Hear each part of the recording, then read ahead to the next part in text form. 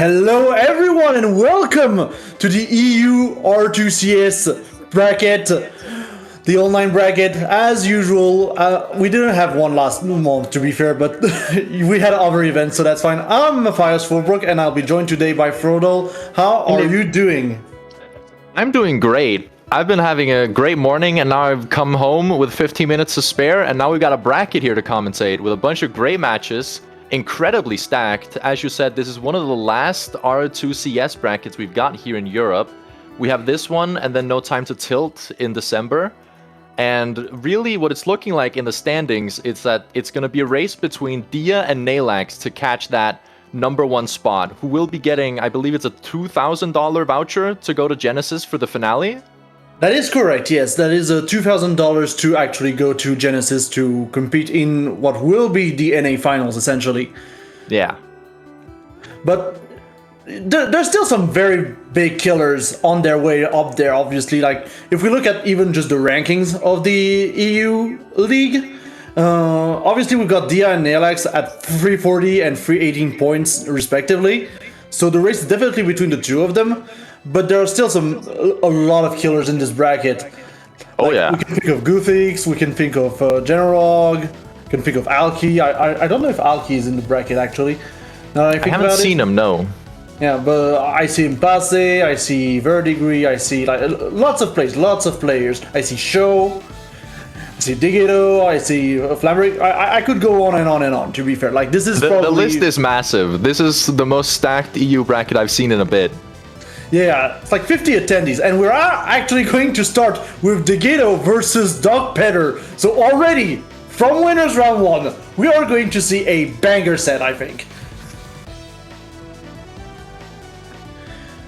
But yeah, Diggito obviously one of the best representatives of Raster in Europe and especially in France. So, like, very forward-thinking with the Raster, and Kopter more so on the how to put it, the Arcane. So I'm very interested to see how this is going to go. Yeah, this is a matchup I don't feel like you see often, just because you don't really see a lot of Rasters. It's not the most popular character. Yeah, he's definitely one of the rarer characters, especially in Europe. Like, Europe is more so on that, like, Zerburn grind, or like that Olympia grind, these kinds of characters, but Arcane as well. Arcane is very frequent, but Raster, you don't get to see him too often, so it's gonna be a fun one. I feel like overall the air characters are less popular overall, just in our region. They're all weird. They've all got their own little air gimmick. But yeah. Anyways, starting right away, obviously Diggito immediately going on the offense. That's what Raster do be doing. Like, he loves to obviously set up the tornado, the slipstream, just in general, because it's going to make him much faster and much more aggressive and much more like pressure heavy. But I feel like Kopter is going to want to maybe slow down just a little bit that pace that Diggito is proposing at the very start of the game, just because. Yeah, just get a little bit of space against the bird, you know? Yeah, and really make use of Arcane's great stage control tools to stuff out these approaches. Because if you let the bird run free, he will run free with that slipstream. One of the fastest characters in the game, with insane punish game. So it really is up to Kopter here to just really put a stop to that, what do you call it, pressure. Yeah, I also think this is a very hard, like a kind of hard matchup overall for Raster, just because Arcane is not the easiest character to actually edgeguard as well, which is one of Raster's biggest strengths, obviously. And yeah, he's a heavy boy, and Arcane can kill pretty quick the little bird who just flies high. Yeah, for sure, but it's looking very even right now. Both of them down 1 stock here in the early percents. We still got a lot of floor hugging capability active for Kopter at these low percents because Arcane is so heavy. And there you see him using Puddle to just get out of the way really quickly, really easily. Don't have to contest with recovering against the bird. But now stuck without a Puddle, still manages to get back. And they're really just scrapping here back and forth, earning a little bit of percent on each other. Yeah, so far it's really just a very methodical game. Like, we're just, you know, evaluating each other and everything. Just taking our time, no need to really rush things, all things considered. we gotta see what each other can do, you know. Yeah, they're really just feeling each other out here a little. I'm not seeing very big call-outs from either player that are going to give them those big leads that you want to see, because they don't really know what they're going to be looking out for yet. I feel like that's more going to be something we see in the later games. This is definitely going to be more of a game 2 thing, in my opinion. Like, for now, it's really just, like, you just poke. This is really the point of the game where you just poke. You just poke, you know your bread and butters, you get your kill confirms like that. Yeah, the big thing though is that already 40% is a very scary percentage for Raster against Orcane. I feel like especially 64% here. I feel like one good back air could already put Diggito in a very, very precarious situation. F-Strong, like, the other way would also do it. But yeah, it's a tough one to come back from as the bird. Yeah, that was a pretty commanding final stock from Dogpetter to take game 1. I mean, this is definitely what we've been talking about, just overall. It's just, Raster dies very easily, and yeah, this was like the first game, so kind of feeling each other. Dogpetter definitely taking the lead at the very end of this game, but I wouldn't count Diggito out just because of that. Indeed. I'm curious to see what the counter pick is going to be here from Diggito, because I feel like they lost their stocks. Was it upwards every single time? I feel like all 3 stocks were lost to the upper blast zone, which is lower on Merchant, or not, Godai Delta. So I'm curious if they're going to go for a stage with a higher top blast zone. Or are they going to do a character switch? Counter pick? A character switch? We are actually going to see the Clarion come out from Diggito. Now, I had heard that he was like training a Clarion in the background, but I wasn't expecting him to pull it out like literally game 2 of the bracket, you know? I had no idea he had a Clarion, and it's looking pretty rough, but I'm excited to see what his Clarion can pull out here. I mean, here's the thing. Clarion, completely different pacing than Raster overall. Like, oh yeah. First off, you don't need to set up to actually be kind of fast. You always need to have the perfect spacing, which right now Diggito doesn't seem to really have, like a good grasp on the spacing that he needs to have, which is definitely a big thing. And yeah, completely different pacing. Dogpetter doesn't care though. Yeah, Dogpetter seems very comfortable in this matchup. Dogpetter's punish game against Clarion is looking really good right now. Every time Dogpetter gets a neutral opening, a lot is happening. I mean, we're talking about very frequent characters, to be fair, and Clarion is definitely like up there. If you go to the most popular. Yeah, definitely the most popular. She's a waifu and she's strong, so you know, what a combo.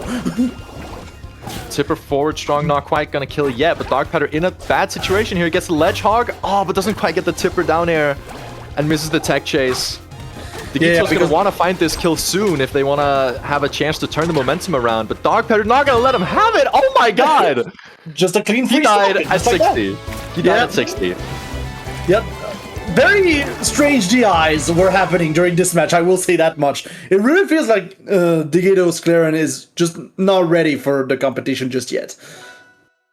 Like, so far from what I've seen, I'm not convinced. Like, we've seen a lot of weird spacing not really happening.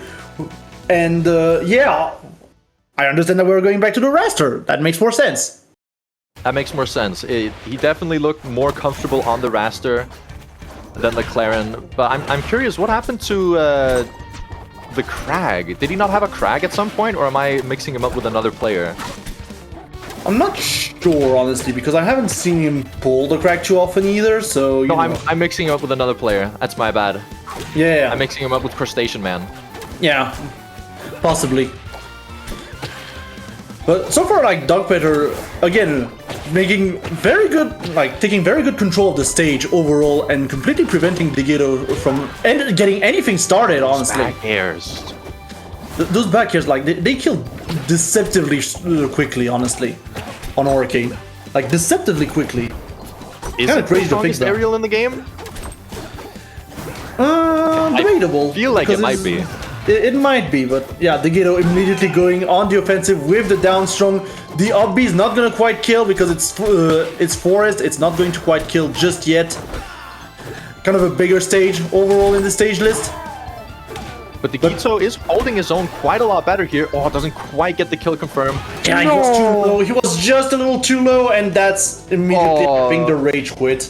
Is that a forfeit? I think that might be a forfeit. A 3-0 to Dogpetter. Yeah, I think on the winner's bracket. I think he was just like, yeah, I've had enough. I mean, Orkin is a frustrating character to fight at times. I do understand that. But like, I feel like Diggito could have potentially come back and just adapted, because it really felt like it was always kind of the same options that Dogpetter was using to actually kill. So I feel like he could have worked around that if he had just continued to like push through. But I understand. It happens. Sometimes it's not meant to be. Yeah, there's just days does like have that. the whole losers bracket to run through though. It's not over yet. Yeah, but obviously, being in the losers bracket is more mentally stressing. So there's always that to consider. Yeah, they get in the chat saying he was too far behind, which I understand. Again, it is Raster. Raster also dies very early, so I can understand just the decision. Absolutely. It would seem like the next match is going to be Mick versus Fishing Man, from what I can tell. Let me pull up the bracket, in fact. Yeah, that match seems to have been marked for stream. Yeah, it just... I was like, I don't have the bracket under my eyes. for some reason. But yeah, Mick I'm not too familiar with. I'm more so familiar with Fishing Man, honestly, in this instance. I have never even heard of Mick, but I can see from the bracket that they play Absa, apparently, in a 3-0 to win their first winner's round set. Yeah, whereas Fishing Man is on the Olympia. So, definitely, I feel like Absa versus Olympia is a very polarizing matchup overall. Because Absa is extremely floaty, would die quite easily to Olympia's options, but at the same time, Absa can just edgeguard Olympia. She just can. Yeah, and Olympia's great fall speed is going to let Absa get some crazy combos, I imagine. Yeah. Forward air and up air juggles. Yeah, and I can see it go either way. Yeah, just... In fact, having forward air and back air on Absa, like, it's going to put the Olympia in a very precarious position in many different places, many different times. That's the big thing. Just because it sends so far, and yeah, Olympia, like, especially Olympia, if you can get rid of the gem, she just kind of dies. Yeah, off stage, that is.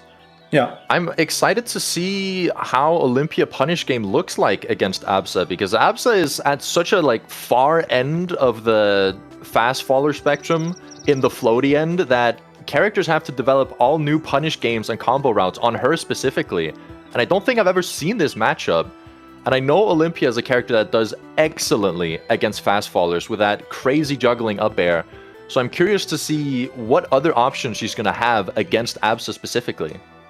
Yeah, that's the thing. Like, you don't get to see the floaties too often. Like, again, air category floaties, you kind of bunch them together, honestly. But yeah, these are characters where you kind of need to develop new combo routes, especially like Absa, as you said, who's just the floatiest of them all, overall. And very light as well, because obviously Loxodont is quite floaty as well, but he's just a big hurt box. So he's just so huge. He's so huge. So he's just much easier to combo by nature, even despite the floatiness. And he's also kind of heavy.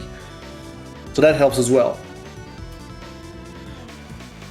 But for Absa, you need to go completely differently.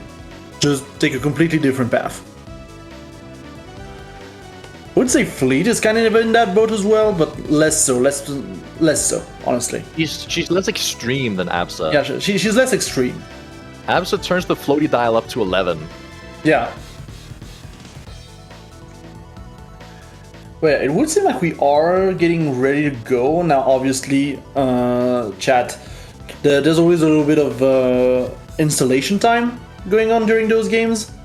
Just because you know how it goes, you need to check your buttons, double check your buttons, triple check your buttons, even with the new update. Honestly, which Shoutouts to the Rivals team for actually implementing the new controller support and everything. Like, I hear you can use the mouse now. Yeah. Like, which is kind of crazy to me. It's like, I always hear of these Brawlhalla players specifically using the mouse in Brawlhalla, and I'm like, how do you do it, man? How do you do it? I don't understand. Yeah, I come from a background of playing Multiverses as well for 3 years competitively, and that game had a lot of keyboard and mouse players, and I know a lot of them have been complaining, trying to switch over to Rivals now that Multiverses is a dead game. You can't play it anymore. So that some of them have been trying to switch to Rivals, and they just can't because their control scheme doesn't exist. But now it does. It does now, yeah. You can play with a keyboard and mouse. It's pretty sick. Yeah, it's cool. Honestly, it's just cool to have more controller options. Yeah. Like, speaking of controllers, I actually bought this thing that's called the swirl. Like, it's in the jacket here. But essentially, it's like a leverless, but it actually has 2 analog sticks on it. And I've been playing a couple of games with it, not quite Rivals just yet, but it's very neat because you just put your thumb here and you have access to the entirety of the buttons. Oh shit. That's cool. Very cool controller. But yeah, we just live in a wonderful age of controllers. Oh yeah, we do. I have my own awesome modded controller, but not modded, but it's a custom one that's built off of the GameCube controller, but it's not official hardware. It's pretty cool. Yeah. People can just make stuff. There's a lot of cool controller developers in the Platfighter community. There's so many. Yeah, I do feel like this is something, just not just in the Platfighter, just in the FGC in general. This is something that feels like it exploded maybe like 7 or 8 years ago. And I've got all kinds of controllers for everything.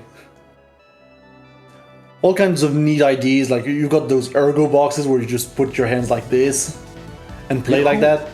Who was it who played with like a pyramid-shaped controller at, I think it was Heatwave? Yeah, there might be that. I've seen, I think it was at EVO as well. I've seen the player come out with the bush, essentially.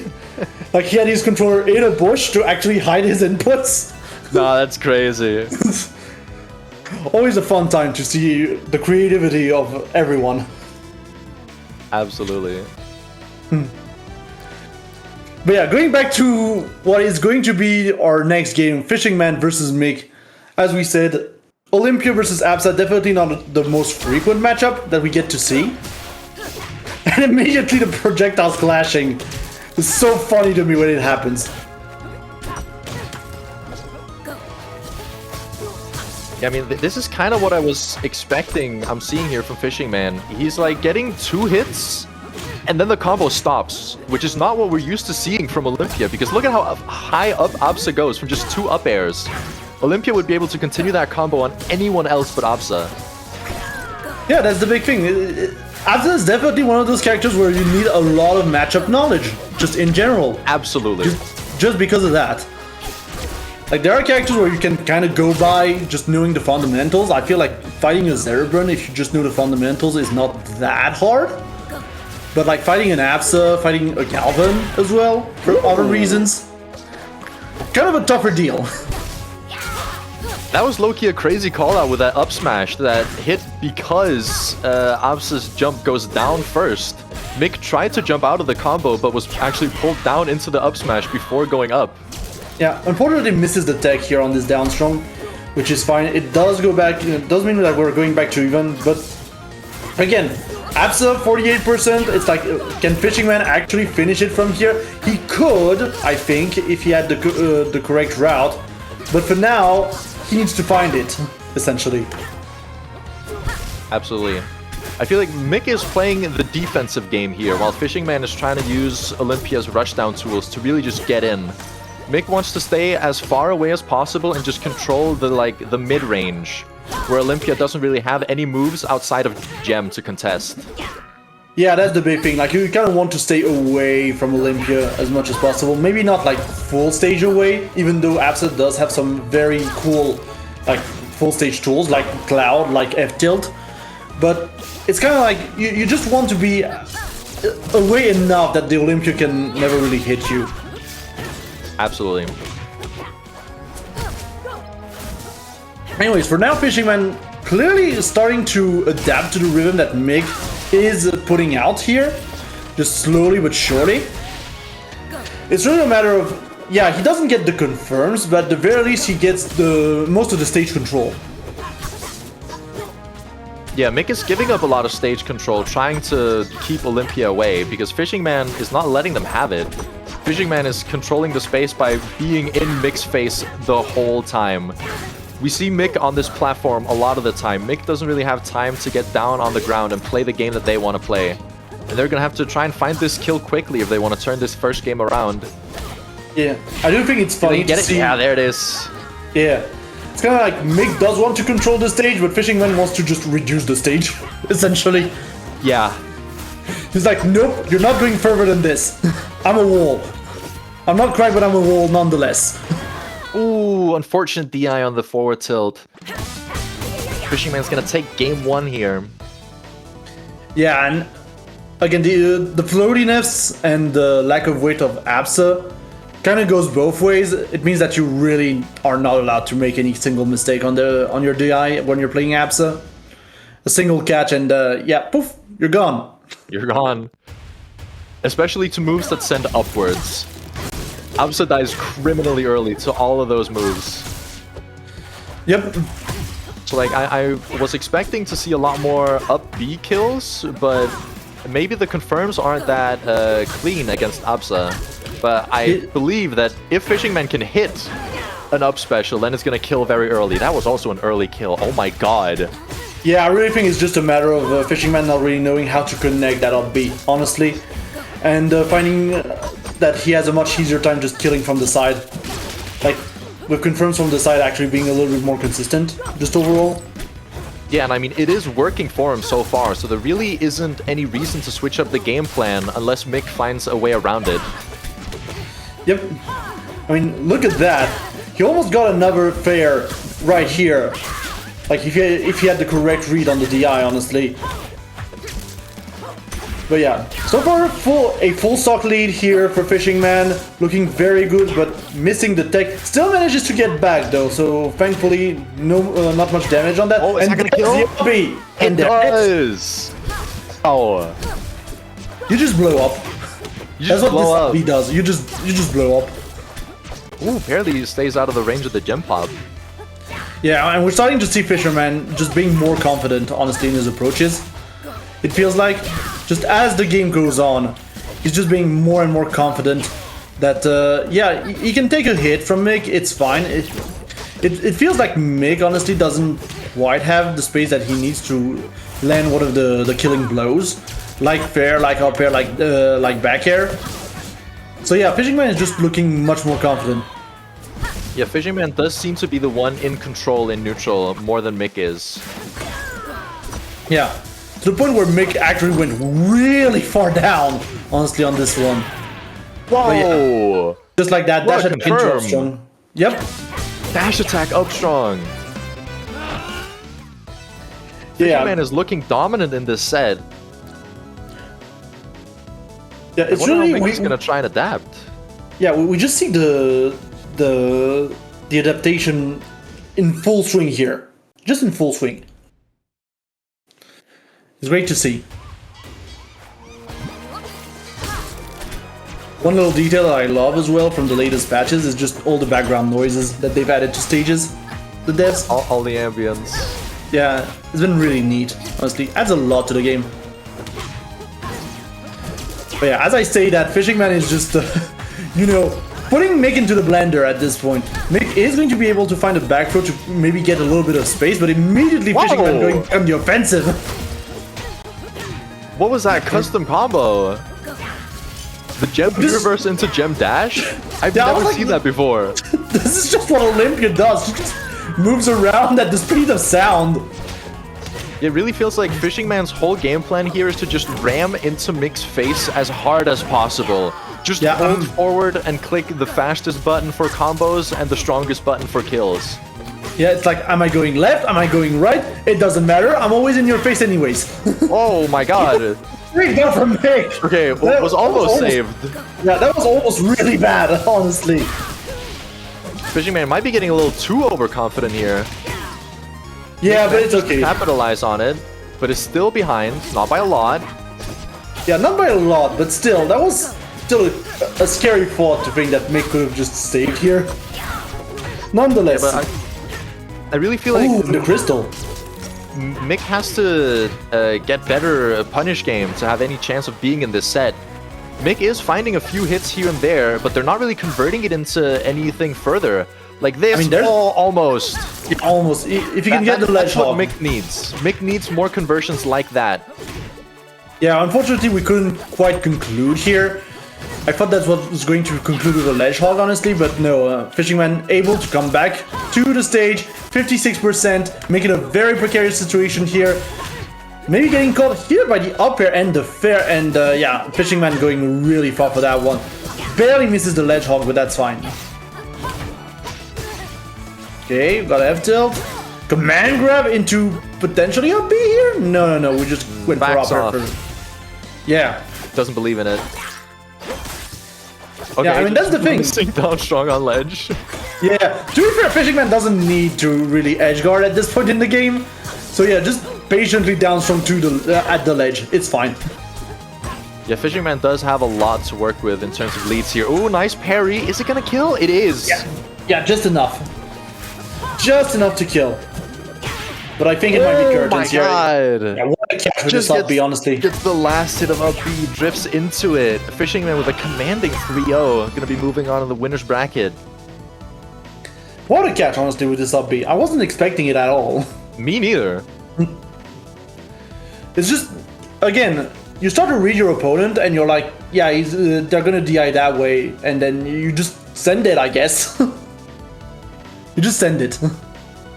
You just send it because honestly, what did Fishing Man have to lose there? If it misses, then maybe you're getting down aired. Okay, the stage is under me. Plus, I have another stock. I'm fine to just throw this button out, and if it hits, then I win, and it did. Yep. Now, looking at the bracket here, I'm very curious to see how it's going so far. I see Guthix and Babu made it to round 3, Neylax and Soulcinder made it to round 3, Dogpetter also made it to round 3, and Fnan and Stuge also made it to round 3, and Show as well. But yeah, already we've got some, again, banger sets coming up, I think. Absolute banger sets. Has also made it to round 3. Yep. I think Dia is on her way. Pretty much like 2 against Hegemony. Yeah, it's just been reported. Dia 3-0. Yep. So many good players in this bracket. Yeah, again, it's crazy to see. Like, it is one of the most stacked brackets that we've had in a bit, but also like this is one of the most important as well. Even if, as we said, the race is more so between Neylax and Dia in terms of the rankings, like this is a bracket that's going to be one of the last to count for most regional PRs as well.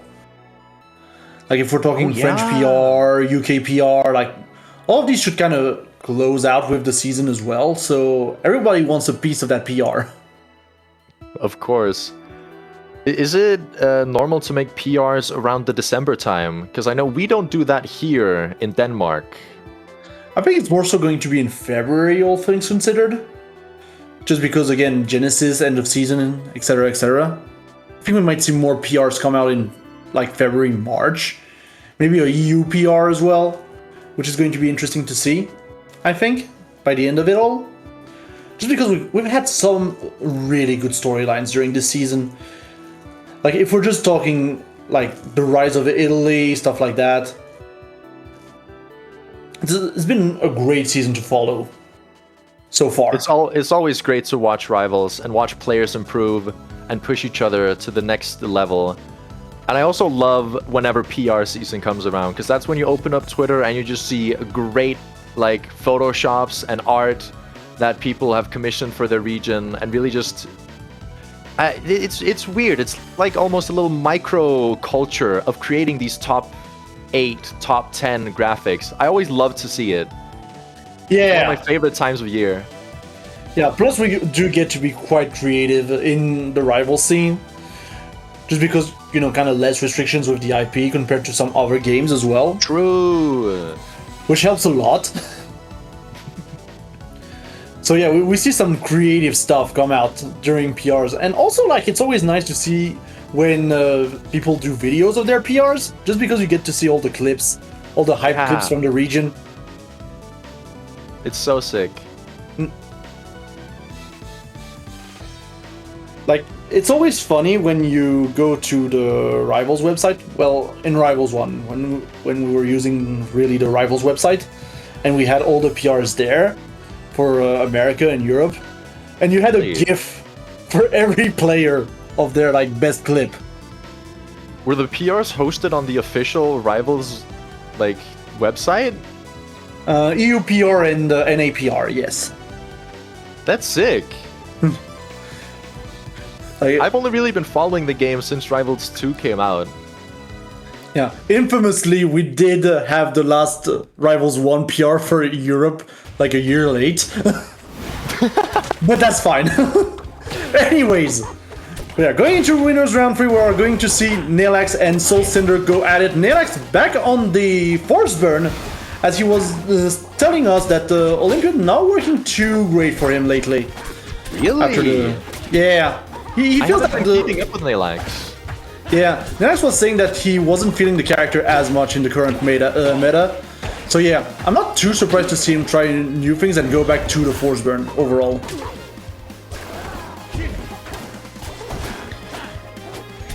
Did he used to play Force Burn before he picked up Olympia? I know he used to play Loxodon, but was Force Burn also in the rotation back then?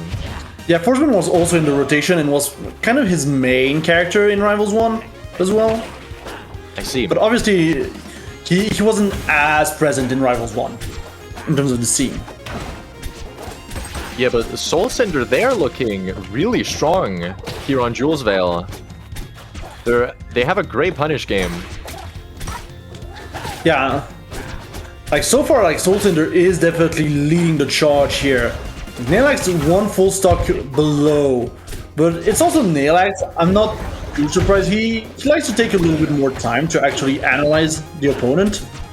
So I feel like maybe by the third stock we'll see Neylax really come into his own. Yeah, we know Neylax is a strong player who can really get around their opponent in crazy ways. So I don't assume that this is going to be a complete blowout for Soulcinder. I assume Neylax is going to be putting up quite a strong fight, no matter how it looks right now. Yeah, plus you also gotta remember, it's first to 3 anyways, so that means you have the time to adapt. It's not like a first to 2 where you just have to rush it. Yeah. Still, Soulcinder is managing to keep their lead here. Yep, but Neylax getting the snipe with the clone, not able, unfortunately, to get the timing on that teleport, but gets the kill anyways. And yeah, Neylax slowly but surely coming back, still 100% on the Force Burn, like, Orkin can easily kill from here. Absolutely. Yeah, starting out in the cloud, obviously that's what Force Burn does. Just using the clouds to actually up B into it and not be in free fall afterwards.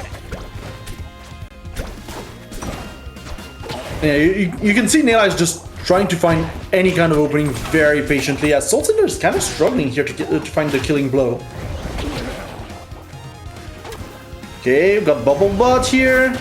Neylax is really low, but thankfully it's the clone who fell. Oh, and the missed Ledgehog. Yeah, doesn't get the timing quite right. That is unfortunate for Soulcinder. Yeah, really unfortunate. This is what Neylax wants to see. They want to see Soulcinder really struggling to get a kill so that Neylax can build up all this percent, which is just getting back to even. Yeah, in fact, I think 94% here is going to be quite difficult to still kill the Orkin, because Orkin is, again, one of these characters who's deceptively heavy as well, funnily enough. But thankfully the Bubble Bot is going to at least take the stock in favor of Soulcinder. So Neylax still playing from behind, doesn't quite manage to catch up all the way. Yeah, and you can see also the pressure that he's putting out with just the clone combust every time. I feel like Neylax is more of those aggressive Forceman players overall. Doesn't really use the clone as a deceitful tactic. More so like, I send him and he's going to explode on your face. Definitely very different from, for instance, Keiko Salt, in my opinion. Yeah. I also haven't really seen Neylax been going for a lot of down strongs, which I feel like could be a piece he might be missing in killing this Orcane at pretty early percents. Yeah, maybe so. Once before, but he hasn't really hit any yet. He's also not been using it in his tech chasing. Yeah, he's being very conservative so far. I feel like super conservative. Yeah, Neylax is playing super safe here. Unfortunately, drifts right into the up strong, but yeah, he tries to forward air the up strong, but it misses. Yeah, but it's okay. Again, first game is for data. First game is just for data. But still, it would be nice to win the first game. Soulcinder now is going to be playing ahead in the set as a whole. It is definitely a more comfortable position to be in, just to win that first game.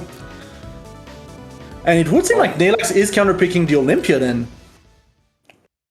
Maybe not feeling the matchup with Forceburn as much, I guess.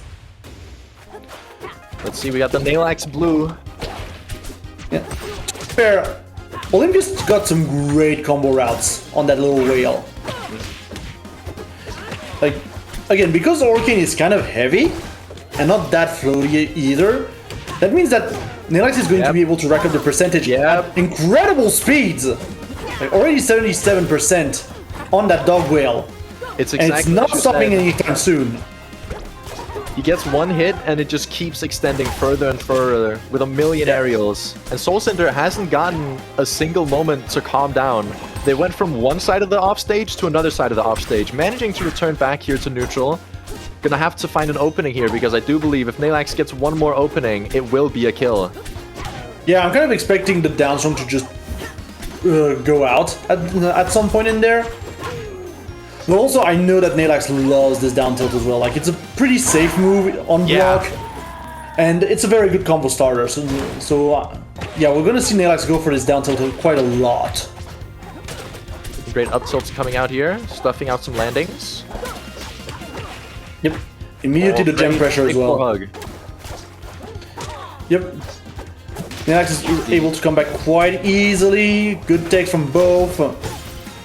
Yeah, the nair missed badly on Soulcinder's part. Yeah, and what a command grab as well. Almost gets the kill, but unfortunately that's going to cost him his own life. Yeah, that's not really what Neylax was going for. He's just feeling it. It definitely feels like he's feeling it more with the Olympia. I guess that's just down to the gameplay of the character as well. Just because Olympia is going to be a little bit more aggressive. Nice wall tech on the gem pop. But yeah, I definitely feel Neylax is more comfortable on this character pick and on this matchup. Unfortunately, the upstrong here, the Orcane is just going to fall out of the upstrong. Oh, gets the parry? What's the punish? Not too much, but yeah, but that could be the start. Pressure. Could definitely be the start. I'll be almost killing from down below. We love Olympia up B. And yeah, you can see Soulcinder like slowly but surely coming back. Yeah, this is a bad situation for Neylax, but Soulcinder missing their Ledgehog. It would have been huge if they got it. Yeah, I feel like the early up Bs was a very good call for Neylax on that front. Just up being very early. Oh, what was that trade? Yeah, look at Soulcinder getting all the techs, like living at 167% against Olympia. And now Neylax is still in the situation where he has a hard time just getting the edge guard. Because again, Orcane, very tricky character to edge guard, all things considered. Even with the nerfs to side B and stuff like that. Very tricky character to edge guard. And one thing I'm loving from Soulcinder, this is the first time I'm seeing them playing. I love how they're using hydroplaning as just like a movement tool. So not even pressing a move, just simply hydroplane shielding to approach with the shield in front of them. Try and bait Neylax into pressing on their shield so they can punish. And that was a clean kill confirm, using back air 1 into Nair. That was nice. Yep. But yeah, all of a sudden we're back to a situation where both players are looking pretty even. Very interesting to see. Okay, like Neylax though with a good starter here. He's a great opening. Yeah. Gets the tech chase. What's the edge guard? Yeah, no edge guard, but he's going to get the down air. Still got puddle. Chooses not to use it. It gets caught by the puddle here though. Otherwise it was curtains. Oh, still alive. Yeah, but gets the fair off of the crystal, and that's going to be a first game to Neylax. We are in a 1-1 situation, and we are going straight into game 3 right after that. Yeah, I'm sure Neylax is happy getting this win here, because having to play behind 2 games is a lot different from being even. Yep. This has certainly put Neylax to rest a bit. Yeah. But again, it's looking remarkably even between the 2 players. Like, I was not expecting this level of even between the 2 players, all things considered. Oh, I'm impressed. Soulcinder's really holding their own. And this is a counter pick I can get behind for Soulcinder. Because Soulcinder has been proving that their recovery is excellent. Neylax has been really struggling in these edge guards, so Soulcinder believes that they have a better offstage game than Neylax, so they're gonna pick the stage with the most volatile offstage game to hopefully capitalize off of these offstage kills against Olympia. Yeah, I guess that's kind of the idea. Like, who cares if you're at 86% if your opponent cannot get the killing blow anyways? That's kind of the deal here. Because so far that's exactly what's been happening. Like, Neylax having some great confirms and great pressure, but unfortunately not really able to close it out all too often from those confirms. Okay, gets the tech chase perhaps? No, only gets the forward air. Great shield pressure. Yep. Knowing when to back off, just baiting an option, and then punishing greatly. Yeah.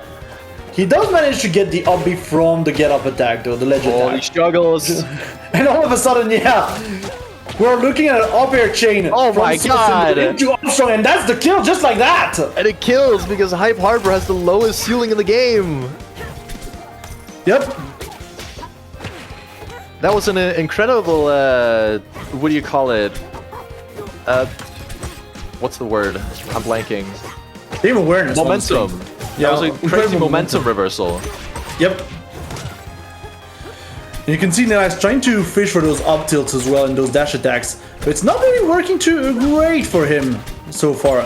Like, I understand the idea of pressuring with some quick moves and everything, but Soulcinder right now has full control of the stage for the most part, immediately gives it up for an edge guard, but that's fine. For the most part, they still have the control of the stage. Yeah, Soulcinder has also been doing a great job at floor hugging, which really is countering Neylax's quick pokes. All these jabs, down tilts, dash attacks, these are moves that can be floor hugged for a very long time by Arcane, being such a heavy water dog. Like that, right there, he does it again. Yep, just like that. But yeah, Neylax immediately going for the gem dash. Again, not getting the killing blow here. That is going to cost him so much. Thankfully gets the up B. It's not gonna quite kill just yet, because Orkin is a big boy. He's going to live for a while. Through the stage. That was a great mix-up on the recovery. Okay, yeah, second confirming to up B. Second confirming to up B is going to do the trick. It's fine. But now, Neylax is essentially one back air away from death. Yeah, how's Soulcinder gonna respond? Forward tilt not quite gonna do it. Yeah, managed to get grabbed. Yeah, but they managed to escape. And also get the kill off of that. Yeah, it just kills. Again, a good catch though from Neylax on the bubble butt. Starting to get some momentum back here on the mouse side. But it's still looking a bit rough. This is the tough part about playing against Olympia. At this percent, you don't really have that many combo routes against Olympia. It's only really when Olympia gets to around that 50-60% that you can really start abusing her fast fall speed. Because below that percent, it's just gonna help her by getting down to the ground so quickly. But now, at this point, if Soulcinder gets a big grab, an up tilt, it's gonna hurt. Yeah, they're essentially both at kill percent at this point. Like, one good confirm and it's going to do it. Neylax going for the ledge hog, not getting the punish on the teleport because he was just a little bit too far. Soulcinder playing very patient neutral here, doesn't want to overextend. He has to. He really, they really have to. That's the thing, they really have to. Yeah, at these percents, with everything on the line, you overextend once, and you can die. I think it's going to be a forced teleport as well, so yeah. Easy F strong. Just like that, that was a checkmate situation for Soulcinder, and Neylax taking game 3 on that one. Neylax just needs one more. But Soulcinder does not look out of it at all. Yeah, that's the thing that's scary, just how close these games have been. That is really the thing that's been scary. And again, going back to our argument of Europe is leveling up every day. North America might not know it, but Europe is leveling up every day. I don't really have a concept of how good Europe is compared to America. That's the thing. We see that many people play cross regions. I know there were a few of European top players who went to, like, what was it, Supernova? Yeah, Neylax and Dia went to Supernova, essentially, and Guthix kind of goes back and forth. But yeah, it's been rare to see European players actually go to North America, just in general. And even in terms of online, like, we don't have a server in Reykjavik, which would have been ideal for cross-continental play between at least East Coast and Europe, I feel like. Ooh. So you're kind of stuck with either Paris or Newark, which is not ideal. Yeah. Let's see here. Soulcinder deciding to pick the same counter pick. I still feel like this makes sense. However, you might think that you might want to try a different stage, knowing you lost previously, but... Yeah, but I also don't think this... Soulcinder believes that they have what it takes to take it on this stage. This is to be fair, I don't think... advantageous spot. Yeah, I don't think the stage was necessarily a problem. Like, it is starting to become one now that Neylax is getting, like, kind of wise to the idea of, yeah, I should kill off the top. It's gonna be my easiest solution. But it wasn't necessarily the problem in the previous game, in my opinion. No, but Soulcinder's struggling to find openings. Neylax is pushing every single punish game, just moving all over the place. Soulcinder can't catch this mouse. Do be tricky to catch the mouse. I mean, have you ever tried to set up a mouse trap? I have. And it backfired, and it hurt. Yep. That's what mouse do. That's what mice do. But that's kind of what is happening. Thankfully, Neylax is going to down strong onto that shield. It doesn't even matter, apparently. Neylax is going to continue to push through. Yeah, Neylax is getting a lot out of these gem dashes.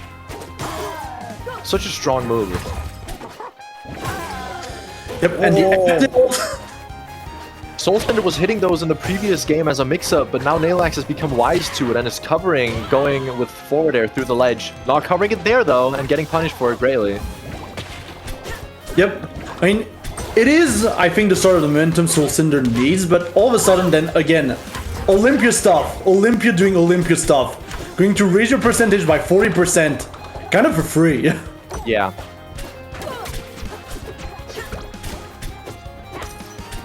And yeah, you can see Neylax trying to pressure Soulcinder with a lot of nairs. Honestly, just a lot of falling nairs, rising nairs. It's a good move. Get down tilt, getting floor hogged here by Soulcinder, but immediately the throw almost gets the confirm into the forward air as well. Once again, using that gem dash to get in. Soulcinder's struggling to find something around that. Yeah, now Neylax is more than happy to play risky, honestly. Neylax has a one-stock lead, so they're more than happy to play a little bit more risky, a little bit more frivolous, in a way. Meanwhile, Soulcinder is not allowed to do that at all. You mess up once and you're gonna get upbeat, you're gonna get forward aired. There's so many ways you can die here. Yeah, and every time that Soulcinder was approaching, I was seeing the gem from Neylax go in their face every single time. Yep. which means that Soulcinder just didn't get to move, all things considered. They just didn't get to move in this last game. Neylax with some great adaptations to really just dominate in that fourth game. What was it, a 2-stock lead at the end? Yeah, 2-stock lead. So Neylax is going to be moving on now. Neylax is now 1 game away, or 1 set away, from going into top 8. Yep. And Neylax should be facing the winner of Fishing Man versus Fnan, which is currently 2-2. Looks like a hot set. Yeah. I mean, Fnan has been leveling up quite a lot in the last few months. I will say that much. Fnan is crazy on the mouse. Yep. I mean, it will be funny though to see Neylax going into an Olympia Ditto right after, I think. Yeah, maybe he picks up the Force Burn. Who knows? Yeah, perhaps, but I think Olympia can do quite well in the Ditto, so... Yeah, we'll see. Olympia is strong against fast followers, and being the fast followeriest fast follower in the whole game, that does lend to demolishing yourself. Yep. And from what I can tell, it would seem like we are going to be seeing Flamberik versus Saols. So, potentially a heavy match. Like, literally. Some Atlas unlocks it on action.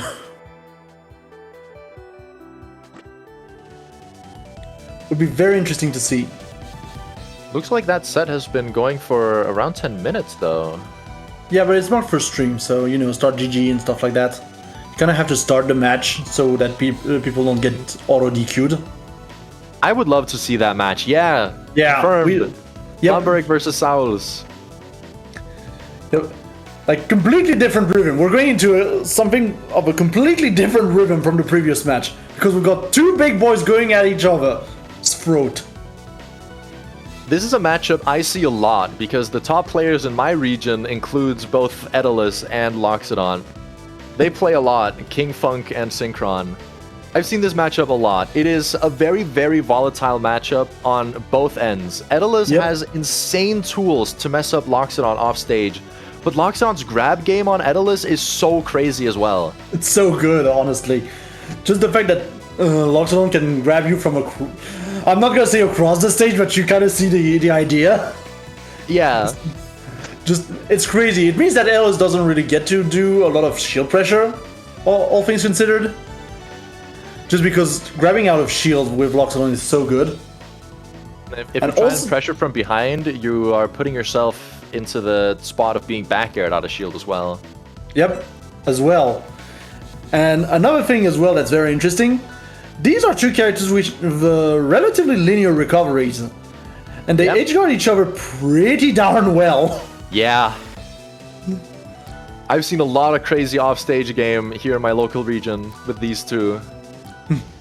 I need a timer where we just see how long each player is off stage on this match. This is gonna be a fun one. It's always fun to watch these 2 characters against each other. Yep. You can see immediately Saols going at it. Like, this is exactly what we've been saying. Very volatile matchup. And immediately Flamberik getting the grab. And immediately Saols forced really back down to the ground. I think so far we've been more off stage than on stage. Yep.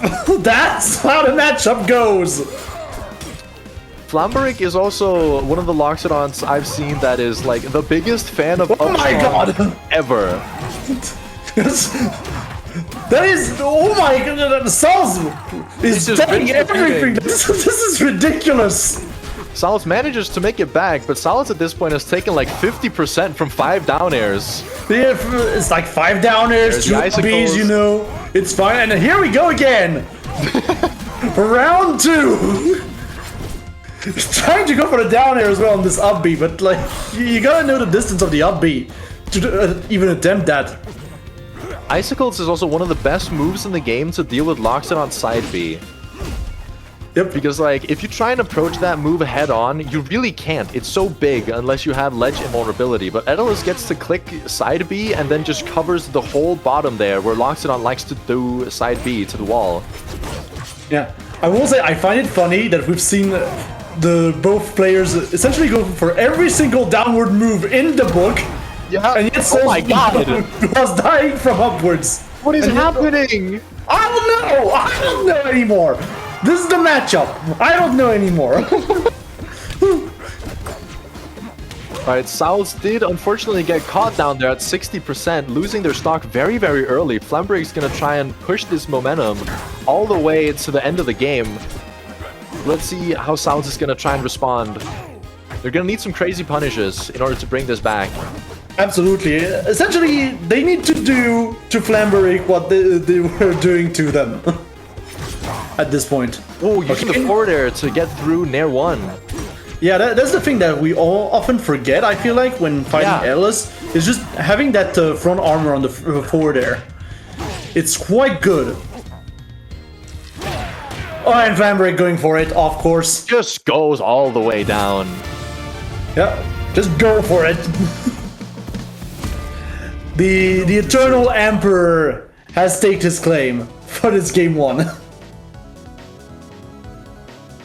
Curious to see what stage Saols is gonna pick, because the stage is gonna dictate a lot of how the edgeguard game is gonna go. Like, are we gonna go for I mean, what are the chances we with a low bottom blast zone? We're just gonna be running it back to Julesvale. Okay. Yeah, I was about to say, what were the chances we were gonna see Rockwool on this matchup? That would be insane.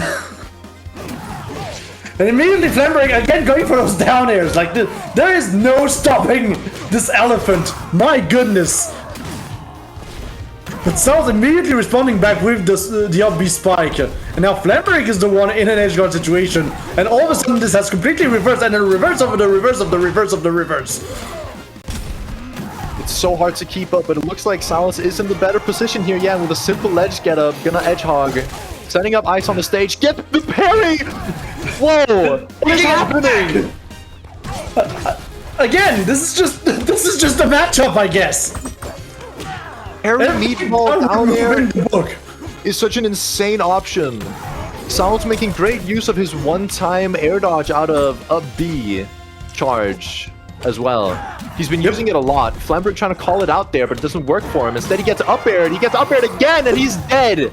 It's the complete reverse of what we saw in game 1. This time, it's Saols who's been finding these early kills off stage. Yeah, I don't know what to say anymore at this point, honestly.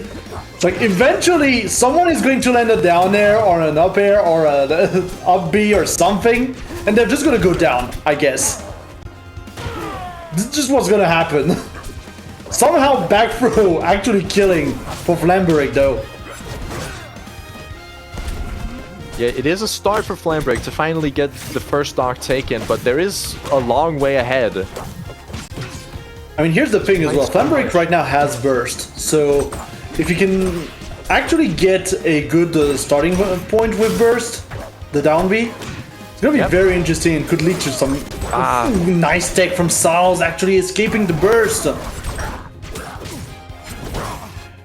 And the down tilt into forward air, side B. I think we're kind of out of resources for Flamberik. We're still got the side B, thankfully, but like, yeah, gotta be very careful. And the side B actually reversing the situation in favor of Flamberik. Everything flips on a dime. I mean, that's what you get when you got two characters whose primary gimmick is you are going down, literally going down.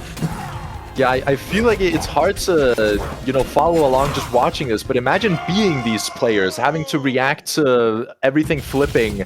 Now you're recovering, now you're edge guarding. Think of how hard that must be to be doing that all the time.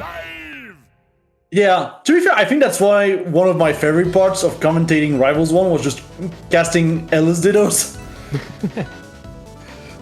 Just because not only Ellis can edgeguard Ellis so quickly, but we had some real crazy Ellis players in Europe.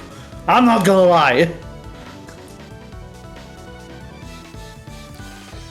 But yeah, this is a very entertaining match so far. And even as well, we got 1-1. This is a great set. I can't wait to see more. The games themselves don't show how even it has been, honestly. We're going to go die. Yep. Even though I don't think that we're gonna be seeing many kills off the top. I believe the reason Flamberik picked Godai here is because of the platforms. Well, that platform he doesn't get to see, honestly. He just doesn't get to see it, and then Saols immediately slipping out of the stage. Yeah, going back to what I was saying, Flamberik is a big fan of throwing people onto that platform and then covering the entire thing with up strong. Yep, but Saols immediately...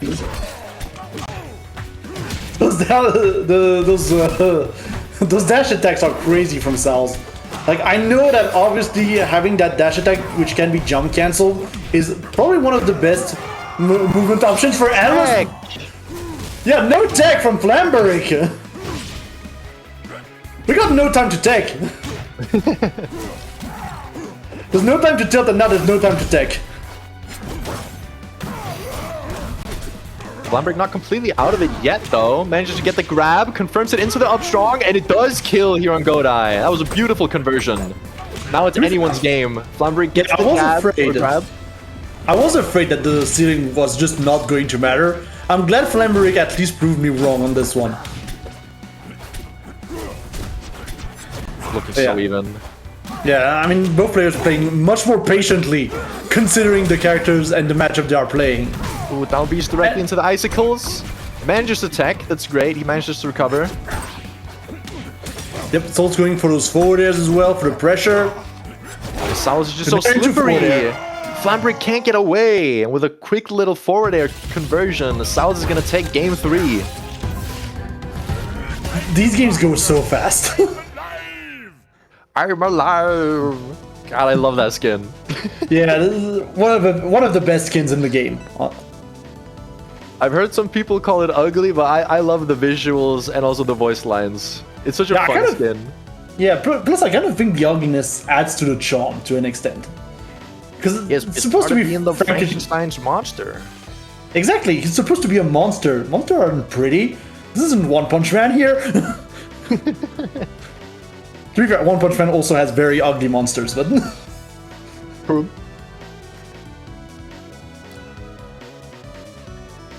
But yeah. Either way, Saols taking the advantage in this first to 3 match. It's gonna be just interesting to see how Flamberik responds. We're going back to Godai Delta, which I understand, to be fair. Flamberik did get his own kill from the top, so maybe a little bit of confidence here. Plus, I mean, the crazy part is, Saols won the previous game despite SDing. Oh yeah. No way, he tries to parry the icicles, but his own meatball destroyed the icicle before he could parry it. It was a really unfortunate interaction from Flamberik. Yep, unfortunate interaction indeed. As Saols is going very deep here to get back onto the stage. Doesn't matter, Flamberik lets him recover. Yeah, that's the thing. The moment Saols is back on the stage, he essentially has stage control. This is the thing that I've been noticing. Saols' stage control has been a little bit better than Flamberik's in this matchup. Saols has forced Flamberik to be pressing shield a lot, and then Saols has been using these quick moves like down tilt to stay at a distance and pressure the shield, where Flamberik can't really grab in a return. Yeah, and the other thing is, we haven't seen Flamberik actually be able to charge the burst too much, all things considered, the Magma Flow. Because, not really. Saols been over him all the time. Every time that Saols has been on stage, essentially. And there's also been going for a lot of these conversions into a up smash with a tech chase on the platform, and they haven't really been working out for him yet, as Saols manages to get the shield out every time. So I'm wondering if we're going to see some sort of adaptation with a waveland grab instead. Because Saols is getting a lot out of just landing on these platforms and shielding, and Flamberik hoping that something's going to hit, but Saols is just shielding instead. Yeah, it's like Saols just had that little smidge of patience that he needs to actually fight Flamberik, I feel like. And like, look at that, 88% and still going on that single phase. Flamberik is going to have to respond to that. It's not going to be easy, and the up air is going to do it here. And now that's a almost full stock lead from Saols. Yeah, Saols is controlling all the momentum right now. Flamberik is going to have to really get back into the game and quickly if they want a chance at this game 5. Let's see if they can do it here. Oh man, just to grab the ledge. Not quite gets hit by Meatball. And now Saols is playing a little more patiently, knowing they have the lead. Flamberik not playing patiently, trying to throw it all out on an up strong. I understand. This up strong covers so much. But thankfully, Saols only getting hit by the sour spot of it. Oh, nice down strong covering the ledge. Yeah, not gonna be quite enough to kill, funnily enough. Because it's Ellis, he's a big boy, you know? That's how it works. And Saols is going to put Flamberik now in a precarious situation. And the up B is gonna be well teched here by Flamberik. He's gonna be able to come back. Flamberik really needs this kill, and he wants it. He's pressing up strong, but Saols isn't letting him have it. Okay, Saols does let him have the stock. Yeah, again with the SD. Saols maybe being a little bit too overcommittal, all things considered. Not that he has costed him much so far, but he is looking a little bit too committal. Wants the punish, gets the up smash, the double up smash. Up strong and triple up strong. It's a party up in here! Ooh, but catching the rollout next to the ledge. Saols is gonna take it with a down smash. Yeah, Saols was just like, stop! You need to be stopped! We're done! Yeah, can't let him hope. Don't even give him an inch of hope. So now Saols is gonna move on to face Dia for their top 8 qualifier. Gotta be a rough one. I'm not gonna lie, this is gonna be a rough one for Saols. Like, even beyond the fact that Dia is an amazing player, like, the random matchup for Ellis is a rough one, just in general. Yeah. Because Ellis can just put out can just put out some good combos and everything, but him being so huge and so edgeguardable, it's like kind of free for Rano to an extent. It's free combo food. Yep.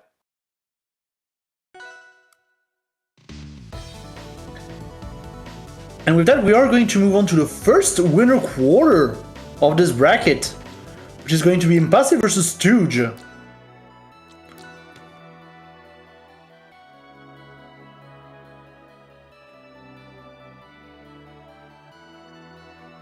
So yeah, Impasse, obviously one of the most active players, I would say, of the Italian scene on the European front.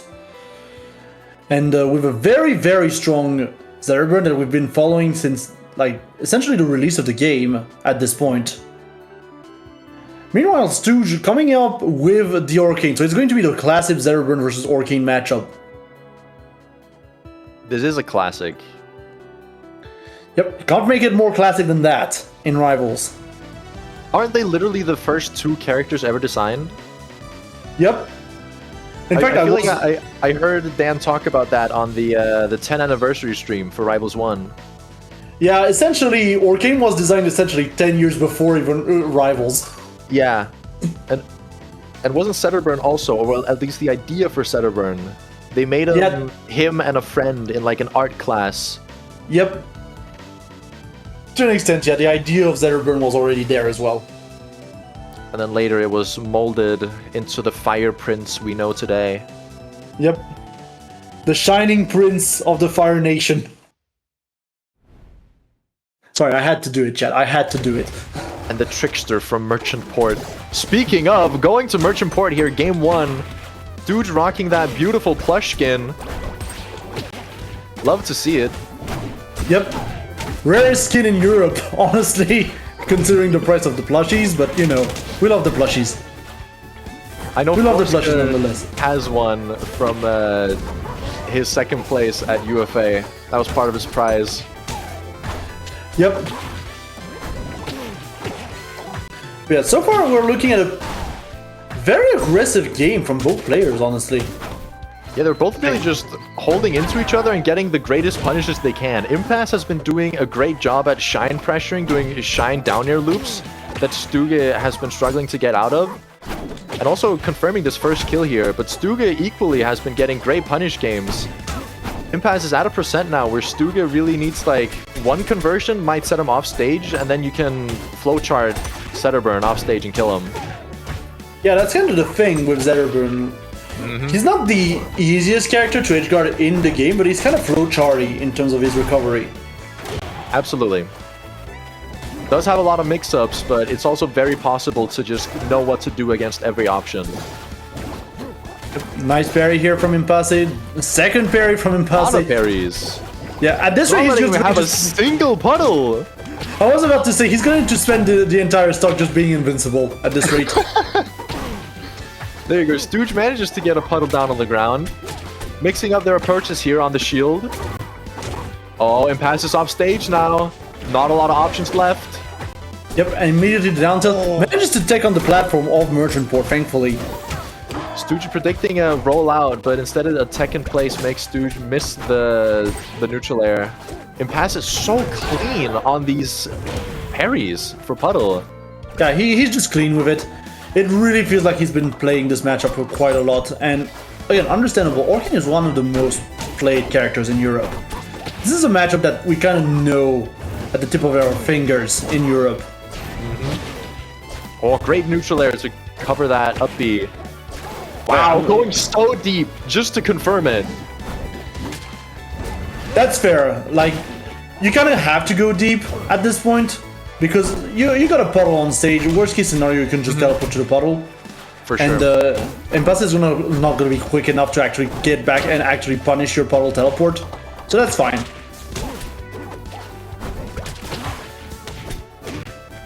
Let's see who's going to be the first one to build momentum here on the final stock. They're both just going back and forth. Stuge running out with a back air. Confirms it at 90. Essentially off of one down tilt. Yeah. Stuge was able to just reverse the steam. Essentially take all of the momentum to close out this stock. They were looking so even until Stuge got one opportunity and that was all they needed.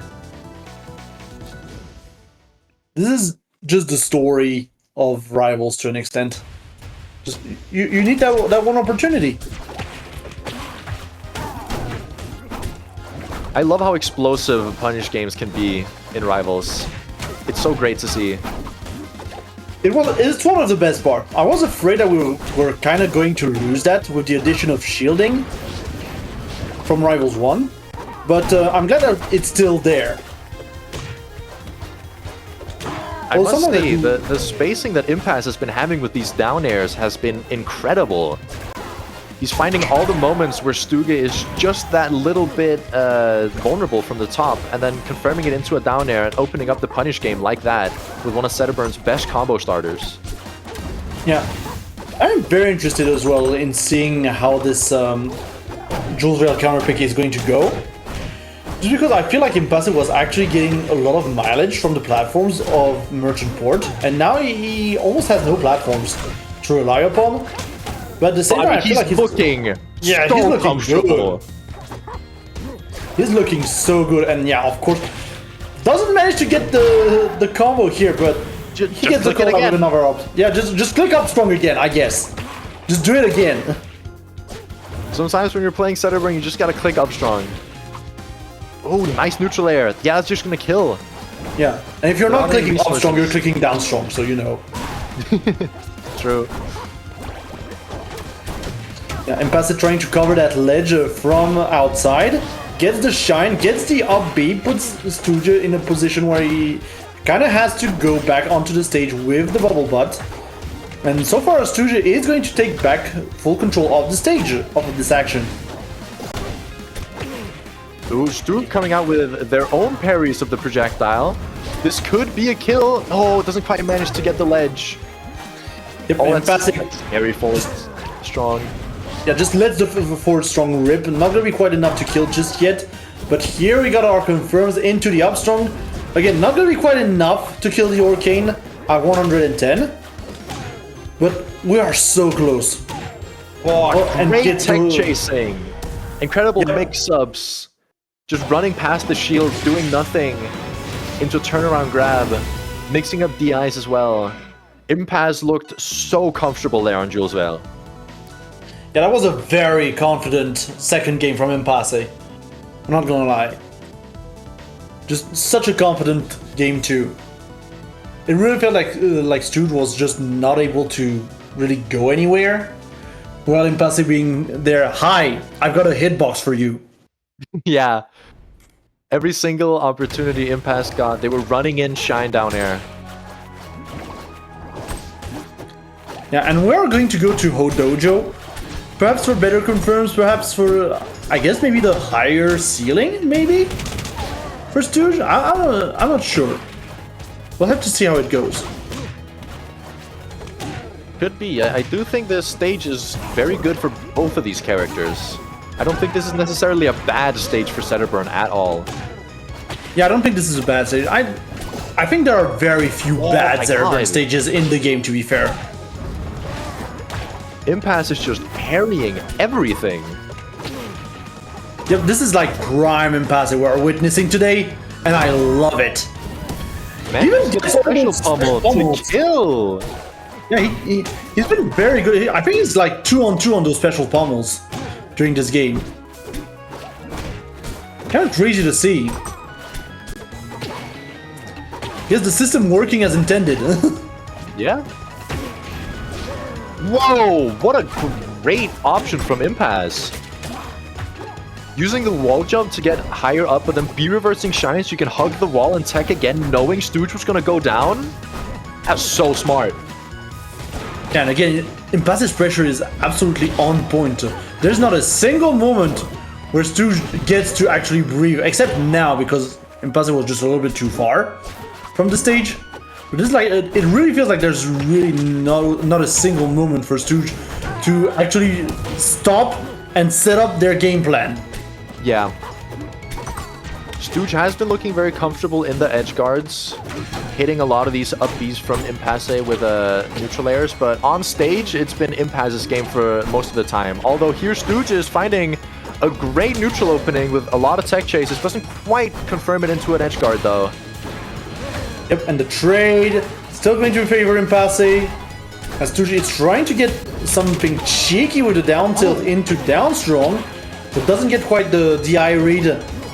Instead going for the full pressure here, but Impasse with the forward air. Stuge kind of forced to teleport here.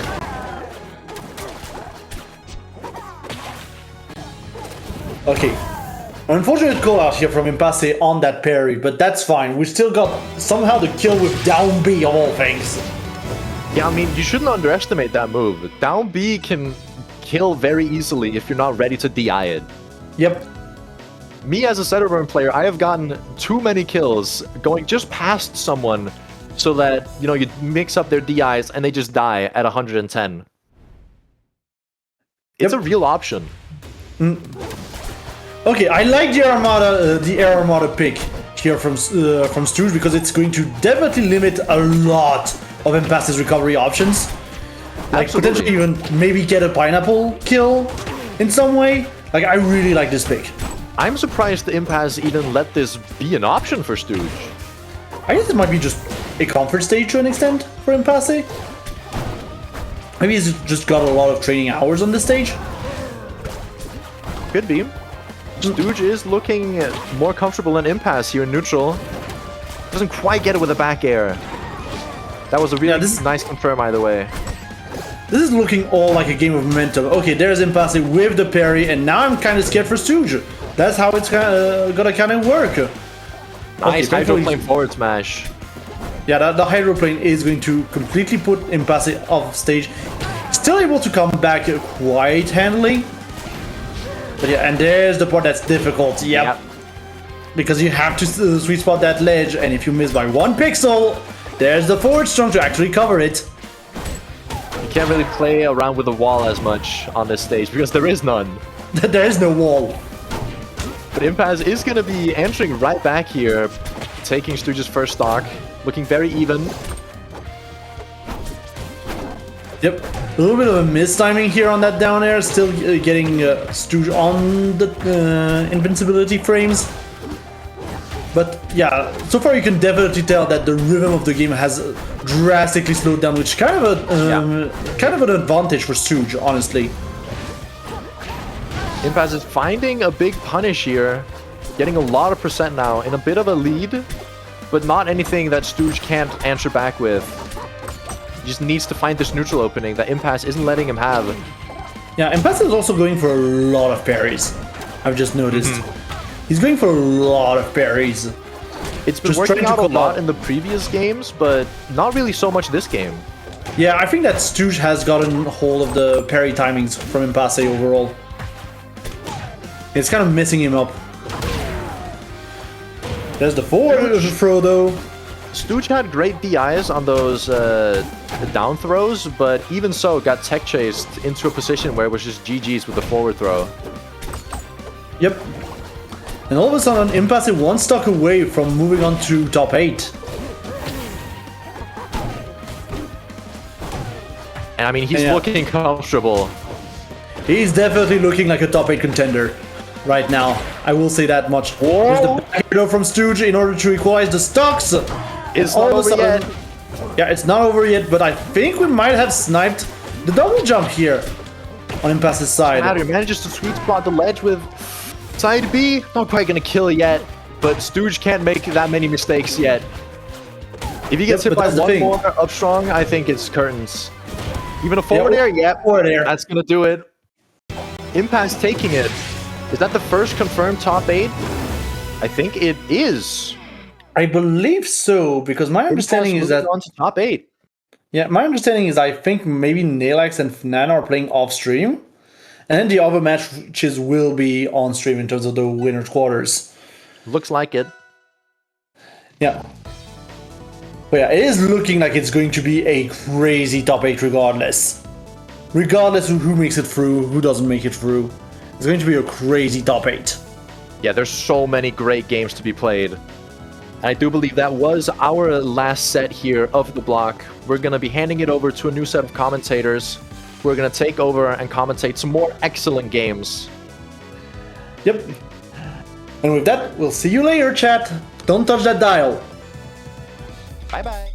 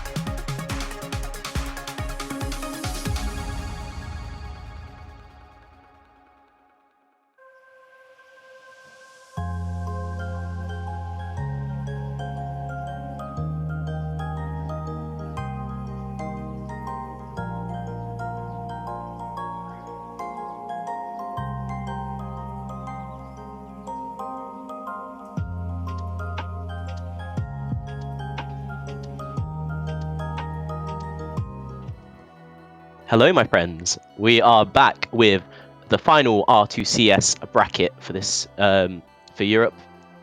Only one more event after this one in the R2CS circuit. It's a hot set. Some of Europe's big guns are out there. They're looking for that voucher to go to America for the finals. I'm FocusMiss. I'm joined by the GOAT. That is JackieBlue. How are we doing, my friend? Oh, I'm excited for these matches. It's been a good couple of sets so far, and we're getting into the top 8 here, if that's right. And you know, it's a strong showing. You know, we've got the two sort of front runners in terms of who's going to make it to the States. We got Dia and Neylax, but these other guys not to be slept on. For sure. Yeah, for sure. There's a lot of players who could play the role of spoiler in those. And sets. They would enjoy that. Yeah. They would enjoy that very much. I'm sure Impasse, I'm sure Guthix would love to ruin their days. Verdigri, Oh. you know, El Fernan. You just can't sleep on these guys, man. I mean, and the Olympia mirror is a cruel mistress. So I think, you know, if Neylax does drop a set, I wouldn't, you know, that can be a strange matchup. So It's very true. I'm looking at the quarters. We've got that Olympia mirror. Maybe Neylax. We saw him go Forsburn for a little bit in his one set, then lost. But it could be Olympia Ditto. Our set that's coming up now, definitely a Ditto with the Crags. Those two big bugs gonna go at it. What a fun Ditto to watch. Just very, very polarizing. And we're gonna see a lot of rocks, you know, being thrown, I think. Yeah, absolutely. A bit of rocking out, man. These two go back and forth. I know Verdigri used to have Guthix's number back in the day, but Guthix has come a long way over the last few months. One of the improvers in the Rivals EU scene. He's been training in high gravity. He's constantly. I mean, you can always find him playing Rivals, and so I think, you know, Joe versus Verd could go either way. Is there any, in your opinion, if you had to describe the differences between how these two play, you know, what would you say? What should we be looking out for? Yeah. In terms of playstyle differences. I get what you mean. I've played these two a lot, and maybe it's skewed from my personal experience from playing them in my matchup. Maybe not the Ditto, but Verdigri loves his shield drop aerials. He loves his nairs and bears out of shield to combo into whatever he likes. He loves his reversals off his off ledge. Not as rock heavy. Abuses the good like Crag normals. Those crazy buttons that he has. Doesn't need to pull the rock. Doesn't need to spin dash. Guthix has a lot of problems that he can cause for you, and it will depend on who he's playing. But he tries to break your mind. So look out for like rock against the killer. Versus he's a merchant of a foul merchant. You know, he's got a lot of different sort of tricks up his sleeve, and I'm sure we'll see a couple. I'm sure we'll see some command grabs, and it sounds like, especially if it sounds like what you're saying is true, and Verd, you know, likes to play out of shield a lot. Maybe that'll be something that sort of makes an appearance. I think Guthix is that guy who just like you run up to in the street. He's got like a trench coat. He reveals what's in the pockets, and there's like 10 billion different weapons and all sorts of narcotics.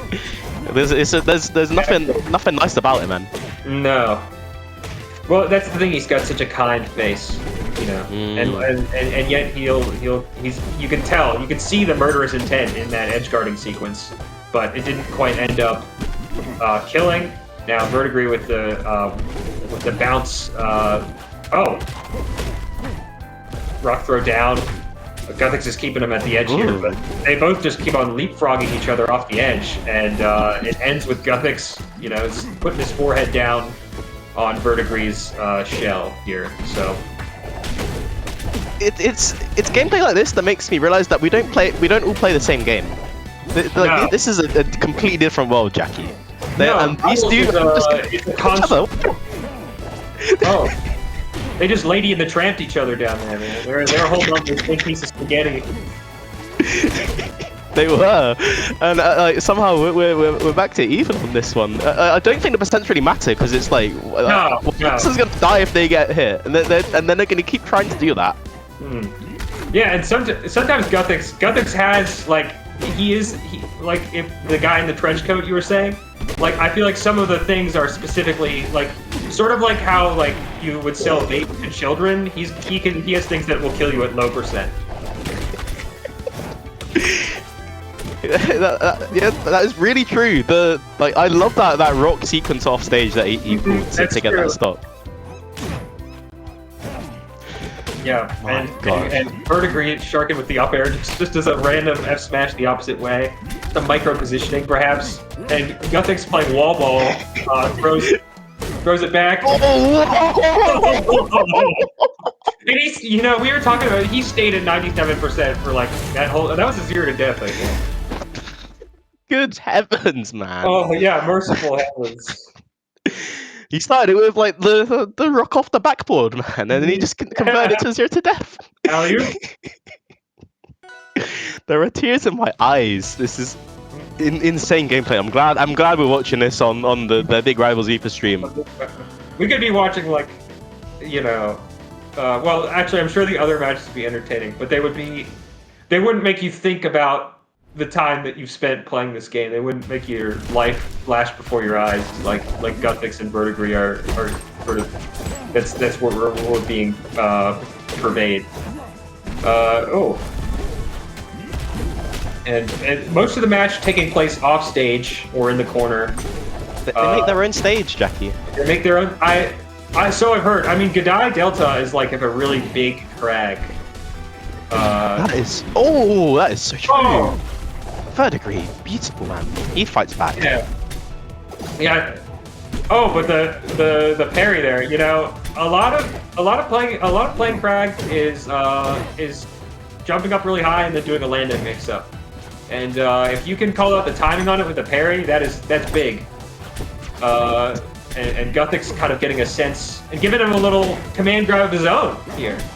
That's so true. I think Guthix is just the master of that situation you've described, and he doesn't like getting hit with his own moves. No. So like yeah, he knows like the counterplay in he's giving Verdigri a full room. Yeah, and that bear not quite gonna kill. Playing a little pachinko here with the rock, and that'll do it. Just a little wave dash off forward air, or maybe dash. I'm appreciating these like moments we have where someone's not dying and they're trying to fill each other out. Oh no, and now someone might die. Yeah, somebody might die here, and Guthix wisely. Forget what I said. Foolish. Whatever he did was wrong. That was the thing that Guthix did to Verdigri that last game. They're copying each other's moves, man. Well, they say if it happens to you, you're more likely to do it to other people. That circle of violence. That's right. And yeah, Verdigri hitting him with a reverse back air and a down smash. Not quite gonna kill, and kind of misses the rock flak, but still continues the combo. If you miss the rock, it's not really a big deal. That's what's so nice about it. And just trying to zone Guthix in the corner here, but they've both got such big hitboxes. It's hard to keep one another in the corner for very long. And ooh, just so violent, man. They just want to spike each other off the stage. Don't go down there, Verdigri. Do it. Oh, and he wasn't expected that, so he didn't get the. I mean, he was not pressing the trigger, the shield button. Yeah, just a really interesting forward air there. Like, I don't think anyone was expecting that, other than Verdigri maybe. Oh. And we haven't talked much about stage picks because it's the mirror and like, but there does seem to be sort of, yeah, an evolution here from Good Eye to Rockwall. I'm not sure what it. Oh, they're stealing the ledge from each other here. This is some just like weird dance, this weird crag baiting ritual. It's true, yeah. This is yeah, it should be narrated. Yeah, they're hitting each other's rocks. They're dancing around that ledge, shielding at the same time. It's all very synchronized. Yeah. Oh, and getting comboed while you're holding the rock can be very awkward, but Guthix gets out of it and then up smashes Verdigri. Verdigri trying to take him up there, but Guthix just kind of falls down. And, where are we going? Because that will be enough to kill Verdigri. He needs one more, and that'll do it. Where did Verdigri's platform go? I don't know. It was lost in the scramble at some point. This is like genuinely too much for my pea brain to comprehend. No, it's true. You'd think like bugs would be like a dumb animal, but this is like, I mean, there's something very cerebral about what's going on. I hope. Yeah, it certainly feels that way. It does. It does. I feel like Krillin or something. I need it to have this explained to me.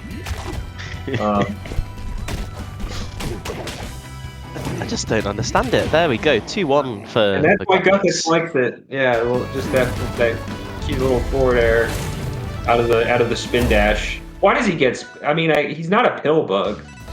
The spin dash seems unnecessary to me. I think he'd still be a very good character without spin dash. I think they should give him a different move, maybe. I feel like he should be able to turn everyone else into a spin dash and just like roll them along the. Oh, like bowl them. Like you're saying. Yeah, like a monkey tool. Like he can do a square and a circle. Yeah, that's what I'm thinking. Like all sorts of shapes there. Yeah, I guess he is sort of a dung beat. You know, now that you say it and the rock and where he's pulled, it does seem a lot more suspect now that you've made that a comparison. But nevertheless, Guthix here is just kind of sinking down on his platform and sneaks his way back up. And Verdigri just throws him back again. Still has his platform left, but Verdigri's gonna off his little no clips. Yeah, that's the word I was looking for. Like completely like stuck in that wall. Yeah, he doesn't want to be there. I just can't tell who's winning at any given moment. No. I think it is pure. I'm not even looking at the score. You're right. I feel Verdigri was doing quite well in that last game, and turns out low percent 2 stock. My bad. Yeah. Yeah, I mean, you can't really tell because the difference between like the margin between doing well and killing is just so thin with Crag. Like you could be playing a fine, acceptable neutral with a very like courteous advantage state, but like that's not why Crag is. That's not why we have 2 Crags in winners quarters. Is all I'll say. It's true. Then they're not here to play an honest game. No. Trying to just break you by any means necessary. And Guthix hanging on to his first stock at the moment.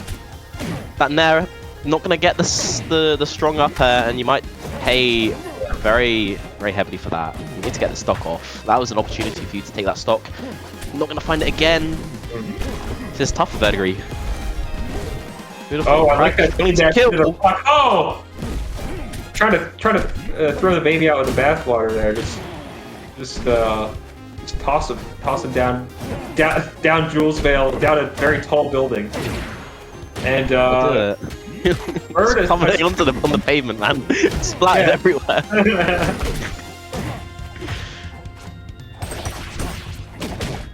Yeah, it does. This is the only stage where, like, if you like look down, there would be. Oh, come on. Oh my God! All right, well that's it for Guthix, or like Rabbit people or whatever, or whoever lives in Jules Vale. Yeah, I heard all the rabbits got priced out. Yeah, the gentrification in Jules Yeah, Venice. it's all It's crazy. It's all crags now there. Yeah. Yeah, that's gonna be Verdigri plummeting down into losers bracket with Guthix moving on to win his semi. He's gonna fight the winner of our next set in Dia versus Saols. Very hot set here. Bit of Rano versus Etalus, and it's a scary one for Rano. I think he has the tools to completely nullify Etalus, but then Etalus can hit you and then you die. We've seen many such cases in this Rivals FIFA game. So even if Dia is the favorite, you just can't sleep on Etalus. It's going to be a very exciting one coming up for us now. Yeah, I think there are a lot of points where, like, if you saw Etalus on the screen, like, off stage, like, somebody very smart who plays Rano could probably draw you a diagram explaining why they are dead. But we often see that the opposite becomes true. That in fact the Etalus gets a wall tech up air and then the Rano dies. But Dia's clean. Dia probably the one of the cleanest players in Europe, in contention for it, and we'll see later today. So yeah. She's missed consistency, I think, is the big thing, right? Like, and it's really, it pays dividends in matchups like this where you need to not mess up, make no obvious errors. So yeah, definitely the favorite. Saols is a strong player though. I don't often see him enter that much. I don't know when the last big bracket he's entered. He missed UFA in his own home country of Paris because he kind of just forgot to sign up in time, and then just turned up the venue just to play some friendlies. But it seems very, very funny guy, very, very chill.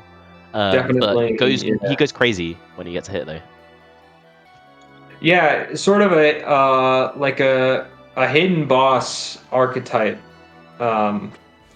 Maybe or I don't know. I think watching Saols Flamberik was, it's enlightening. I mean, that is such a polarizing matchup, and it just didn't seem to deter Saols at all. And so maybe we'll see if Dia can kind of just shut down this character. I don't know.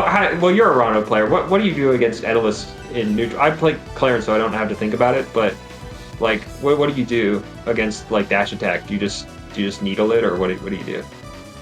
You can't do grounded needles because the Etalus dash attack has a little hitbox that beats all projectiles, so you can't do it in front. You can do some aerial needles, which they sometimes go over the hitbox and then interrupts, and that can be good. But you have a great outer shield game, and so I think Etalus dash attack is neutral on shield when you jump cancel it, but Rano Nair is one of the fastest aerials in the game, so you often just get to hide in shield for a bit and then Nair out shield. Saols will sort of have to respect that. Yeah, I think so. You also have a great poke in down tilt and also F tilts to stuff out those grounded approaches. You got little disjoints. And Sal's sneaking onto that platform there off the top rope, trying to get back onto stage, and is just stuck off stage. Uses his air dodge. Yeah. Yep. And Dia right through the F special, and kind of just resets neutral here. Although the ground, they both have their things out, and we'll see if that makes a difference. It seems to be making no difference for Dia. I think it's making things worse for Dia. But, exactly. To navigate it. Oh, you're dead here. Wait, there's one more mix-up you can play.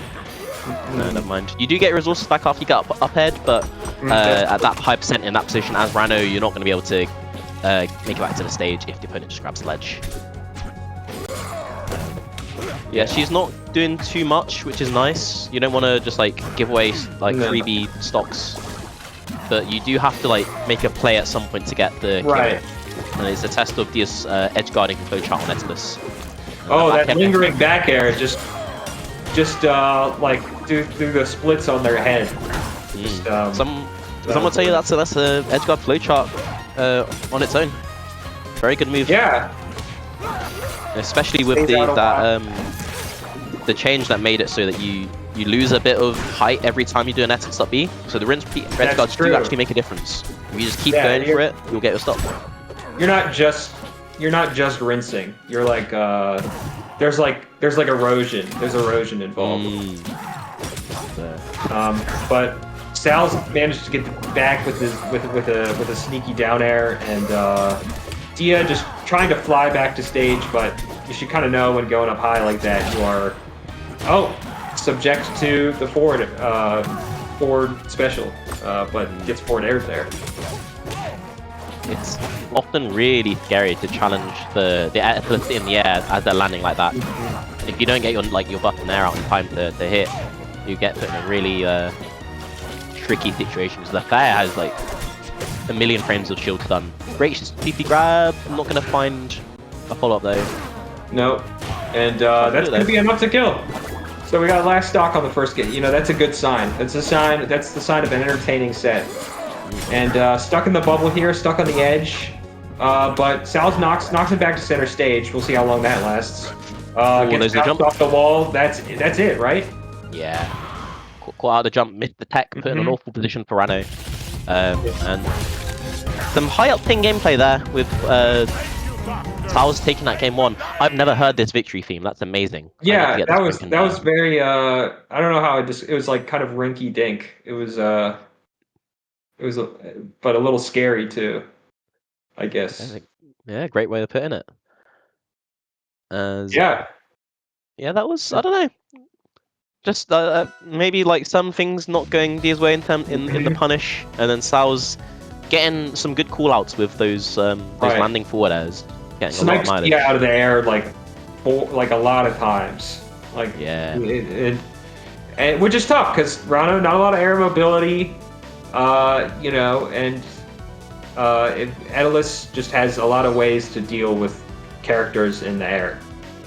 Great air-to-airs, great grounded anti-airs, and of course the icicles. Just the bane of anyone's existence who is high up, I guess. Yeah. We're on a stage where those icicles can be a bit awkward for the Exodus to use, but that can be a good thing, because sometimes I think the Exodus players like to be very ambiguous as to whether the opponent can actually parry them whilst being on the main stage. It's true. It's like a spacing puzzle, and Saols looking to it's just kind of a scramble right now. Actually, nobody's really ran away with a neutral win, but I guess Saols technically ahead. Oh, snipes the tongue with the down tilt, and uses the invincibility to back air, and we'll see if that can convert into a stock. Doesn't seem like it. Not just yet. We're not seeing the craziest punishes come out, and I think this really impacts Dia the most. You need to be touched with death. Rano, and it's a good position for her. Can you keep it going? Well, manages to snipe the down tilt with the back air. Ooh, I love that. Another double back, 3 back airs in a row. Love to see it. That was such a clean hog of the ledge though, and managed to force Saols into that bad position. And catches the second part of that up special with the back air. Doesn't kill quite yet. Dia just scared. Saols emitting a lot of aura right now. It's a scary bear, man. You've got all the eyes. It's true. Like the Frankenstein's gone, but now it's This is actually scary. That other one was sort of like camp, and this one is like it's like actually it's pretty grim. And just gets the down throw down smash, but doesn't seem to bother Saols, and in fact going for an up air. Icicles the other way to get some ice on stage, and he is just so good at catching Dia's up special with his invincible aerials from ledge. Yeah, very well worked flow chart. Nair into up air will do it. You just have to grab the ledge. Yeah. Trickier than I thought it'd be, but good play from Saols nonetheless. Yeah, these icicles are causing problems for Dia in multiple aspects of the game. Yeah, even when she's in advantage, it's tough because it seems like he's right. I mean, like they kept box covering him. Right, and I guess on this stage it can almost be harder to parry that way, like you were saying. It's ambiguous which ones are gonna land on stage sometimes. So you can just Oh, there you go. And it's test of the visualization, isn't it? Yeah, and for all the is it gonna what? Sorry. Is it gonna be is it parryable at this angle, at this position on the stage? Exactly. You got to do some math. And gets the tongue caught on the icicle, Christmas Story style, and just looks like Sal's looking to take this with the wave dash grab on platform, but back to neutral. Things are looking really even. And the percents are high, so if I'm Dia, I'm sort of happy with this. I say as maybe she's about to die. No. This is where Ellis is the scariest because he can full send dash attack into whatever gamble he wants. Oh, that's true. Around that constantly, and I don't know what the right spacing is for it. Right. I guess what I'm thinking, like at least Rano has kill confirms at this percent. Like you're so right. As that down to Upstrong is going to be doing it. That's a hard game for Dia to take. Yeah. And so it's 1-1. These have been some very close matches. And I don't know. For me, close matches against an Etalus do not feel good. Like I'm never because you can never quite be confident that you've really figured something out.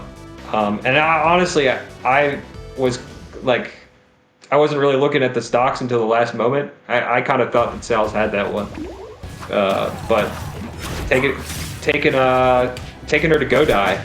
See what we can do here. I like that we're not seeing any extended combos from Dia on the Etalus because it's a bit tricky with the positioning, but. Oh, you can see Mortal Kombat! You can see the goal is to get the Etalus off stage and then make life hell for him. And it's worked out so far, but you've been there up ahead and you might die. Okay, chill him. Oh.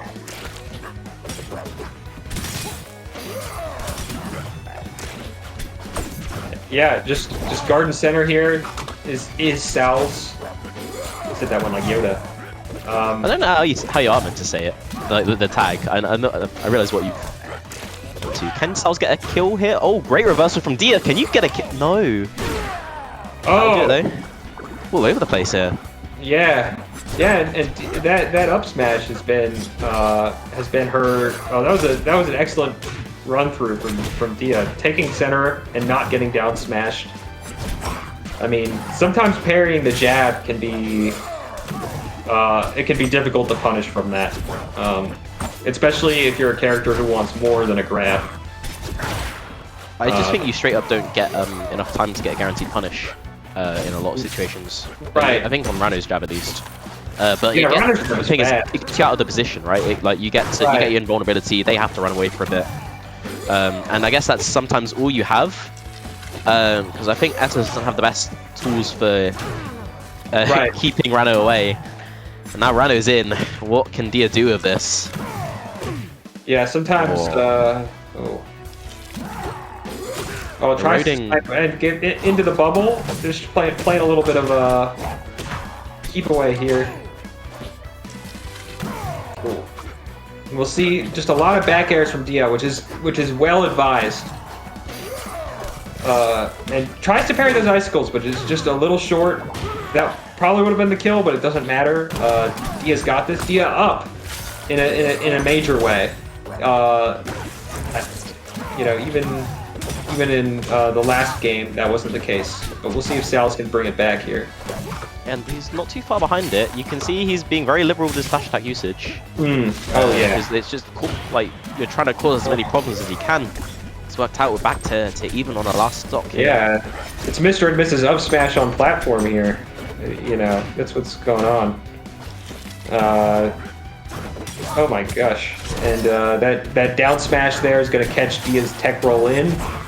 Saols just trying to dash dance into dash attack, but Dia is just too wise, tries to spike with the forward air, but gets the back air for the trouble. Saols crouch cancels the second one, so he's back. And it's sort of back to normal, but now he's being edge guarded again, so we'll see. It's all about that stage control, man. This is a bad position for Saols. That's going to be an up strong. Oh, brilliant. Yeah, so much hit terrible stun. position. So much hit stun for Dia to get that great awareness. He's been trying out a lot of those up airs, not just in advantage, but also in neutral, just to try and like shark a dash attack jump mix up that Saols Like a full hop mix up. Yeah, like it's like doing it. It's that sort of short up upper end place, and it's like you're trying to beat the landing there or the landing there. And I like it. It's I good like that. adaptation. Yeah, that's the kind of adaptation that we'd expect from, you know, a potential America goer, a Genesis goer. You could be representing all of Europe. It's true. Soon enough. And yeah, but she's down here. Can't start counting her chickens yet. Down airs through, gets back to stage, and we'll see if she can take this advantage state far enough to tie it up, at least percentage-wise. But You gotta play so well in this position though. Like you can't get clipped by stray forward air, you can't get grabs. A lot of neutral wins here for Saols will do it. Just That's the nature true. Of this effortless beast. And yeah, and Saols starting to drift back on the full hops, I think, as an adaptation to the adaptation you're mentioning. Like, kind of a lot of mind games going on between these two. Yeah, absolutely. I'm always a bit scared when Saols burns the air dodge so early with his. It's a good point, but it doesn't seem to. That was sick. That was nasty. Little needle I love boost. that boost. Oh, run up parry, misses the forward air, but doesn't matter, gets the grab. And let's see if we can turn this 15% into something special. Seems like doing sort of the same thing. Oh my god, what are you supposed to do? Oh, okay. Took a nice 80, but did get back onto it. Yeah, definitely take taxed. Definitely,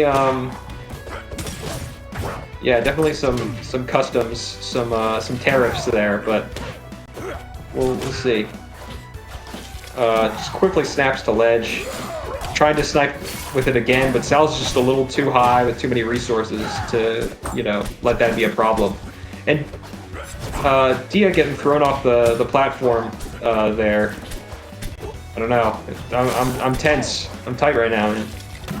There's just always the chance that Dia's going to explode to something if you get hit. Down tilt, Right. forward air, not going to do it Guy perfectly. there. Though. Really hard on a stage like this to get that right.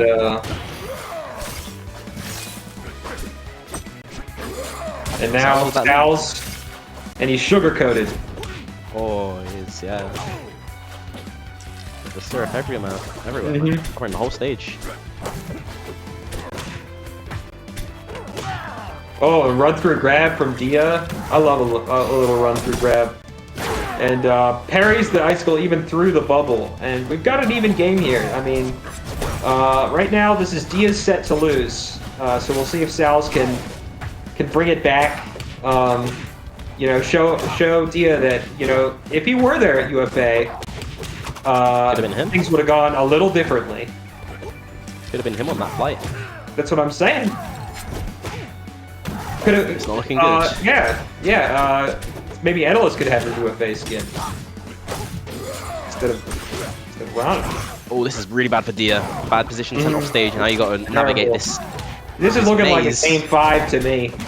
Oh, There it is. Even on I tell it like it the is. floor hug, that dash attack got floor hugged, and it didn't matter because Saols still let rip that up strong, and it scooped off the ground. Leave before you lose That is more. terrifying for Dia to be in.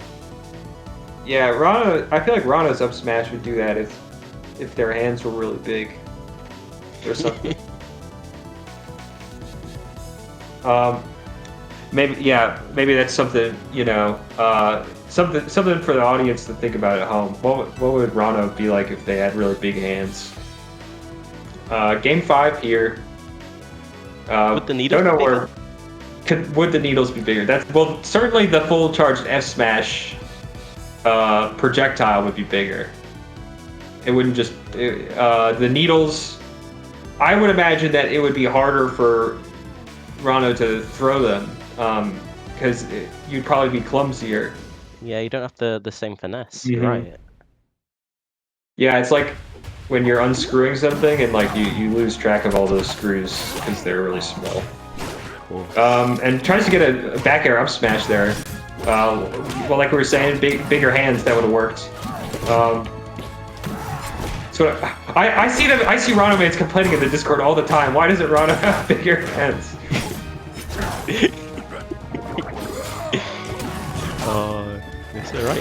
He needs it. Yeah. Man. This is the change. It's that and the apps of foot size that a lot of people are complaining about. Dude, I'm going crazy here. Let's go! Oh! Holy! Yeah, it doesn't seem the Rano foot size seems just right with those forward airs. That's true. It's the perfect size. Not too big, not too small. Yeah, He is a master of this sour fair. Right, yeah. hitbox. Oh, all the toes getting put on Aether at the moment. I feel like I want to oh, dude. So we have Clown Rano, but I was thinking like, what if they had like a Rano McDonald's skin and it was like but all the orbs were burgers. Oh, I see. That is us after the nerfs, man.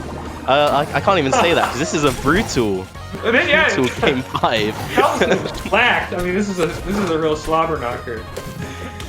I mean, this is a squash match in this 5th game. Saols is on the board at least, not down for the count. Yeah, and up airing through the icicle, very very cool.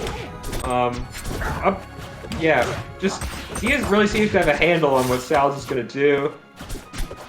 I think if Saols wants to fix this, I mean, you know, fortunately had that Jewels Veil platform to sort of dance around to get out of disadvantage, and and is using that not to take too much percent, but it still seems to be kind of bleeding out slowly.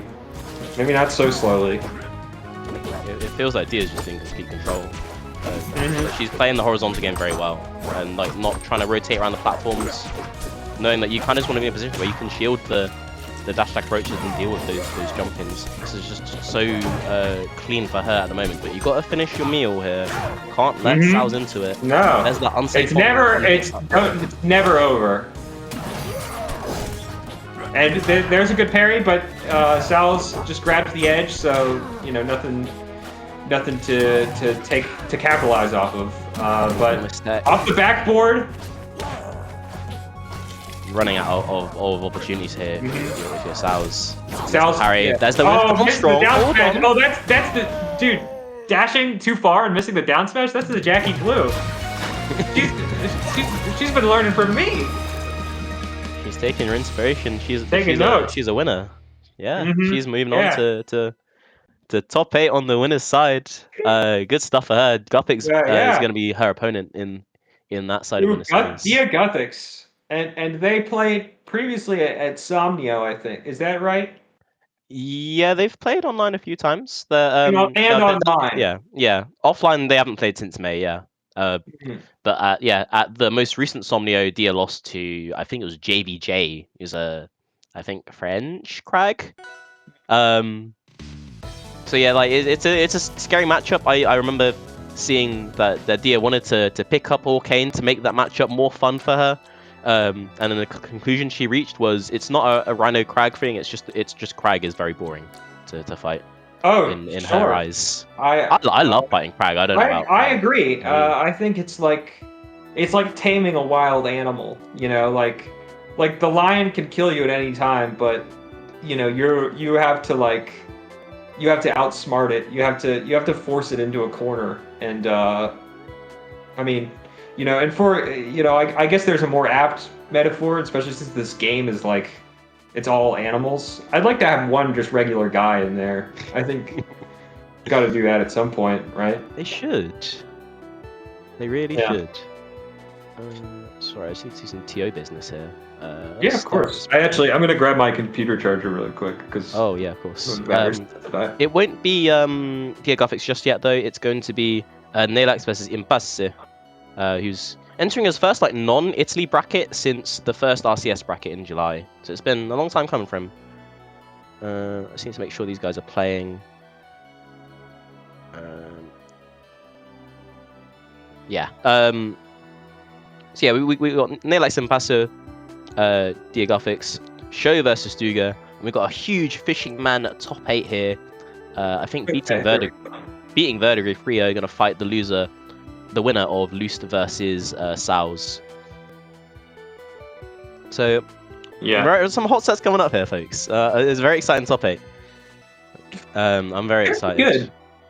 It's gonna be real choice, and you know, missing some of the, you know, it's interesting. These monthlies, like, you never know quite who's gonna enter, because it's just it's like a Saturday afternoon, and like it's sort of a dice roll which top players are gonna enter, but almost no matter what, it's always a pleasure to watch. Yeah. Absolutely, like the EU scene is very exciting. A lot of cool people. Oh yeah, in and out of the game, and I'm looking at the bracket, and it's just like non-stop killers in that top 16. So like even if you're missing some of the big names, it doesn't really matter in terms of the spectacle that you're going to see, because you're going to see some of the best players in Europe, because they wanna prove themselves on when it matters in those big tournaments. My camera's like 240p. I look like I'm being held hostage in here. I didn't know. Couldn't be me. I've got my lighting situation. You got a good setup here. I got the guys in the back. You look like a real YouTuber. Like you could, I would like if you had a YouTube video titled like the, I'm trying to think, what would be an okay title to say right now? What if you were a YouTuber? What would you YouTube about? Oh, I'm just thinking of the, I would steal from Hyder the Spider and make my own like rivals Jeopardy game show. I think I'd be a Code great HD game Spider show. for sure. Yeah, Code HD Spider. I've been watching these like Pokemon Jeopardies that a guy called Chimpack runs with like Ricky in it. Like that's my stuff. I love it. I would do like epic rap battles of history, but with like rivals characters. Oh yeah. I don't think any of them have bars though. Like Rano would drop some awful stuff. Like you can't. Yeah. He's not got the voice for it. Yeah, I feel like doing a Rano voice is sort of like it's sort of like doing a Donald Duck voice. Like I don't think anyone has that. Who would have a? Actually, I like Craig's voice, but it's not he's too calm. There's my briefcase one. Yeah. You can't say Luke like Yeah, I feel like Olkin's just gargling. He's got nothing going on. Actually, yeah, that's true. We have a lot of non-verbal champions. Is what I'm realizing. So maybe that I think there would be about 3 videos, and then that would be it. You know, Rasta would just like say something offensive and then get cancelled. You think so? Does he say anything? He's got lots of voice lines, hasn't he? I feel like I only see him go like "Brr." He does go like "Wah," but he's got some taunts, hasn't he? And he's maybe I'm thinking like the Lovers, where he's got this like Italian American voice. Oh, I don't like that. Nah, and like you can't put the mic on him. No, that's repulsive. Yeah, maybe that's best left unfilmed and unwritten. You know, I mean, yeah, Dan Fornes has been hitting me up for like new trailer ideas, but I've been ignoring all of his texts. But maybe now I can say for sure. I'm just wondering where our competitors are at. I think. Maybe where are the games though? Where are the games? I know nobody's here to listen to us talk about damn YouTube videos. Like, we got show Stuge. Is that happening? Is that something? That is happening off stream. Off stream, okay. So it's Neylax Impasse right now is what Yes. we're. And there's this is well, I almost feel like we don't know how long can I really talk about the Olympia Zetter matchup. I've seen that a fair few times, but I would rather just talk about like which characters would drop a which would rap the best. I agree. I think Yeah. Lorena will rap well. Oh yeah. It's that how the Rock released like a music video or something. I could Place to see the crowd. Mm-hmm. Yeah. Yeah. I don't know. Other than that, I mean, it's just not a very it's not a very lyrical group, I would say. They didn't know they were up. They thought they were getting some news. They didn't. On. No. I was thinking, do you ever think about what music your character would listen to? I've been thinking about this a lot. I feel like Fleet is like a Taylor Swift fan to me. Yeah. Absol's got the classical orchestral stuff from the 1700s. You think so? Yeah. Do you think she's like electronic? Because of the electricity? Yeah. No, I think you're right. I think that there is something she just seems sort of very conventionally minded. Not conservative, but classical music seems right to me. But then I think it gets more complicated when you're not even sure if a character would listen to music. I don't know if some of these characters have ears. They don't have ears. That's true. Do any of these characters have birds? ears? Yeah, the bird has it. But Karen has ears. Yeah, but Crag is just all beetle, right? You would have to shake him. You would have to shake him really fast to get him to hear sounds. Another question. He's just round. No, I mean, but we have to assume just based on the lore that they can hear stuff, right?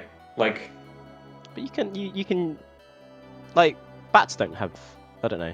You can through the vibrations you sense it. Maybe you don't have the proper ear hole. Dude, a bat character for Rivals would be sick. Oh yeah. There's nobody with a real glide yet. That would be cool. I hope Dan's listening. Yeah. And I don't know. I think about what and I don't know how you're able to factor in skins either. When coming up with the skin, I feel like they don't necessarily reflect the personality of the character. I feel like that's usually what's interesting about it, is that it's subversive towards the personality of the character. What do you mean by that? What sort of example comes to mind for you? Yeah, well, that's a good question. I'm glad you asked. I think to me, funny skins for Loxodon, is a great example, right? Loxodon, you get the sense that he, in the universe of Rivals, takes himself very seriously, right? But he also has the cutest little outfits. He cook at the meatball sometimes. He does. I would say that's the primary example. I would like to see more funny characters with serious skins, because I think that's funny in its own way. Yeah. I think that's Galvin a lot of the time. I guess that's the abyssal skins sort of they kind of have a creepypasta energy to them, because the eyes appearing all over, it's very mid 2010s cursed game cartridge type stuff. I don't think Impasse knows he's meant to be playing. I think we're gonna get the other two on.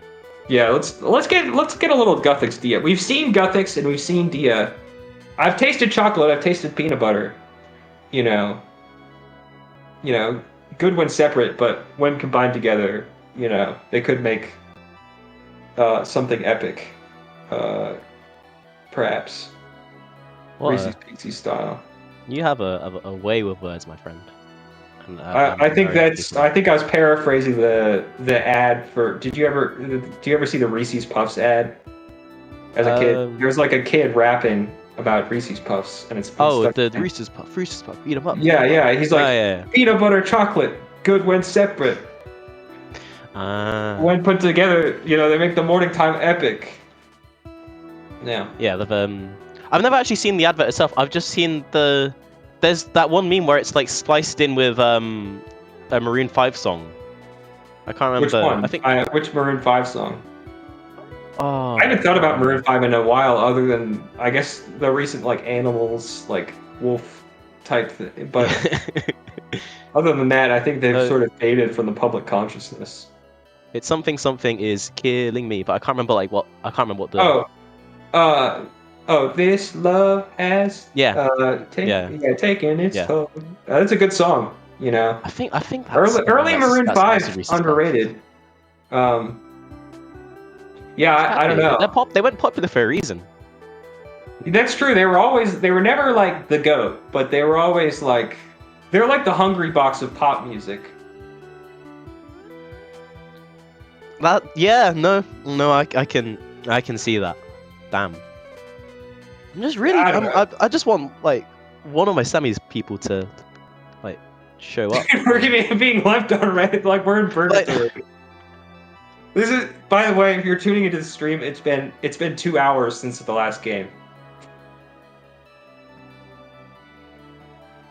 We've been. Oh, Neylax is here, yo! Whoa! I just got like a heart palpitation. It just like faded in on screen. Like Impasse still not.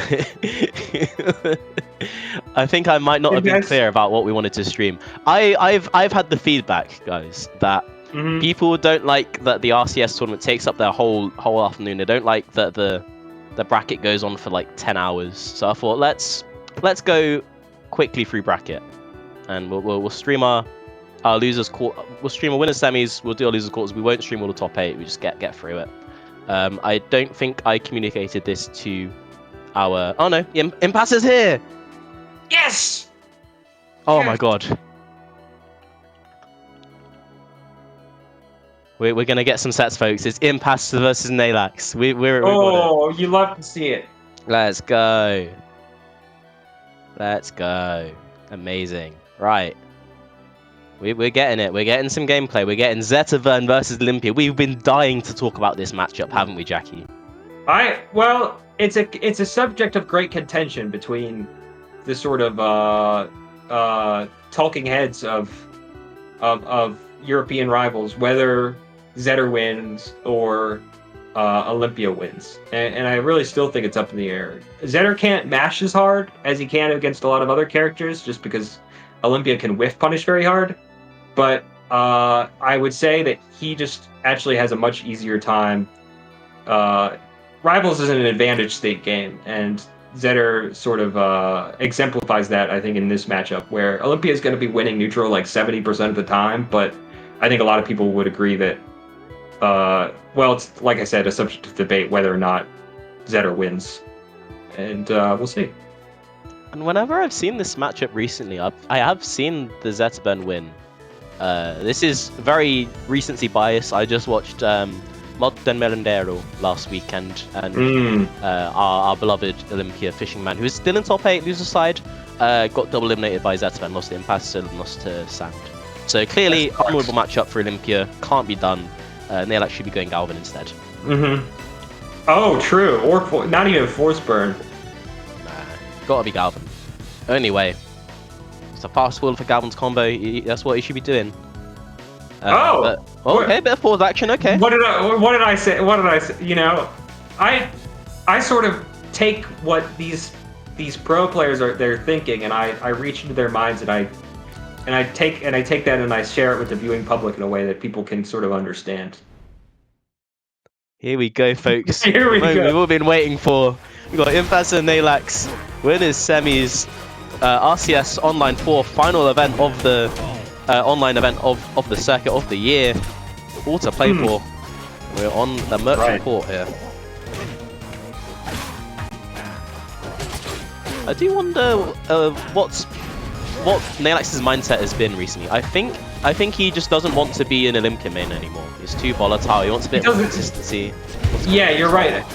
I don't think I think he thinks Olympia can't do it. The matchup spread is just too upsetting to him, and so we'll find. We'll see. We'll see if the Force Burn, you know, just sort of a very, I would say, stable character can do it for him. If that's the true expression of Neylax's skill. Yeah, I can see it. Maybe it's not the most like stable in terms of recovery, but like I think in neutral it's like he's the one in control. He's got a lot of practice in his character and working on the Forceman for a bit. But Impasse has been a Zeta burn for a very long time, even for the Rivals 1 days, and has been one of the best in Europe this whole time. That's and it, you know, it's showing because Impasse, unless Neylax takes this stock right now, which it doesn't look like he will. Looks like Impasse steals center stage back again. You know, Impasse is up, and this Force Burn, you know, definitely has something to prove. So we'll see. I do love watching Impasse Zetaban. He goes for some very wild stuff, and like he makes some like crazy read or crazy big play. Big parrier. Yeah, big parrier. I don't think he doesn't really concern himself with this like risk reward thing. No. And, like if he gets a big play and if it will get him a stock, and if he gets it right, he can go for it. And it makes things very scary for the opponent because you can't always just go for the safe option because it doesn't really mean safe because you just get pulled out hard for it. That's true. It's hard to find. Sometimes it's hard to find an equilibrium. You know, when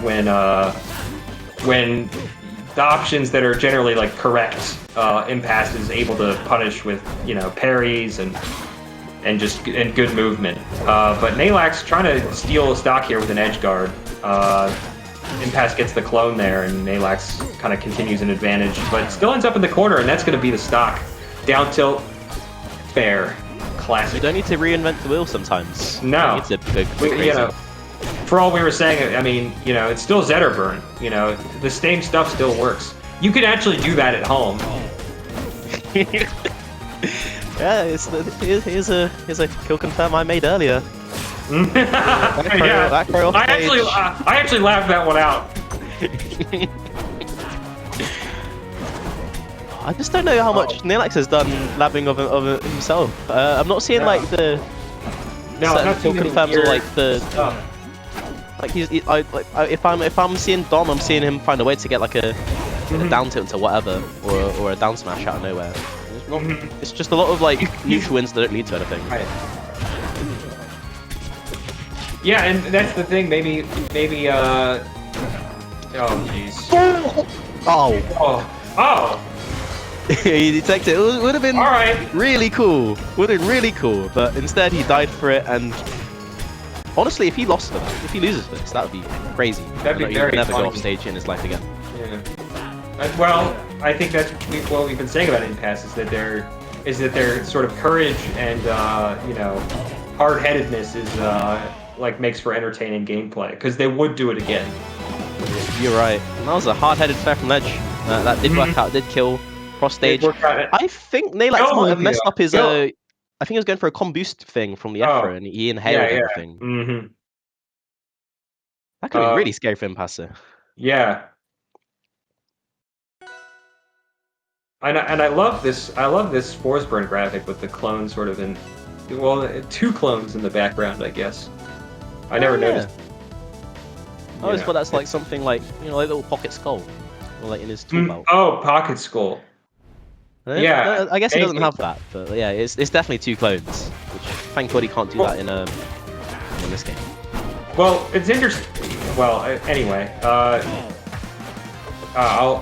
let's see. Taking Impasse to Air Armada, and you know this isn't the stage that Zetterburn normally bans. But it's because it's so good for him. So I wonder what is going through Neylax's head. You know, maybe he'll get kills more easily since he's winning neutral more. You know, maybe he'll be able to convert more easily or something. It's often just seen as a bad Zetban stage because you don't have the wall to ride all the time. So you've been hoisted by your own petard. Yes. Yeah. Yeah, you I don't even know what yourself a there. petard is. I don't even know either. I didn't know I was allowed to say that. But yes, Yeah. the plan did not go in there. No, it wasn't right. Yeah. And then, yeah, but Impasse, it's still even. It's still even. It's still anyone's game. Parries the classic Zetterburn fireball off of the Angel platform to generously gift your opponent invincibility for the duration of your own invincibility. We've seen that here, and Impasse trying to guard the edge, but Neylax sneaks under him. Yeah. Neylax is very happy to scrap with Zetterburn, or against Zetterburn as Forsburn, which you often don't expect. You often think you'd be like playing very slow or like retreating back air, cape, that sort of stuff. But Neylax is doing quite well with it. Oh, look at that little micro walk there. What was that? You like slowly walk to the right. That was a freaky move, but doesn't deter Impasse and gets intercepted by the fireball here. Tries to snipe out the early teleport, but Neylax makes it back. The clone hits it. I thought if he got like something off the double up B, crazy. Neylax has got this deception gameplay unlocked. I'm getting That's with every true. damn time. Me too. Yeah, he's behaving like a clone. Oh, great! Not great derogatory. sidestep, but Really, I'm gonna pop the smoke. He tried to be very clever with it and not like up B into it and try and make Impasse over like do too much. That was very smart, but I think he maybe overcooked it a little. He boiled the ocean there. There's just a moment, like a chance that Impasse reads you like a book at any given moment. So like nothing just can't. That's true. And Neylax whipping the grab there. And Impasse is just kind of he's just kind of taking the opposite platform to wherever Neylax is standing and dashing back and forth a little and waiting for Neylax to do something, which is very wise against Forsburn. He doesn't have like attacks that go at that angle sometimes, so you can get away with a lot. And Impasse, yeah, just a classic, you know, freaky neutral, but some classic kill confirms, you know. Yeah, he's got the license to experiment when he's nailed the basics down. I gotta say, Jackie, yeah, I have not seen any of the Neylax secondaries actually take a game this tournament. Like he went down a game as Forsburn against Soulcinder, then lost. Apparently he went Galvan against Fernan, went down 2-0 reverse 3-0'd with Olympia. So maybe no 0 win rate secondaries for now. Bring out the big gun, the Olympia that maybe you don't have full confidence in, but it's the thing you've got the most experience with. Yeah, the other characters sort of looking like rebounds. And Olympia, you know, maybe Neylax's sort of most expressive character, and we'll see if Neylax is able to get these kills where Forsburn, even though he was doing really well with neutral recovery, just didn't really seem to be able to confirm into any crazy down smashes or anything like that. But I feel like Neylax can find a kill so easily with this character, so we'll see if that is the case and he can make a reverse 3-0. I definitely wouldn't put past him. He's really strong in this matchup. Even if he's not a fan of it, he beat Beastly at Supernova, remember? He's just so good, man. Finding these confirms out of nowhere, that really delayed up air was so nice. That's what he needs. He just wasn't pulling that same sort of stuff out before, even if he's not at all. The same amount. Yeah.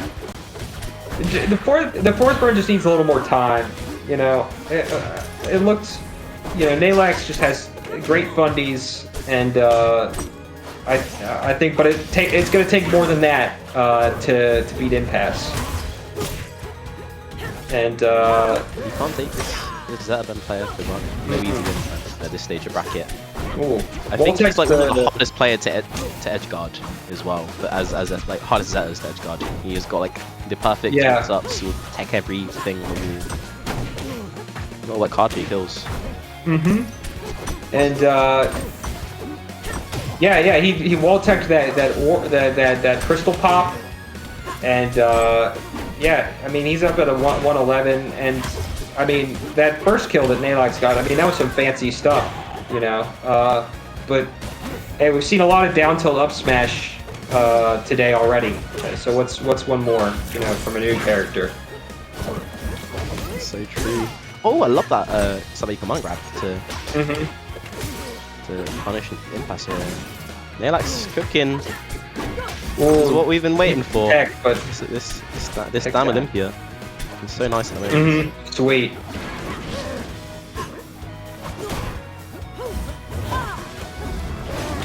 Oh yeah, nice slow. I mean, that's what you're talking about, you know. The angles, that's a really nice angle to hit. I mean, even better than just getting the perfect ledge angle. Impasse, you know, he'll do you one better. And Neylax, stalling with the shine just out of the crystal pop range. Devious. Don't get any freebies against the guy. No. Oh, that was crazy pressure from Neylax though. Wow, dancing all over Zetherburn. And yet with no freebies, he's still a stock and change up. You know, maybe he's just so confident in the Olympia that he's like, I can win 3 games in a row against any given player with this character. He might not have needed those first 2. You might be right. Oh, he does have to finish his meals though. Yeah, there you go. Yep. And they're just quickly back at it, making up for lost times, you know, and yeah, this has been a heater. This third game, and you know, sort of, you know, this is very protagonist-like of Neylax to do this, in a way where he better put his money where his mouth is, or else it's gonna look pretty stupid.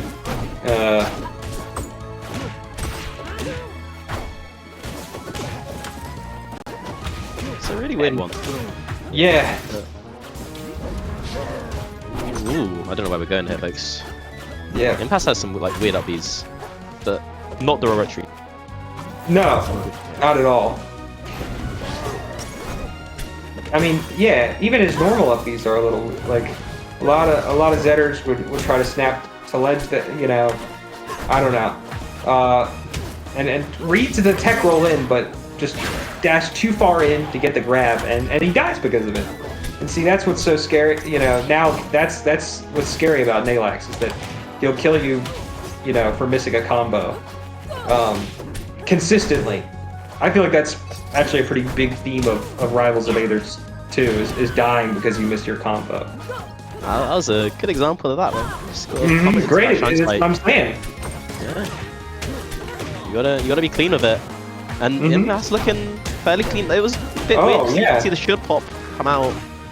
But he's been able to get like 80% off of like 4 different resets, where he was still like mostly in control. Maybe doing a bit too much that time. Can't get 5. And the third jab coming out puts Impasse into knockdown. And Neylax meant to ledge dash, but he missed it and got banked by the up B. But I mean, I don't care who you are. Oh wait, never mind. You're alive here. Yeah, I guess I wasn't low enough to be ledge hold that right. And Neylax predicting that Impasse would go over the ledge. Very, very nice. Yeah, just trying to shark these like over-aggressive recoveries, and so Impasse kind of rolls it back a little bit, just snaps to ledge, and you know, I would say Zetter's ledge game is pretty great. So, you know, there's no shame in that, in going to ledge. These guys are like defense floor hug masters. Both, like I've seen like Amsatechs, and like this is crazy stuff. Eventually we're dying, but that's like 150 to the forward air, and you really had to work for that kill. Yeah, it sort of comes back in on itself, where I feel like if you watch lower level matches like they're having such trouble killing, and then you get higher level and nobody's non-detecting, but people kind of know they're confirms, and so people are dying earlier. And then you get up to this upper echelon, and people are finding ways to survive in unfriendly climates. Right. I wonder if Neylax is going to pull the trigger on something crazy. I don't think he needs to at this moment. He feels like he can just like edge his way to victory here, but I don't know if you can do that when you can just die off one hit if Impasse plays his cards right. Even the full hop was maybe too crazy, because now Impasse punished it with good spacing, and is that it? Oh, if I'm Impasse, there's like a big vein in my forehead right now. This guy's just not deterred. He's still swinging for the fences though. Okay, there you go. Into the upstrong. Neylax! Down! Impasse winners finals here, Jackie. Wow. Impasse. What a... Oh my goodness. Sorry, I'm sitting like a Roman emperor here on my damn couch. Just watching these thumbs down. I was pleased from my high chair. Good stuff. I would put the thumbs up for that match. I would say that was very good. And that was good. I mean, yeah, Impasse, sort of showing why Neylax still would like to switch in a way. I mean, because some of the stuff that you could pull on Olympia as Zetterburn is just, I mean, it's flagrant. It was stuff. It was yeah, like you were saying, there was that one, I don't know if it was, I think it was the second to last stock. You got that just four cheese dip, four reset, just shine, but like very wise shines, in a way that a lot of these online Zetterburns I think could learn from. They could learn a little respect. So right. That we were talking about how some players could play the role of spoiler here, and we've got that was Impasse as an example here. Winners finals. It's a good case for him. He's a bit too late on the R2CS season push, but he's staying up to the end of our PR seasons, and he's looking quite nice now. He's doing good. Gonna fight the winner of Dia versus Guthix, folks. Hot set. Dia Guthix. Now that's I'm excited for that one.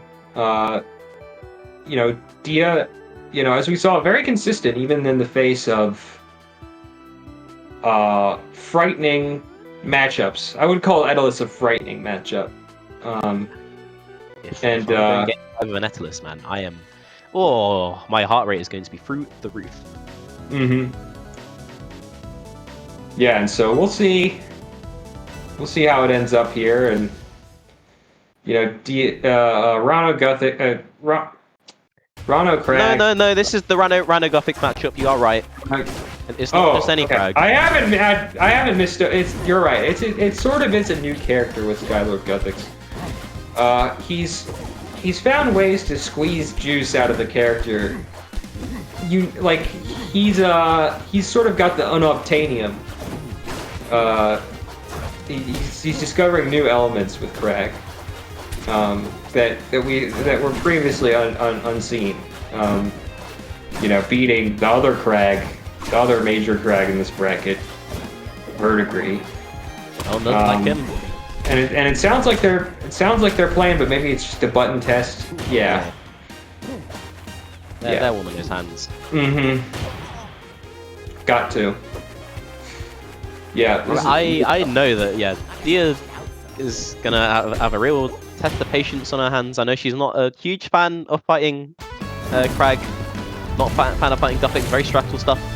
But I don't think she's lost to him in tournament just yet. Like completely 100% win rate. I think they last played at the last RCS online, and I think maybe it was the August one, and Dia won very convincingly.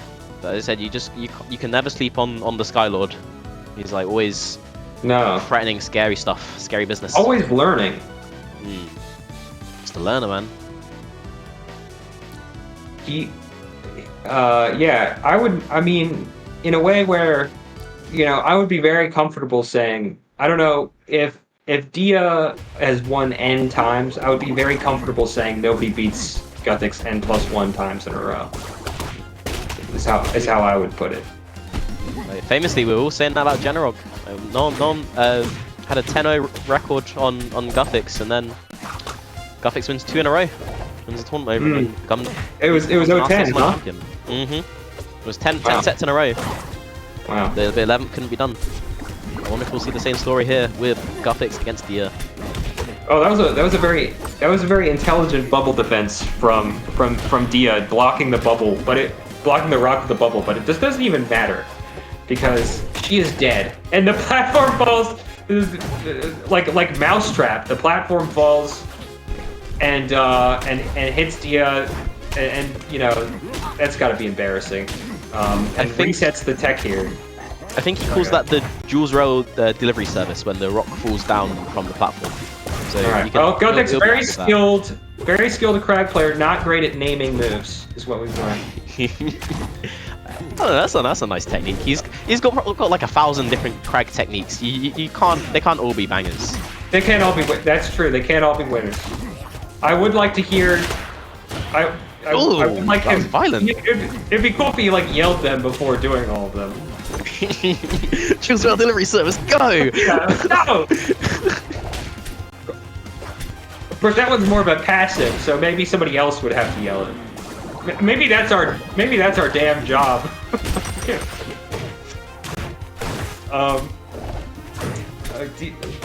And it's a scrambling neutral, and Guthix is coming out ahead. It is looking like nobody beats Guthix this many times in a row, is what it's looking like right now.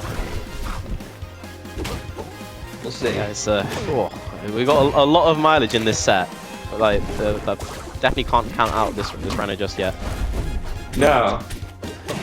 I mean, and we saw the set take a similar trajectory, with Saols, where Saols was ahead, in large part during the first and second matches. But I think Dia, we'll see if she makes a lot of sort of adaptations, and you were actually naming a couple that she had made versus Saols. We'll see if we can name them, in game 2, because it looks like that's where we're going right now. Oh, we're just so violent, man. Yeah, that headbutt is it's like a stamp. It's just it's very percussive. Yeah, that bit of the onomatopoeia. I don't know. Yeah, and 2 in a row. Two that violent down B spikes. Yeah, Dia's becoming a statistic. And I wonder if we'll go. Okay, back to Jules Vale. Was not afraid of the Jules Vale delivery service. Did not find the name threatening, I guess.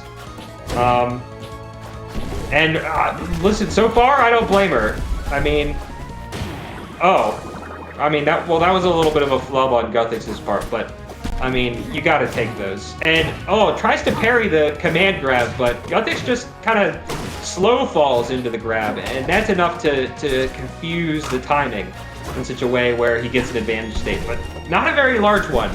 Dia still at only 64%, and Guthix, who can steal his stock at any time, would still, I imagine, like to make the number go up.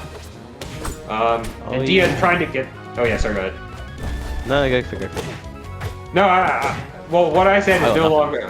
Yeah. All right. Well, let's both take. We'll both take some time to think of something. We'll come back. Let's circle back, man. Yeah. I guess Guthix is circling round and round. Spin dash into the upstrong. Yeah. You don't want to hear what he calls that. I mean, some of this stuff we can't repeat.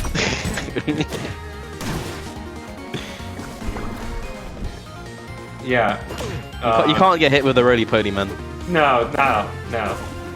And just it's just sort of chicanes his way to ledge, and then kills.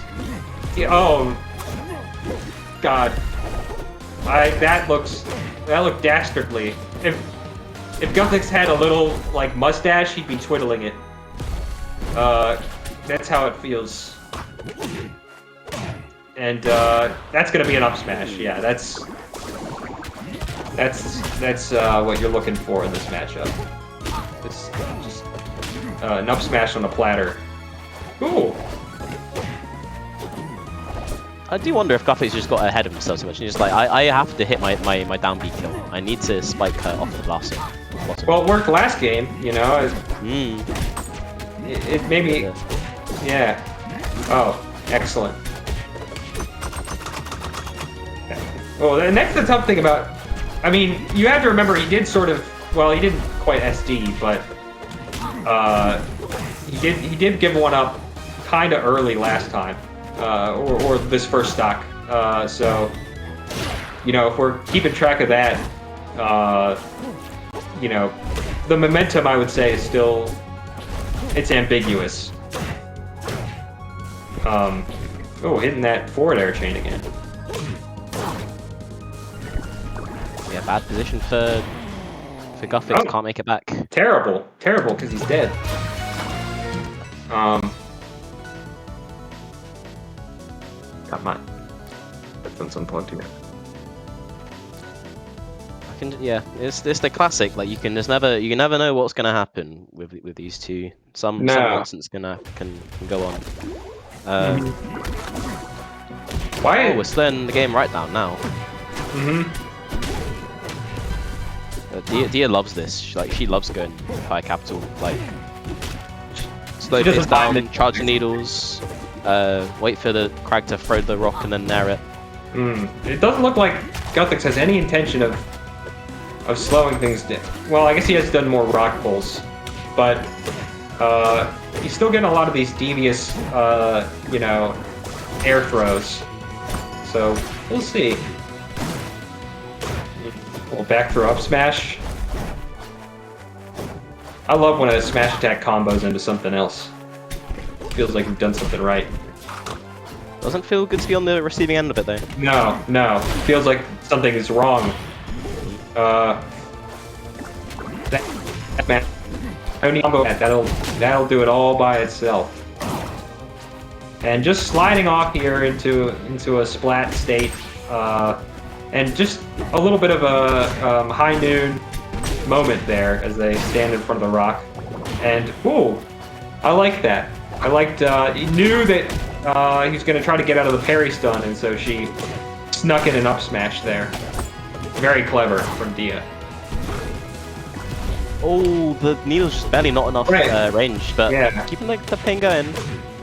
Great damage from this edge guard, and this like scramble situation that followed it. Yes.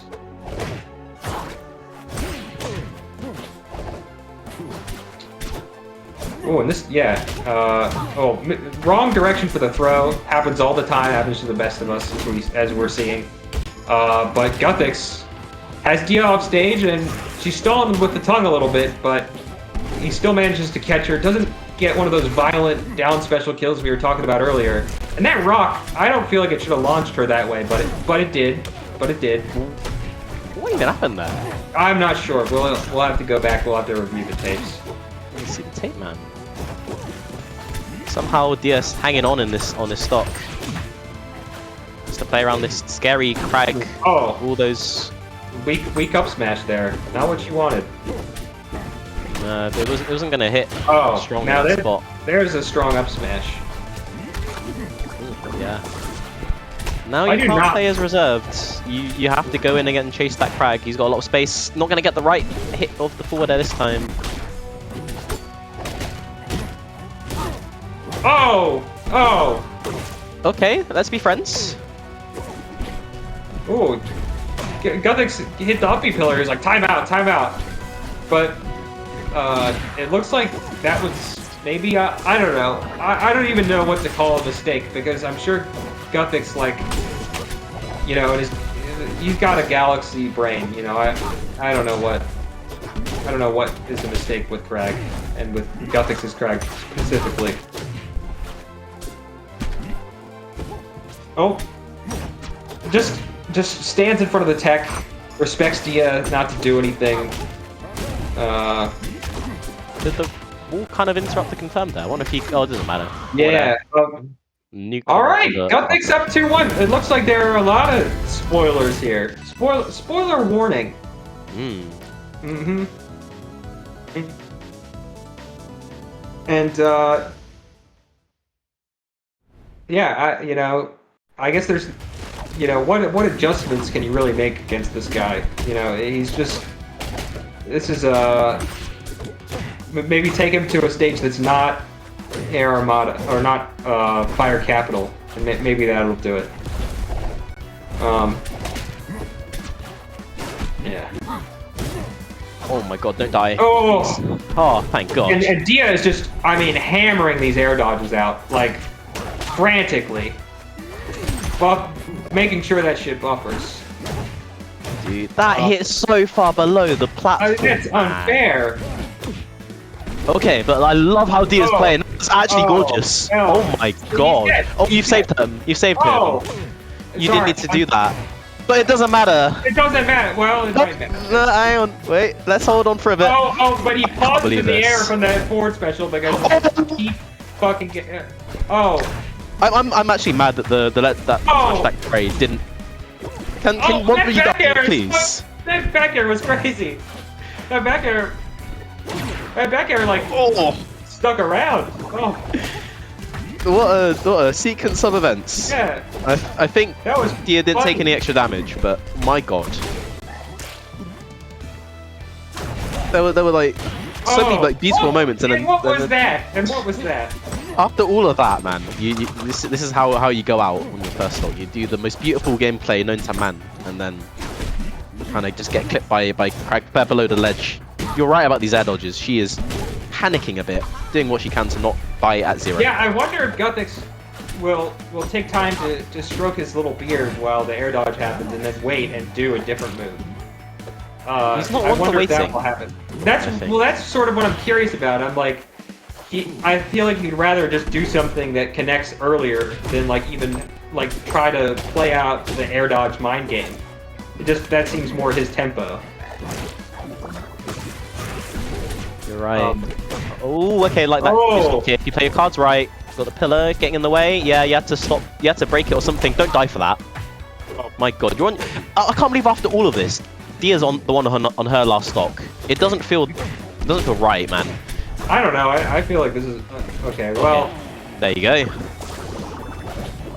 and Skylar Guthix with a chance to take his first win off of Dia.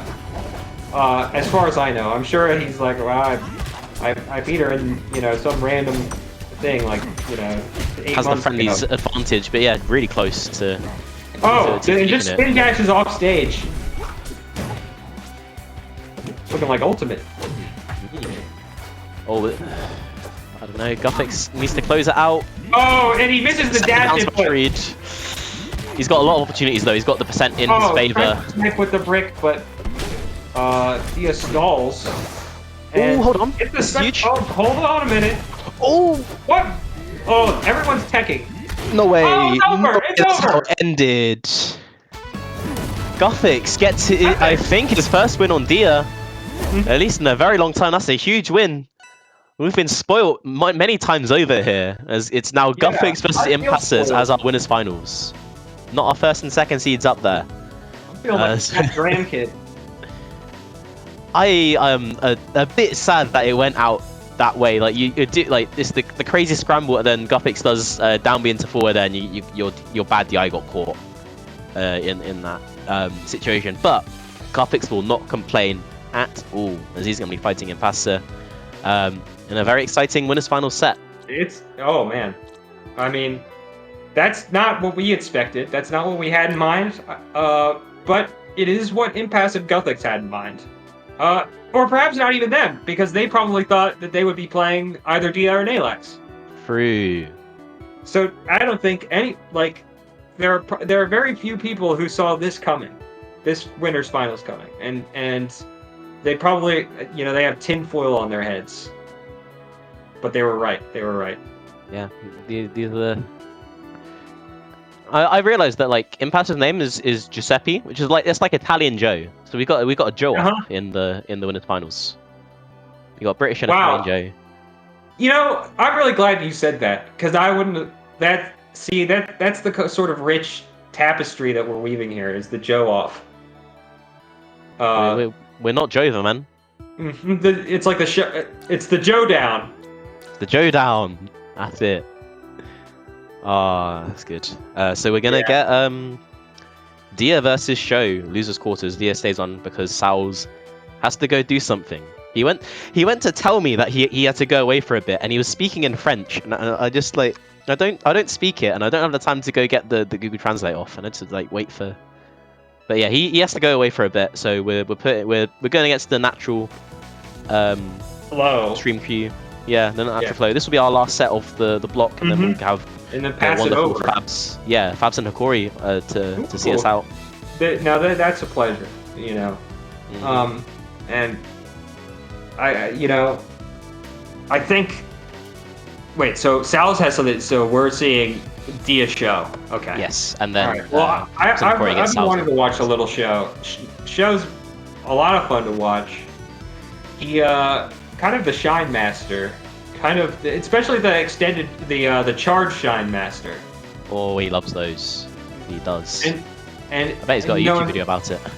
And he makes me love them. You know, especially he's got educational content. You know, he's sort of a public figure, in a way, because his videos are very well edited, is what I've noticed. Some of the best editing I've seen in a Rivals video. It's so good. It's very concise, mate. Like he gets to the point of it. No frill. Like no. His old tag is Time Muffin PhD, and he could be it seems like he's a very studious man. Time Muffin PhD. Yeah. Oh wow. Time Muffin PhD. Wow. Well, I can see. It's different from Show, isn't it? Yeah, I can see why he changed it. It's because it's sort of Time Muffin. I mean, listen, respectfully, it kind of gives me like Epic Bacon vibes. It's just, it made me scrimbly. Yes. Yeah. And I feel like the Scrimblow tag meta has changed so much. People are putting numbers at the end of their names. They're too ironic with it, man. I don't like it. It's devolving. It's not an earnest attempt at being Scrimblow. No, that's a great. It's almost poisonous, is what it is. And how long have you had FocusMiss as a tag? I'm actually kind of curious. I think 2016ish. I think 2015. Like it comes. It's like from Pokemon, but then like my username on Pokemon Showdown wasn't FocusMiss or anything like that. It was Bob McBob, which maybe I should have kept that going into Smash, and I should have been Bob McBob. No, I like FocusMiss. Bob McBob is like that is peak like Scrimblow. That's like early 2010s. Yeah, it's totally like Gru was popular. Yeah, very minions. Yeah. Your Dia2B, very very serious tag. Yeah, 2B. Is that from? Oh, well, it's a Nia thing, isn't it? It's definitely a Nia thing. That's what you're talking about with the Shine Master. He did a down throw B reverse like charge Shine to hardcore like tech in. It's like I've never seen that before. Like people don't. The melee heads don't always make use of the B reversing that sort of stuff. They see too much immediate value in just letting it go. They don't think the move potential. Little did they know. But this show guy is like a platform fighter master, I think. Yes. And the ultimate gamer. Yeah, and it's looking like it. Oh, but Dia, that's a great tech from Dia. And another great tech from Dia. I mean, it's making it very difficult for Show to get these kills. And tries for a little cheeky down smash, sees perhaps catch something out. Down smash with the Zetter, very quick, kind of surprisingly non-committal. You can kind of do like 2 in a row sometimes, and it's really frustrating for the other person. Yeah, you're seeing Show like whiff a move like in the corner of the stage, and then down strong, hoping to suck you into that vortex of the move. And it's really interesting because like we're seeing a lot of this elaborate movement gameplay stuff, and then sometimes he goes for the caveman simple option, and it makes it really hard to play around. You don't know like That's what mode. that's true. He's got you know, he's a hits album. You know, he's got everything. And Dia, you know, and just like there are really simple, you know, options. Dia going off the platform and forward airing to get out of neutral. But now Sho is the one edge guarding. Gets clipped by the Dia up B and just dies. Something happened. Was okay, but fighting back with that fair down strong, just in that again, like not really confirmed, but just sort of guessing that the shield full hug tech is, and it worked out quite well. Mm-hmm. So like, that China's just another example of him using, like he's playing Zeta like a Rivals character. It's not like a like melee, like to the full extent of the it's character. like he's like using the full Buffalo. You know what I mean? He's like, you know, he's using the pelt. He's taking every single part of that. Some people... No trimmings left over. No. Unused. And wisely runs under the needles, tries to do a little shield pressure, and guesses the get up attack, but doesn't manage to get anything off of it. And it is just, I mean, this is a real nail biter. For those of us who wire here. I think Sho plays his cards right. He's going to find some like confirm into a strong, but maybe not. Maybe not. Gets one off stage situation. Gets the tech and doesn't go for the flip. But misses the fair just nearly. Doesn't get enough momentum. Stuffing out approach out the corner, and that should be it. Joe not really going for the down B flips until it's too late. And then game one going to Dia, and you know what? I bet she's real happy about that after that you know, that Joe loss, that Guthix loss. It's always tough going into a set where like right after a loss, sometimes it's hard to compose yourself, right? Sometimes the game is all you need to get yourself back into it. That's true. She's looking good. Yeah, it's like rage queuing.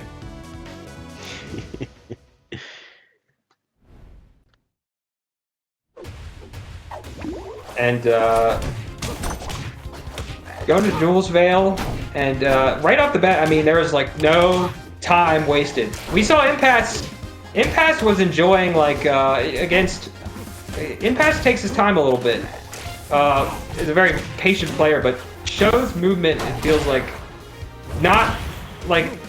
nothing wasted. No, that was crazy. right. I mean, that was a crazy stock. Oh, Buffalo turnaround up strong, man.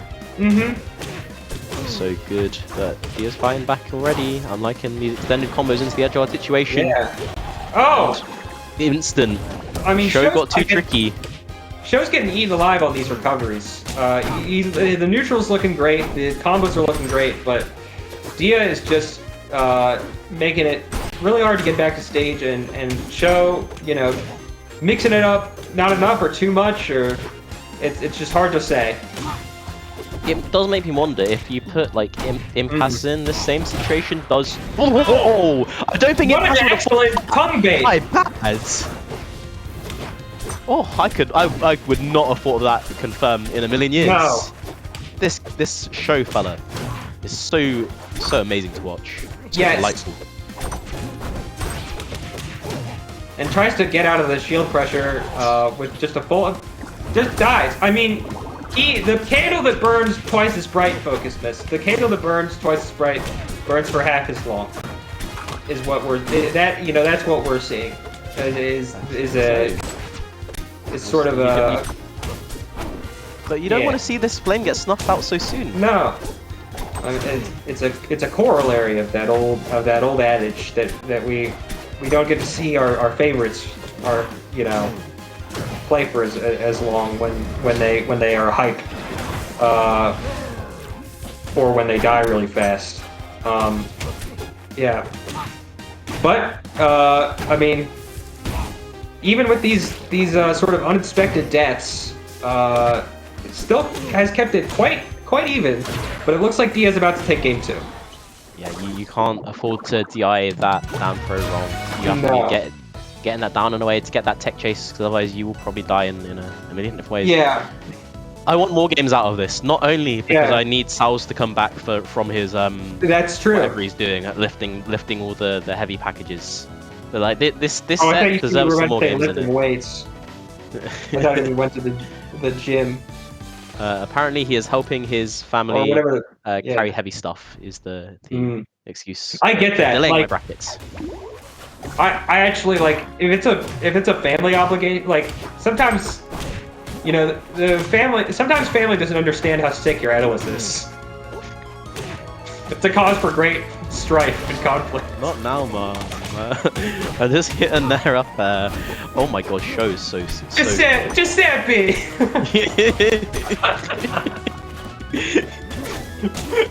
Ma.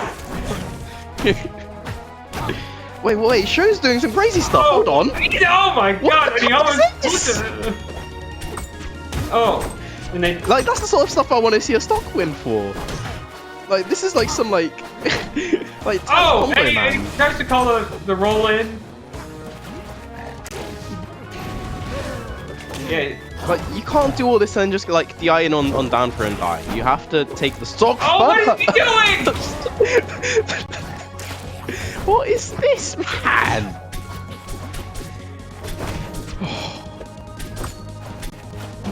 Bro, he's making YouTube tutorials. He's like, do as I say, not as I do. You know. He's like, Okay, thank God he took that stock first. yeah, I mean, oh, but no obstacle. I mean, his disadvantage jump is back. not. He just didn't. He can't hit his techs. He can do all the No. most beautiful Zeta No. movement, but just missed timing those wall attacks. He's like an idiot savant, you know. He like Dia like dropped like a whole like jar of toothpicks, you know, and he's like, you know, 723. But you know, when it comes to like you know, doing the laundry, you know, that's where he's missing his money, his payouts. That's it. He's just getting caught in these situations where like he can do the most, and then yeah, maybe it's not doing what's needed. And fancy Shrine Store, but it just doesn't mean that much to. Okay, making it back. What does a Shrine Store mean to run a drop down back air, double jump back air? Yes. Like but you just have to get to the wall and then hug it. Oh. Wow. Oh, but he knew. But he knew. Come on. Okay. That was oh. Don't let the sun go down on this Zetterburn, please. Show. Give us Another game, one. please show. We need more. Oh, and that I mean, you know, nice little reset there. Oh, no tech, no tech. Come on. Come on. You're taking the Mickey, man. What? No. Dude. That you can't end the set like that. There was so much more to give. And he's got the alt F4. Congratulations to Dia, but that is disappointing stuff. He DC'd after we didn't even get the victory screen. I love seeing that in ranked, by the way. When like you win a ranked set and the other player's like victory like placard doesn't show up, you know that they just immediately hit alt F4. Love it. It got me so mad I completely like got kicked out of the VC. Yeah. Crazy stuff. Well, that's gonna do it for us. Well, actually, how are we splitting it up here? Because Sal's probably still moving packages. I don't know. But man, those are some good those were, you know, that was some good ass rivals right there. That was some gas. I mean, oh, he's gone. Sorry, I'm going all over the place. My internet is I'm talking. You might need to wrap it up for me. Myself here. Okay, I'll wrap it up. Should I just? Okay. All right. Well, FocusMiss Oh, what a pleasure! I mean, just a wonderful group of matches, you know, with a wonderful co-commentator. And my personal favorite was the Crag Ditto. I know that one happened Of first, course. but Greatest set. Talked about for generations. and some crazy upsets. And you know, and now, I mean, the climax of this, everybody who was top seeded is seeded to win. You know, Dia, Neylax, still in the bracket. So we will leave it to our colleagues, Hokori and Fabs, to sort of take you through that experience as they duke it out in losers for a chance to go to sunny California. Is that where Genesis is? That's where Genesis is. It's northern, but yeah, NorCal, I think. NorCal, Yeah. less sunny California. Yeah. And yeah. And then thanks for having us.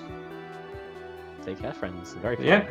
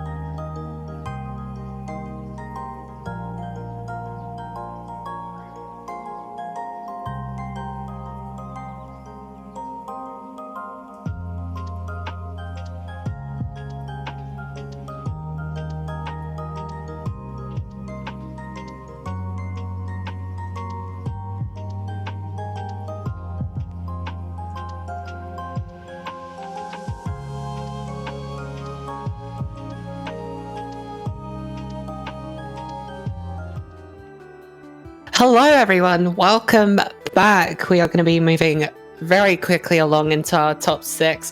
I am Hokori, you've probably seen me here before, or on the Rivals of Aether Europe stream for US2, and I am joined, of course, by the wonderful Fabs Kopter. How are you today, Fabs? Hey guys, it's going to be a good time, man. Yeah, like Corey said, you've seen both of us a few times on this stream, of course.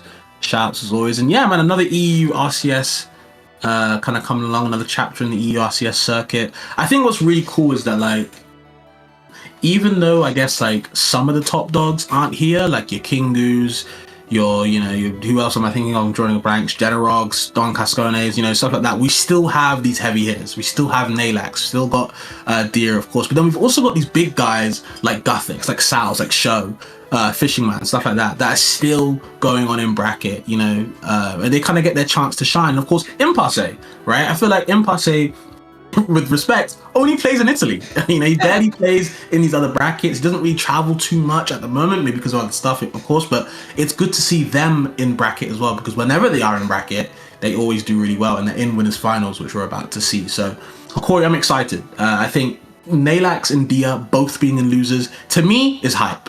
Love watching both of them play, but they're both in losers. You know what I mean? We've got Guthix and Impasse. Guthix, a fan favorite, a hero of the community. I feel like you can't hate Guthix, and kind of, to see him in winners finals, when the last time he was in the EU RCS had a great run against Generog as well. That boy's really improving, so yeah. Yeah.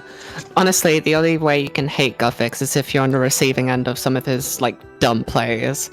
Like, I remember ages ago of Arrival 1, he hit me with that, like, double cargo throw, and I was seething. But that aside, like, yeah, as you said, we have our top 2 seed at losers. We have Dia and Neylax, both in losers, knocked down in semis, which, honestly, yeah, is hype, because you really don't expect that. So, yeah, again, we are moving into Guthix versus Impasse, so that's going to be a very fun one. Yeah, for sure. I think from talking to Guthix as well, he has said that, like, at the moment they go very even. Of course, it would be a nerves thing with how they work, and I can understand that. I think, of course, when you're kind of at these the summit of these brackets, right? We're in winners finals. The nerves do start to kick in even more and more, and it's harder to kind of to suppress them, so to speak. So I think they're going to be very back and forth. The matchup as well, Zeta Krag, very volatile. I think what I've always said is that both those type of characters, right, are so bracket characters, right? You don't really think that they're good characters because of their matchup charts. You think of their good characters because in bracket they do so well. They've got so much things going for them, tournament factors, so it'll be interesting to see how they kind of blow each other up in the neutral. Yeah, Zetaban can really be a bracket demon. Like, we see it time and time again. Like, Alki Hamzi, back in, I believe, the second one, came out of nowhere from the shadows. Obviously, we knew he was going to do great, but he took it, like, all the way. He went straight to Grands and won. But, like, even outside of these big brackets like this, like Arrival, like, No Time to Tell, like, without being too self-centered, yes, there's been a big boom in Zetaban. We have, like, Everest, we have Froodle, and who we saw earlier on comms, and, like, Helio. Zetaban, in the right hands, is a demon in bracket, regardless of, matchups and stuff like that. But this matchup, I mean, Zetaban and Krag it's a matchup as old as time. The 2 earliest characters. So, even with the new additions that Rivals 2 made, this goes back years. It's really going to be exciting to see how this goes.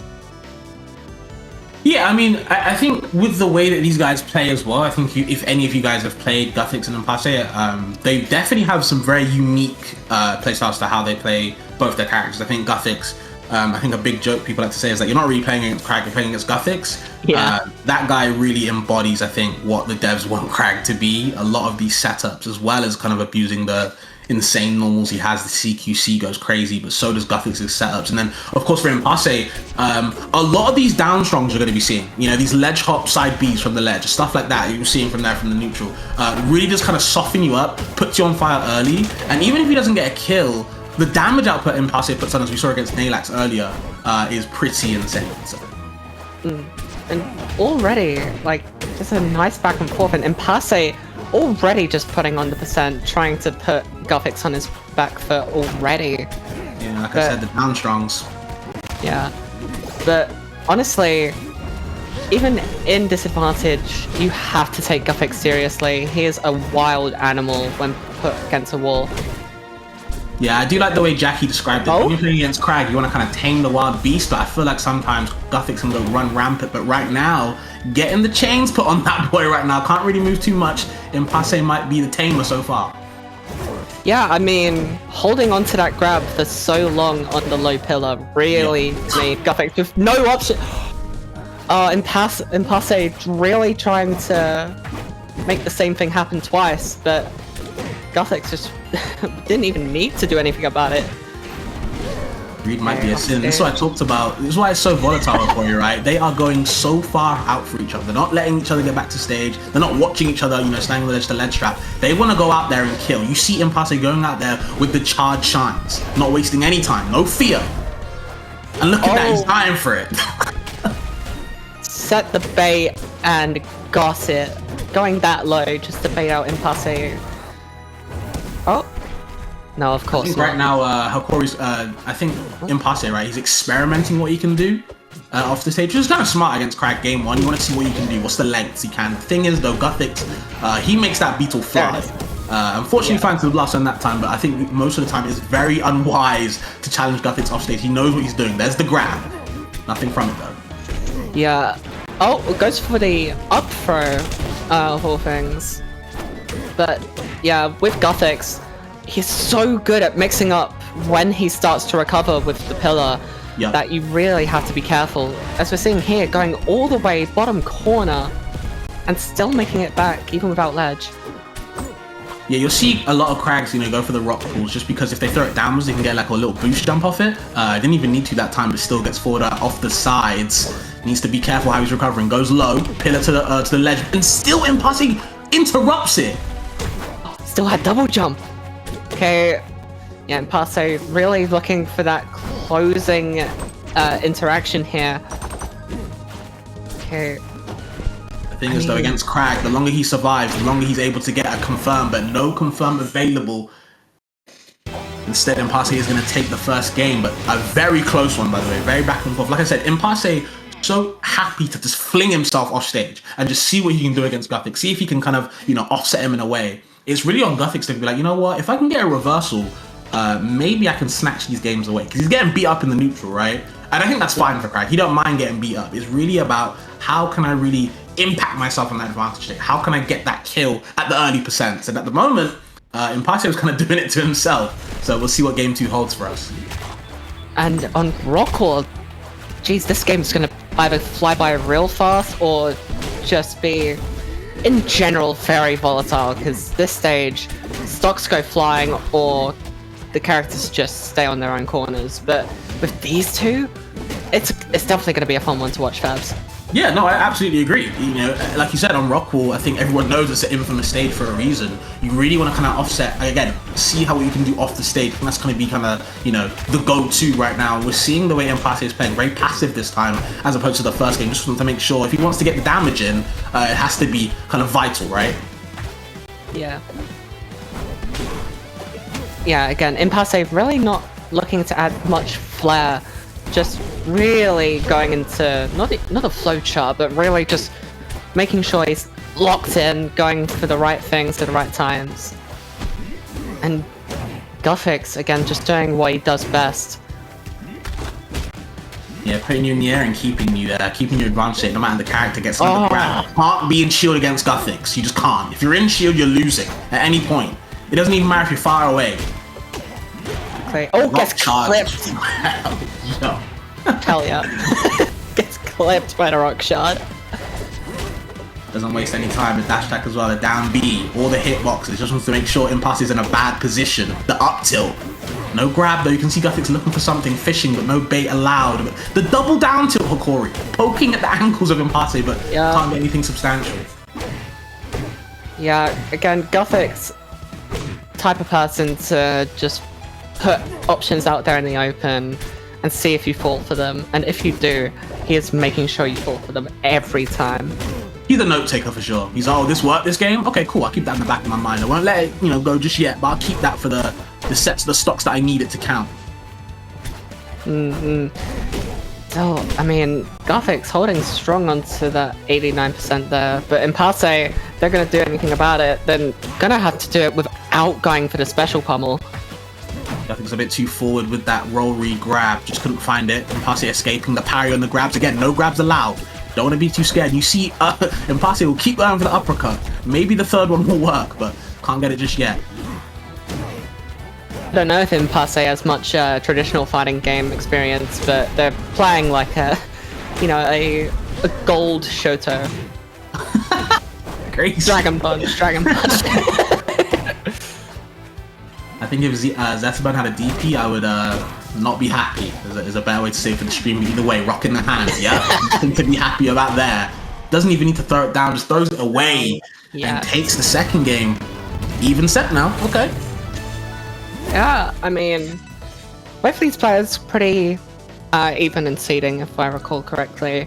So it's definitely going to be a huge back and forth. But like looking at the upsets they've caused, Dia and Neylax respectively last set, it's again like they're even against each other and they're even in their upsets. So there's no telling who's going to take it.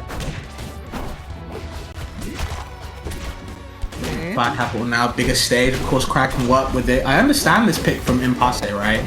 Because I think Zetterburn's combos are so crazy on here because you get all these platform extensions. And even if you don't get the extensions, the combos that are true, you get a lot of sharking, which is what Zetterburn wants. Because I'm seeing right now, the up airs and the down airs, of course, reach so far wide. So you're not even safe vertically. It's so hard to kind of go around Zetterburn. He has so many hitboxes that hit around him when they're not really supposed to. And we're seeing Guthix, should I say, really struggle to get down to neutral. Yeah, Impasse getting wise to Guthix's like fast full neutral Vs here. So he's gonna have to switch it up even just a bit. Okay, but Impasse is really not making it easy, just going forward with reckless abandon before Guthix can really get anything started. Yeah, I'm liking the shine spikes as well from Impasse, but of course the fireball at the pillar. Pillar does have invincibility from projectiles at the startup, so it won't work. So if I have to hit with a physical hitbox, unfortunate. So Impasse has to do something else to offset Guthix yet again. He's happy to sit on that pillar all day, I'm telling you. He's comfortable. Yeah. And the fact that he also mixes up whether or not he pulls out a rock first or not really helps with his recovery, but dear lord, 240!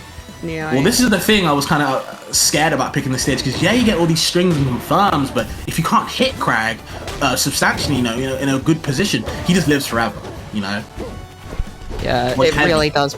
Yeah, it does become a true war of attrition. It's a true, strength first dexterity. Sure, you can hit me a bunch of times, but if I hit you, you're going down. Absolutely. Jumps over the fireball, it's not allowed in my town, but you DI in on the up throw, so you're going to get hit. Maybe some nerves from Guthix. Impasse can definitely take advantage of it. Look at the percent already, we've lapped him. Okay. I'm just not letting that boy live.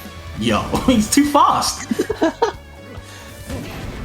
Let him breathe, Impasse, my goodness. Of course, up B does have quite low end lag, so you can bait with it as well. You can see the sweet spot forward as well, hitting its mark. 3 stocks to 1, Impasse looks too strong. Far too strong. Guthix really needs to find something here, otherwise it's just curtains, at least for this game. But this could be the start of it. Getting that stock down. Okay, in lag still from the parry. Holding rock and never a good position for Crag. Still makes it back though. Jumps over the ledge, no ledge hogging allowed, but tries to go for the chain grab. I like the option. The special bomb probably was best, but yeah, now here it is. Tries to go for the reverse. interesting idea and dies for it. That's great. Yeah, interesting. Greed spoken about in the Bible for a reason. Yeah, absolutely. Whatever. Anyway. I think Impasse was definitely a bit too strong that game. And yeah, like I said, you know, Crag can be as heavy as he wants, but Impasse was hitting those hits, you know, those combos. So Guthix doesn't have time to survive, you know. There was only that one stock. Apart from that, he was getting kind of eviscerated, I'll be honest. Yeah. Still have Borean Harbor for game 4. So this could go okay. Yeah, that's what I talked about. The physical hit. That's what I said. Yup. I did say Impasse had to work on something different, and the fireball, it didn't work out. So why don't we just get a forward air instead? Easy first stop with Impasse. And I mean, we saw last game. Anytime Impasse was getting hit by the pillar, they would shine out of it before recovering. So they're definitely conditioning themselves into dealing with that pillar firsthand. You can just see, I think everyone in the chat knows, you can just see the matchup knowledge from Impasse. A lot of these things he's kind of understanding what Guthix wants. Not even just a Crag thing, just kind of Guthix's habits. Oh my god. Especially off stage, and he's making it super hard to even play the game on Guthix's side. Yeah. That, like, that, oh no. Okay, yeah, tried for it. You know, has the 2 stocks of insurance to go for it. I respect it. Yeah, this set has just been greedy thus far, if I had to pick a word. Okay, Sour forward there, not doing too much, and you can see the shine actually getting thwarted. There's the grab, holds it for a while. He does have the ability to, still able to live though. Hit Harbor is a great stage for Zetterburn. Does improve his recovery a lot, which is insane. Okay.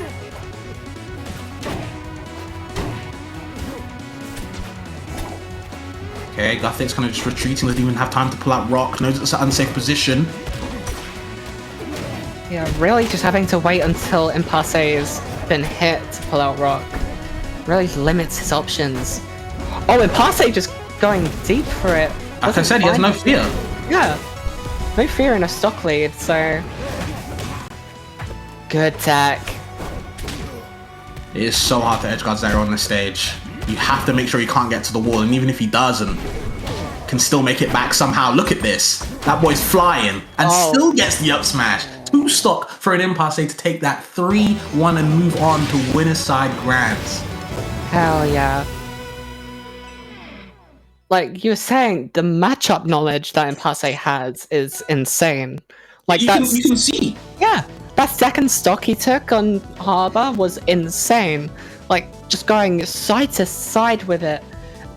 But yeah, again, both of them so impressive so far in this bracket. Impasse are first grand finalists, but now it is time to see who meets them there. Neylax, Saols, Dia, or Guthix for the run back.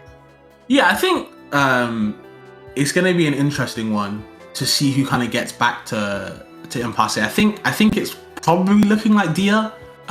You know, she had a very favorable match, especially the last game against Saols.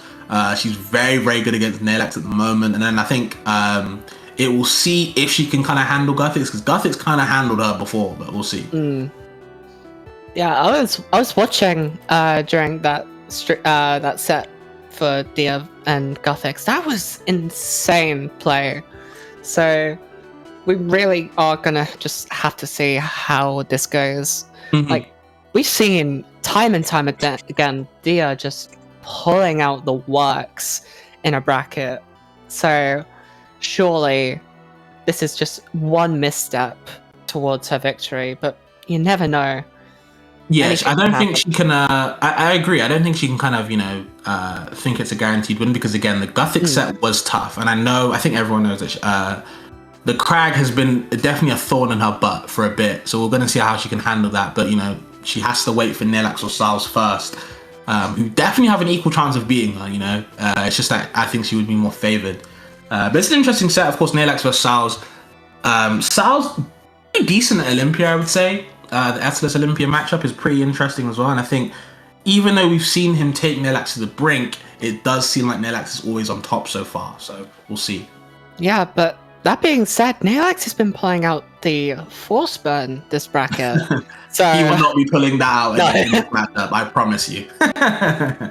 yeah, There will be against no a- force burn. against an Atlas, no. That's To the too- caliber of Saols as well. Yeah, exactly. And Olympia Atlas is too fun a matchup to pass up, so in my opinion. Well, I don't think Neylax agrees. He's not the biggest Bear fan, but I think maybe if he was gonna try a secondary, I think the Galvin would be the one. I think he's kind of moving over to Galvin at the moment, to my knowledge. I think he's kind of leaving Olympia as kind of a code main. I think he wants to kind of move on to the Galv, which is understandable. Because Galvin is amazing if you've ever watched it. And I think if he was ever going to play against someone, I think the Atlas matchup is decent. I think for Galvin, I think there's some cases where it can be horrible off stage. But I think the way that Galvin puts Atlas off stage and kind of handles him in neutral as well is interesting, you know? So maybe that could work out, maybe for a game. But of course, Saols, like I said, the caliber of that guy is, he's pretty insane on the bear. He'd be sliding. Yeah, exactly. So regardless of what happens, it's going to be a fun one. Yeah, Like- for sure. Yeah, like, you don't just talk that highly of a player and then get a boring set out of them.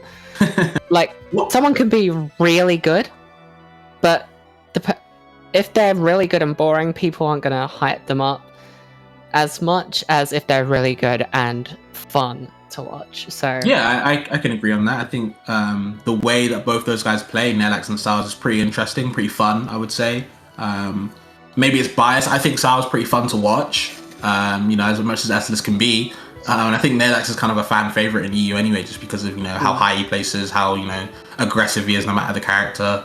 So it'll be a fun watch, I think. But we'll see. Yeah. Again, it's always a nervy bracket, I think, or a nervy matchup facing against Atlas, just because of, you know, how volatile he is as a character. You know, one mistake, you're off stage getting dash attacked at 30, and you're getting up to your next stock. So you have to really watch out. But I think Neylax will be fine. We'll see how that set goes, or whenever we can start it. yeah, let's see. It sounds like Redux getting into a lobby, so we should be starting very soon. Oh, I didn't notice that Redux tried telling me my mic was loud. Anyone in chat? Am I good? Am I, you know, a nice volume? I mean, you sound fine to me. I think it's because last and before I was literally just using the mic in this. So when I've switched to a proper microphone, obviously some people have me high up in just Discord sound. So regardless, we are in the character select screen, so should be getting started very soon. Yeah, it'd be nice to see how this matchup goes. While we wait, I guess, who do you think is gonna take the whole EU bracket? Who do you think's taking it? Do you think it's Impasse? Do you think anyone else is taking it? Honestly, I mean, obviously you were there for it too, Arrival 3. Yep. Like, these players have been improving so much. So I don't think it's as cut and dry as, like, oh, it's Neylax, oh, it's Dia. Like, since the start of this season, it's obviously Neylax came out the gate swinging, and then we've had, like, obviously Dia, Alki, Generog took it over him in Arrival 3 for second place. So it's definitely, I honestly don't even want to make a prediction. I just want to be happily surprised no matter what. I think that's fair. I think it's really funny you bring up Alki, because, like, it's so funny to, like, the non-EUs that are in the know that don't know about Alki, that, like, you know, he's got a 100% win record in RCS. He entered one, he won one, and he just doesn't, you know, he doesn't play the game like that. It's just really funny. But yeah, I think the way that kind of these top players in the bracket, like your Dias, your Neylaxes, but then the ones that aren't in bracket, like your Generogs, your Kingus and stuff like that, you really have to kind of wonder, when these top players aren't in the bracket, you give these other players a chance to get a run in. You know what I mean? Like, it's really interesting to see. So I want to see how, you know, Guthix gets on. If he can get back to Grands, that'd be cool. But second place Or a third place is good enough for him. I would imagine. I think he's happy already. Yeah. But still, I mean, again, as I was saying, Neylax came out this season swinging, so he has definitely given himself the, reputation to be like the top bill. I mean, already. I mean, is it possible for Dia to overtake him in the leaderboards? I'm pretty sure she already has overtaken him. Oh, okay, okay. Yeah, she's she's been soaring. Yeah, let me. Oh my god, what? The Neylax Galvin? Okay. Okay, I thought so. Okay. Yeah, I know my you stuff, said. guys. I know my stuff. Yeah. Dia about 30 points over Neylax in the leaderboard. So, hey, Galvin, Edelus, what do you make of this matchup? So, from what I've played of it from both sides, I do think Aether has the edge, but if it would be an edge to Aether, it would be very slightly. I don't think he bodies him, as I've heard other people say, just because of the edge guarding, because Galvin edge guards Aether very well too. When he's charging the up B, that is prime time UFO time, you know what I mean? And the edge guarding is, pardon the pun, added as well, but nothing to say about that. There's no need to be a believer when you've got Saols, Aetherless Fair coming in hard, taking the first round. But this is what I'm talking about. Look at this. Where does Aetherless go? Onto the UFO, apparently.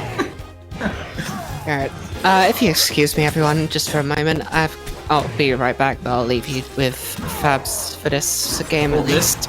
I can solo combo, I believe, guys. We're in there. Anyways, but yeah, like I was saying, I think with this matchup, it really has to be on the neutral win. You know, how does... You know what? There it is, right? I was about to say, how do you get a neutral win? But when you're charging the neutral B, that's how you get it right there. But Neylax needs to get stopped quickly. You don't want to get, you don't want to let Saols, shall I say, get this early lead and kind of improve on it. You need to keep the damage on him highly, appropriate. Oh no, you get reversal though. This is where Aetherless shines, just like that. But the Galvin reversal makes it back. Neylax finds a way somehow. The Nair into the another Nair, but no forward air conversion. We're still going strong, but Neylax in trouble. He's scrambling. Okay. Of course, you're going to be seeing a lot of these boomerang magnets do a lot of work. But of course, if you don't get your parries right, you'll be letting it run rampant. But of course, you can angle it upwards, kind of upset the parry. So still has something to work with. And forward airs working out for Saols so well. Such a strong move. Shield frozen, doesn't really matter. Diaz in the up air, on the up throw, shall I say. Good DI. Sets up the UFO. But aggressive recoveries from Saols to make sure the UFO recoveries aren't doing too much. And there's no time to tech for Neylax, unfortunately.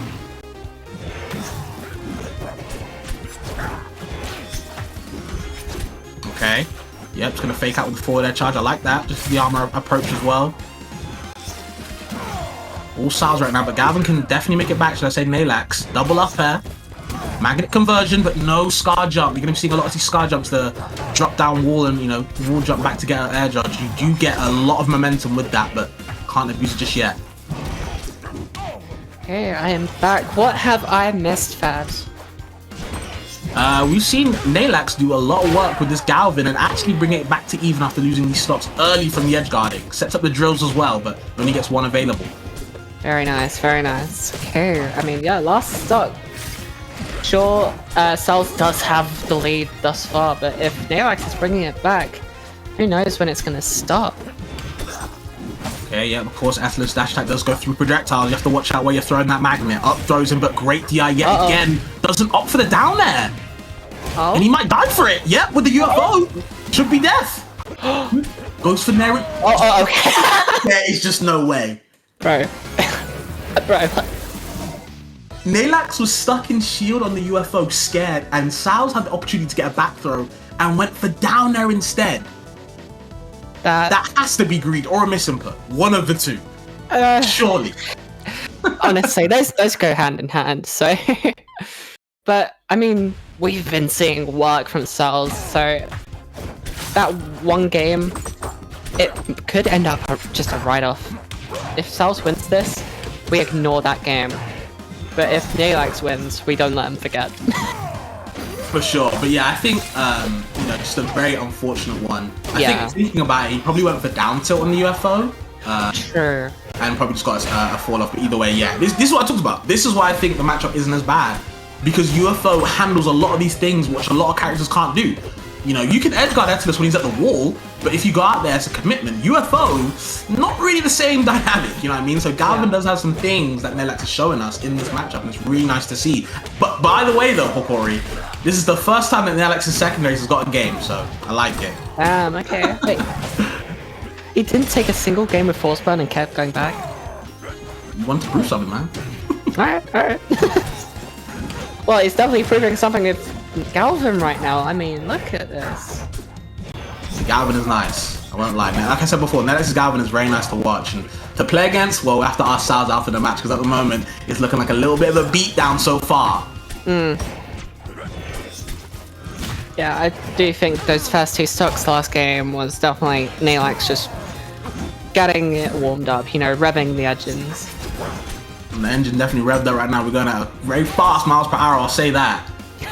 Tries to jump off the ledge, go for the back air, something to kind of upset him. He just wants a neutral win, Saols, but I feel like, again, you can't find it against Galvin's normals. You know, the back hit of the Nair being the sweet spot with the tail, really hurting Etalus out of shield. Yeah, and a good Galvin that can consistently get galvanized is terrifying to be edge guarded by, because they can go so deep without much of a care in the world. And I'm liking these retreating fairs from Saols, right? He's also actually mixing up the timing, if he wants to use the fair armor or not, but I don't think Neylax really gives a damn about all that right now. Sets up the drill, and you can either give up stage control to get rid of the drill, or keep approaching Neylax and keep the drill in play. It's really smart from Neylax, is, you know, create that dynamic of what do you want to do. That drill's still there on the other side, by the way. We can hit you into it. That's the issue. Goes for the scar jump, doesn't get too much from it, but still, Saols has to fight for his life. He's getting beat up right now, Hokori. Yeah, I'm really being put in the Rube Goldberg machine, but not out of it yet, just still fighting. It's down to the last stock, but with such a high % deficit, what do they do here? Okay, hold on now. No holding on needed. With the magnet into the forehead, yo, Neylax's Galvin is looking like the truth right now, the real dinosaur. This Galvin is nasty. Hell yeah. Okay. Game 3. That, I guess, a gentleman? That or they just don't care about the SR. Regardless, Game 3 back to Jules Vale once again. Okay. Alright. Up there, should be an easy stock. Goes for the down air. Goes for the nair, then downer instead of just a raw down air. Probably would have taken the stock. Unfortunate. Mistakes like that can really cost you, because now Galvin's back with the UFO. Magnetized, galvanized, we switched on, apparently.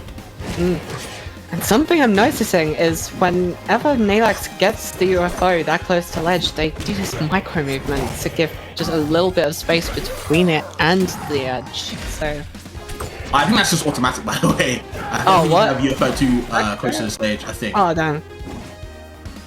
Doesn't make it back. Easy ledge hog. Or Saols taking the first stock. Yeah, Chad, we're just gonna forget I said that, alright? Anyway, yeah. Neylax looking to close this stock out very soon. Yeah, I think he kind of has to work on these high recovery Saols he's kind of adapted to now. He's kind of realized that if he does the UFO mid-stage, it's very hard for Saols to get back. If Saols recovers high though, and goes for these pair armors, it's very hard for Neylax to challenge that. But another reversal. What did he even get hit by down there? Aerials. Oh, Saols can't God. make it. Crazy. Monster. Okay. Oh? Yep, sets up UFO. Okay. No, you ain't getting... You're not getting a good down there now. Yeah, they're battling. Okay, and you can see, you know, this is kind of the thing with Galvin, right? Without UFO, his recovery is some bad things, but of course, all Neylax sees is one hit. One soft hit, he gets UFO back, but does get hit twice into the blast zone, and Saols just trying to, you know, take a game at least. Okay. I mean, it's definitely looking doable at the moment, but Neylax is making it very difficult for it to actually be the case. Love the tech chase into the soft up air, by the way. Abusing that. There's a special get up though. Sets up the drill. Just gonna hold the ledge. Yep, has to go high, but I like the downbeat to get to the ledge to offset the recovery option. Keep it mixed up. I really like that nair from Neylax to destroy the obstacles so they don't destroy his drill. Okay. Yeah, Saols so far off stage. Neylax You go high to get the high recovery. So smart from Neylax. Just can't find the edge guard though. Saols all now though. Needs something. Oh, I think they're finding it. Yeah, that's what it takes. That's what it takes. You just need to find Galvin off stage and you can kind of, put that dinosaur back in the prehistoric times as we're seeing right now. Great third game from Saols. Okay, what are we going to see with game 4? Are we seeing Chulsfell again? Who knows? Truly, it's interesting to see. That makes me think. It's interesting to see when people just don't care about it. Like, if a game goes well on a certain stage, some players are just like, nah, we're going back. Well, yeah, I think sometimes it's more of like a, maybe the stage was an issue, maybe it was all me, you know what I mean? There's still something I need to prove on that stage. And I think it's fine if that happens once. But if you lose twice on that stage, it's like, alright, bro, let's figure something out, drop the ego, let's go to a different terrain because it's not working out so far. Sometimes stage matters a lot in certain matchups, in my opinion. I think sometimes it low-key doesn't. It's really on kind of how you're operating. Again, maybe it's on me rather than the stage, but we'll see much import how it works out. I think this is a great stage for Galvin, and I think against Aether when he wants to go high, those platforms are going to help him, Neylax, so to speak, edgeguard Saols in a better way.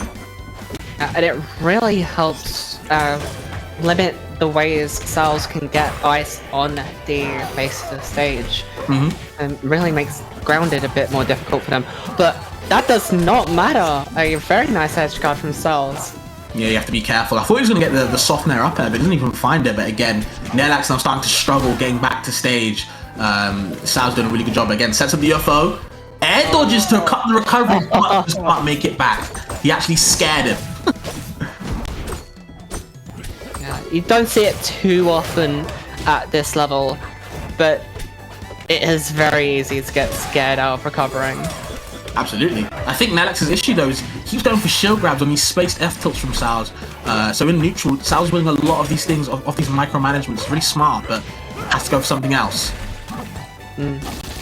Okay, makes it back. Like the nairs as well. Yep, another one. Sweet spot again. The back hit does keep us back to him. No back air though for Saols.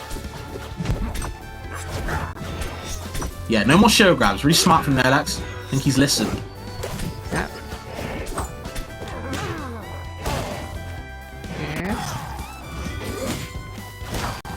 Okay. Set some UFO maybe? Not yet. Just gonna wait. I like that. Good patience.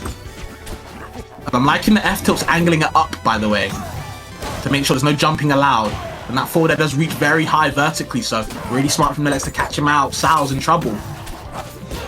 Yeah, definitely. Okay, what are we talking about though? He's just, the way that Neylax is set up now is he's playing very more patient. He doesn't need to approach a lot of the time, because whenever he does, he seems to get beat up. There's the icicles into the up air, and Galvin is falls way too fast to come back. Falls way too fast. Yeah. Even stop though for last stop for the game 4. Saols' chance to bring it to a game 5. We might see the Olympia game 5, maybe. We might even need to see another game. Hold on. Yep, Scar Jump. Okay. Yeah, Saols still just holding on though. Space forward as from Neylax. He knows that move is very unsafe. Unlike Atlas' one, but the down there. Texture is like, but the up there. The wall. That's a Michael Jackson combo, yo. Saols is crazy. Okay, game 5 for this quarters set.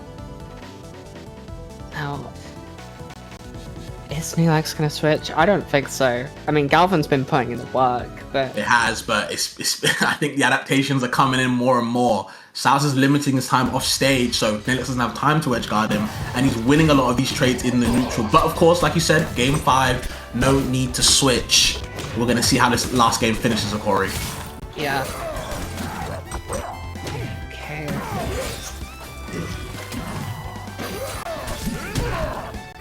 Okay, beats out the down B. That move is actually kind of small, so any hitbox actually usually beats it out, or at least trades. But the Nares coming out, the belly is showing, and the forward air.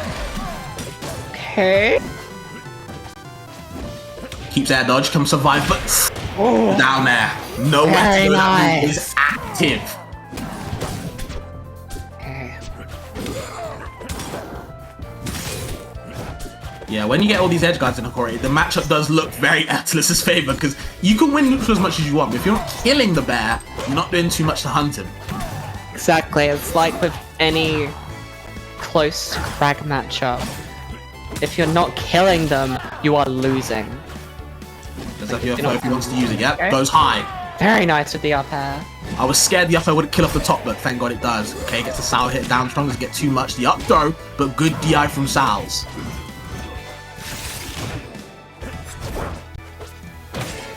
No grab for you, gets up tilted, but still able to escape. Forward throw into the jaw if he DI out, and he does. Goes high with the icicles, but no parry from Neylax. Oh, you might be dead. Oh. Yeah, Okay. crazy. Seems to be all Saols right now. The shield looking low. There's the down there, of course. Does do a lot of shield damage as well. Parries the icicles, but the edge cancel. That's why we picked Merchant for. Oh, it's not looking great for Neylax right now. Hold They're on, man. making a comeback, but Sets up the UFO, yeah, understands the charge, but Saols goes a little bit lower than expected. Up air on the shield, we can move away. Good spacing. Unsafe Nair. DI's out on the up throw, so you can get a little something. Safe down strong. And reverse forward air, still not enough. what? Oh no, up smash! Went for dash attack instead. Maybe a misinput, but still the back air kills regardless. Sets up a down strong drill. The Saols leaves it alone. Hold on, Neylax turned the gear switched on.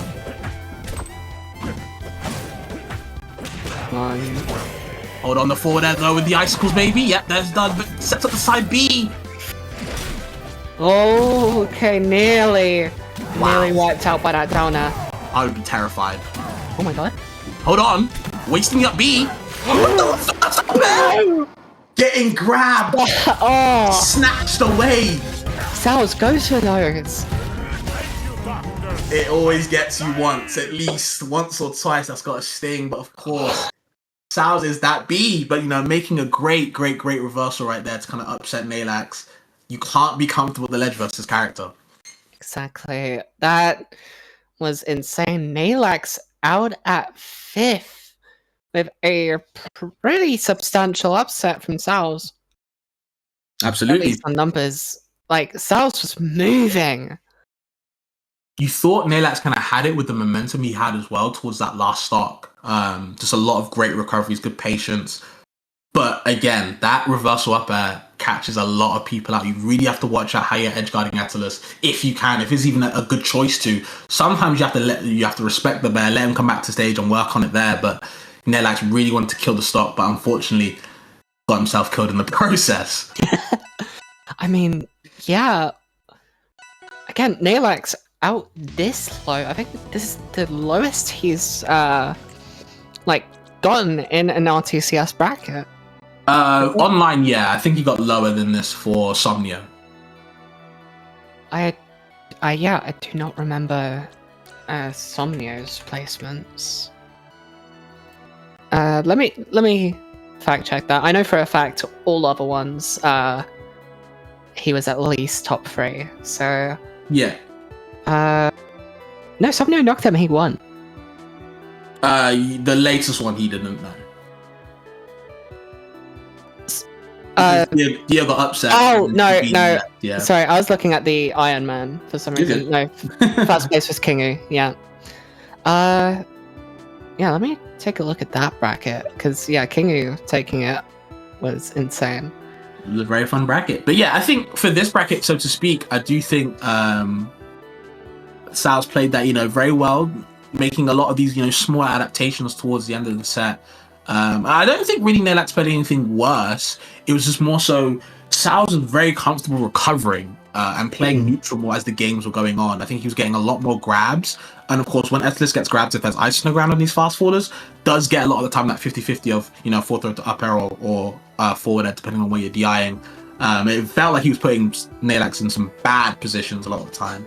So a good set win for Saols, finally getting a win on Neylax, you know, after game five, a lot of times when they play. So good win for Saols, and I think he'll be playing against Dia in the run back, and we'll see who wins out of that. Because I feel like if Saols wins this game, if Saols can overcome Dia, I think he has a very strong chance of winning this whole bracket. I think Crag and Zerburn for Ethlis are decently favorable, I would say, overall. But of course, again, it's kind of the thing I talked about before. Yeah, the matchups are favorable, but the bracket characters of Crag and Zerburn can be very hard to fight. So we'll see how it gets on. Exactly. And yeah, confirming it was Risk that took Neylax out pre-top 8. So we've seen this kind of upset before, but it's always so fun to see it. Risk is the GOAT for sure, you know. But yeah, man, I think these better players, like, they are still human, you know. Sometimes they might not look at the playstyle, but you know, Neylax is human, unfortunately. So yes, he did get 13th at Somnia, getting a respectable 5th here. So we'll see how Saols is going to move on against Dia. I think he should be feeling good, just based on how the winner set went, but we'll see. Redac, is gameplay happening? There it is. Oh, okay. So we actually got into our... oh wait, no, this... Oh, is this buttons? Is this button check? It's definitely a button check here. Yeah, okay. My fault, Redac. I just had gameplay and a lot of it, so... All good? I was gonna say Tempest to start us off wouldn't make sense, though. Yeah, true. My fault. Anyway. All good. But yeah, I think in regards to this matchup, I think the way, from what I watched, the way Dia played it in the first set is that she was starting the first 2 games needing a lot, and you can't do that too much against Ethlis because his dash attack beats projectile. So when you're committing to needles, Ethlis can kind of slide in, and then your neutral win's done. You know what I mean? And I think because of the nerfs to Rano, you know, ages ago, holding down is really good against him, and I think Ethlis has some really strong full hug options. So when you're giving him the opportunity and you're letting him win these neutral wins, it can be kind of cut into Rano. But of course, as this set went on, you saw a lot of these edge guards, you know, backer after backer after backer, and yeah, it's boring, but you can't get complacent. As long as you keep to it, you will edge guard Ethlis eventually, or put like 100% on the bear for an up strong kill, down tilt up strong kill. So you have to see. Exactly. Okay. So now it's all just about these next few sets. I mean, we are down to it. The single placements, 4th through 1st. So, I mean, regardless, already. So this is such a departure from like R2CS 1. Different players involved now.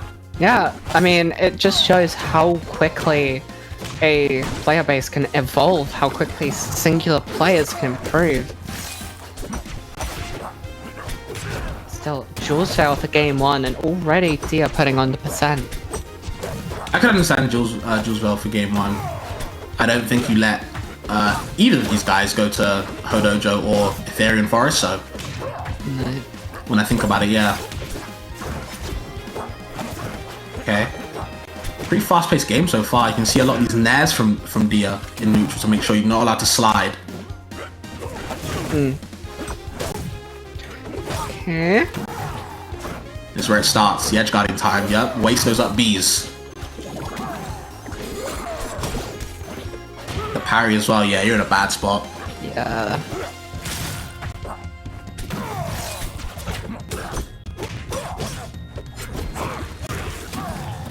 Okay. There it is. You just watched Neylax lose to that, and you're putting yourself in the same position.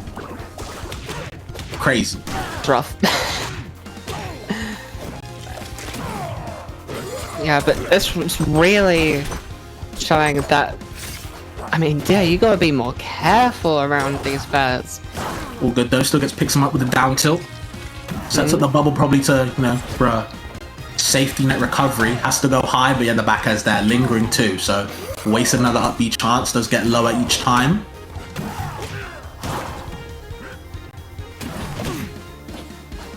There's nowhere to go for Saols, and this is kind of the hardship part of the matchup for Atlas, right? Is recovering really hurts. Yes, you're probably going to make it back, but you take so much percent in the process, and that just, again, sets you up for a nice down to up smash, which hits on the bear. He can't escape. He's not floaty, so. I like the air dodge to avoid the up B. Smart. Used to that before, probably hit by it again, but the back air into the forward air. Should get more opportunities to come back. Has to sling to the bubble, but Saols was there to offset it, and wow, again. And down to a clean final stock between Saols putting in the early work here. Oh, just giving the very little room to breathe. Tried to actually armor through the aerials, but again, the up had, you know, strong hit, so it's going to go all through it. Unfortunately, eat that one up. Full stack of needles as well, so can't be throwing out too many buttons. You're going to be hurting yourself in the process. Exactly. Hold on, though. Okay. She does make it back.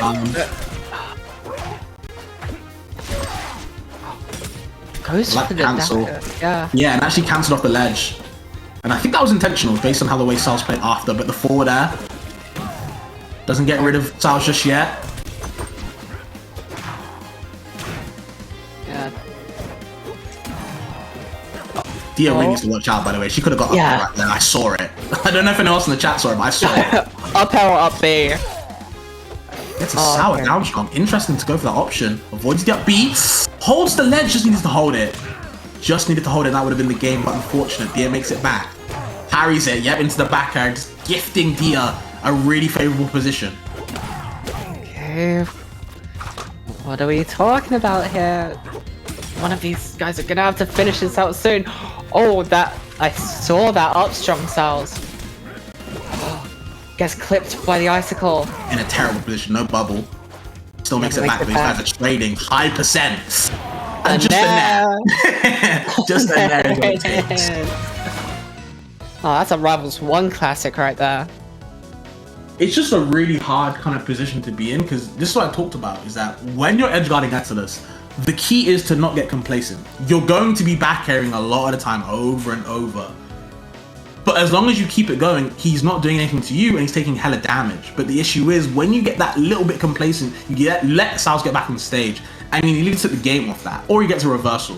You really have to kind of lock in where you want to be when he's recovering, kind of assess all the options, because you make one mistake, as we saw in the other set, you get reverse up air. So Dia really needs to be careful about that, she doesn't get snatched away. Okay. I thought that's safe, bro. Yeah. Watch out. Like, you never think these big characters would have such a safe option. Okay. In this game, I would actually. Traditionally speaking, with, you know, actual knowledge of the game, yeah. Goes high. Okay, and I'm liking his recoveries from Saols actually now. He's going high and then mixing up the timing of the aerials. If he wants to forward air armor, if he wants to kind of, you know, push away with the back air because it hits horizontally really far. It's pretty smart. They're having trouble going for the air smash there. Don't agree with it.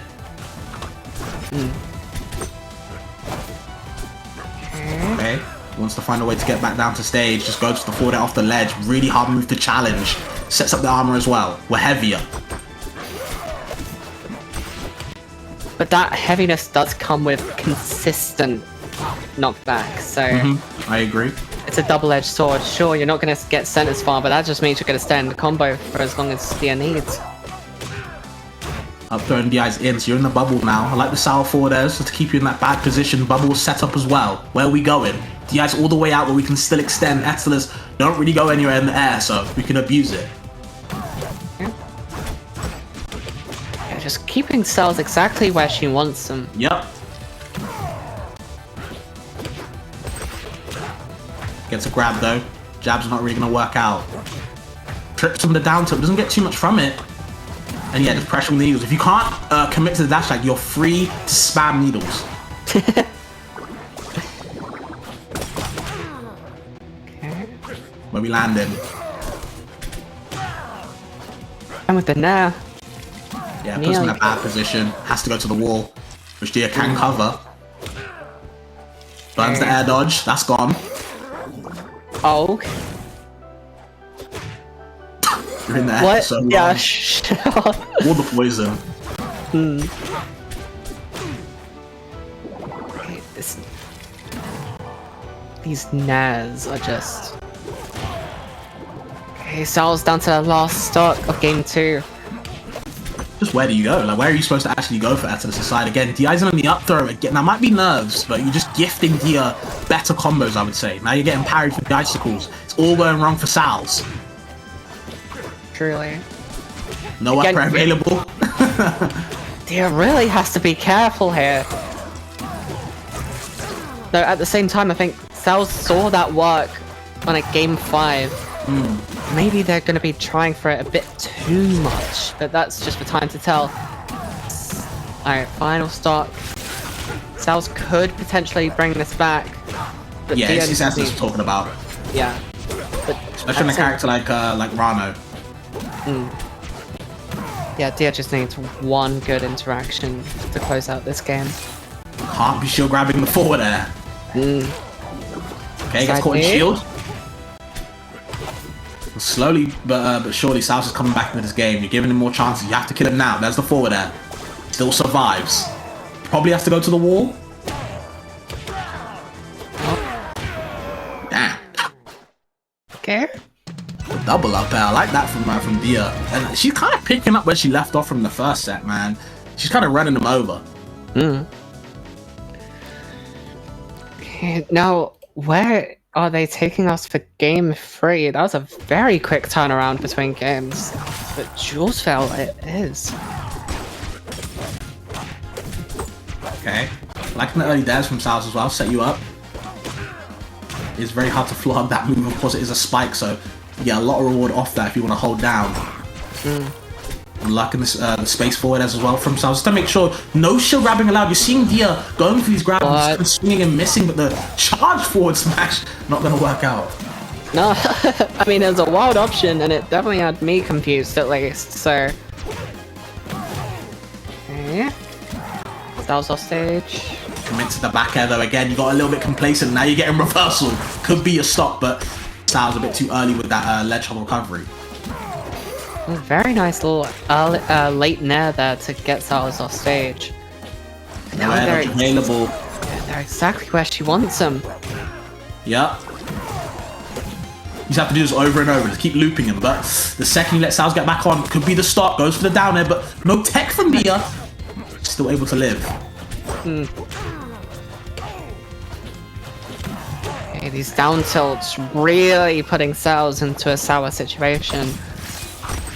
The flavor you're looking for, I'll tell you that. Forward air, space on shield, we can kind of retreat away, but these space forward airs, yeah, you can do them, and yeah, they're strong, but you're not getting any mileage off them as well. Easy parries. Okay. Oh, nah. Where you going? Oh, no. Yeah, and the icicle's starting to look a little bit desperate now. Saols wants to land, so, you know, hopefully, but he's just taking too much damage in the way.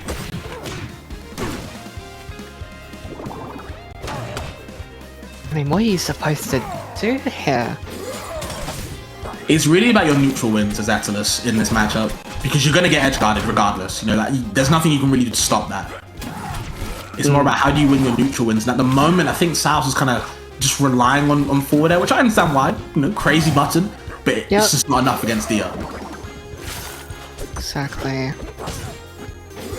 Okay. Oh. No, yeah, no air dodge. That's just an easy up air for Dia. I'm liking the aggressive recoveries as well from Dia, making sure if you want to stay at the legend edge guard, you're taking percent on the way down. Very similar to kind of Saols' kind of reverse up airs, but at least he can kill off that. No side B, a bit too greedy, and actually gets dash attack forward air in the process. Straight in the jaw. No air dodge. Okay. Yeah, has to recover high there.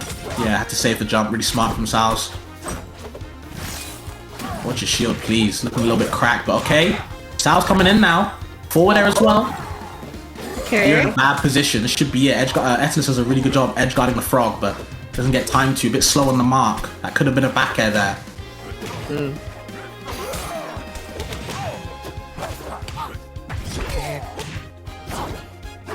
Ooh, tries it down strong. I'd love to know the thought process of the smash attacks from Saols. Yeah. Which is good though. Yep, that should be it. And like I said, good edge guarding is going to reward you in this matchup for both these characters. Last stop now, so Saols' last chance.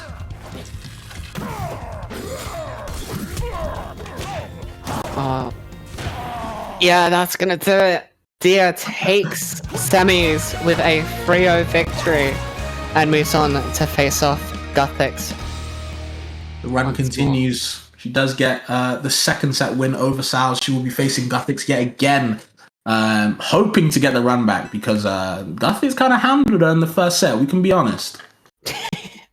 Yeah, again, I did watch it, and I mean, I've got to, cheer for my homeboy.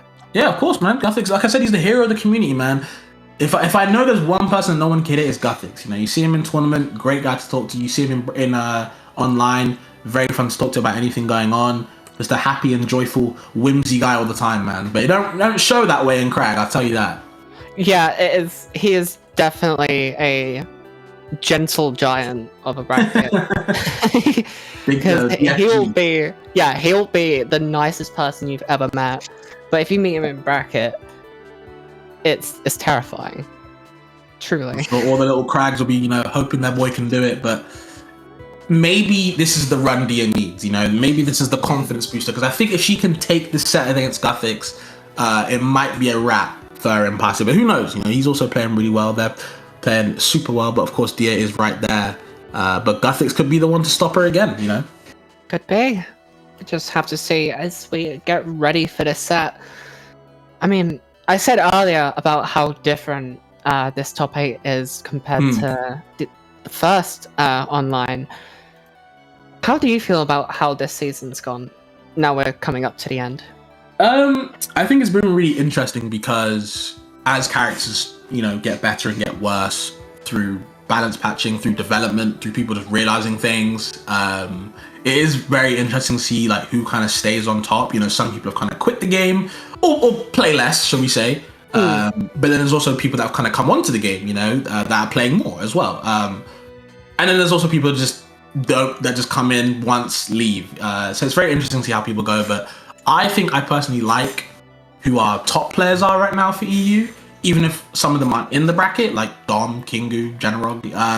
But our top players that are in the bracket, like Dia, Neylax, even Saols, if you want to include them as well, and Guthix. I think they're very positive people, and they're very good players to watch. They're exciting, There's not a lot of players right now at top for EU that are if we're being honest, I think a lot of them are very explosive. So I think it's very cool that they're the good players right now. Yeah, and it's honestly just really nice to be a part of this early doors esports.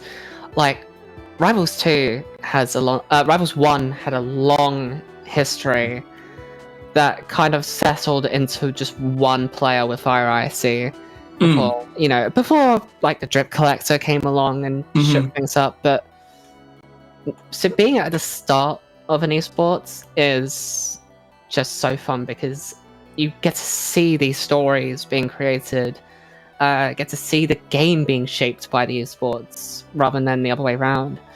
So it's definitely going to be interesting to see how the rest of this season goes, obviously with this and No Time to Tilt, but also what goes on between now and the, I assume, next season of R2CS.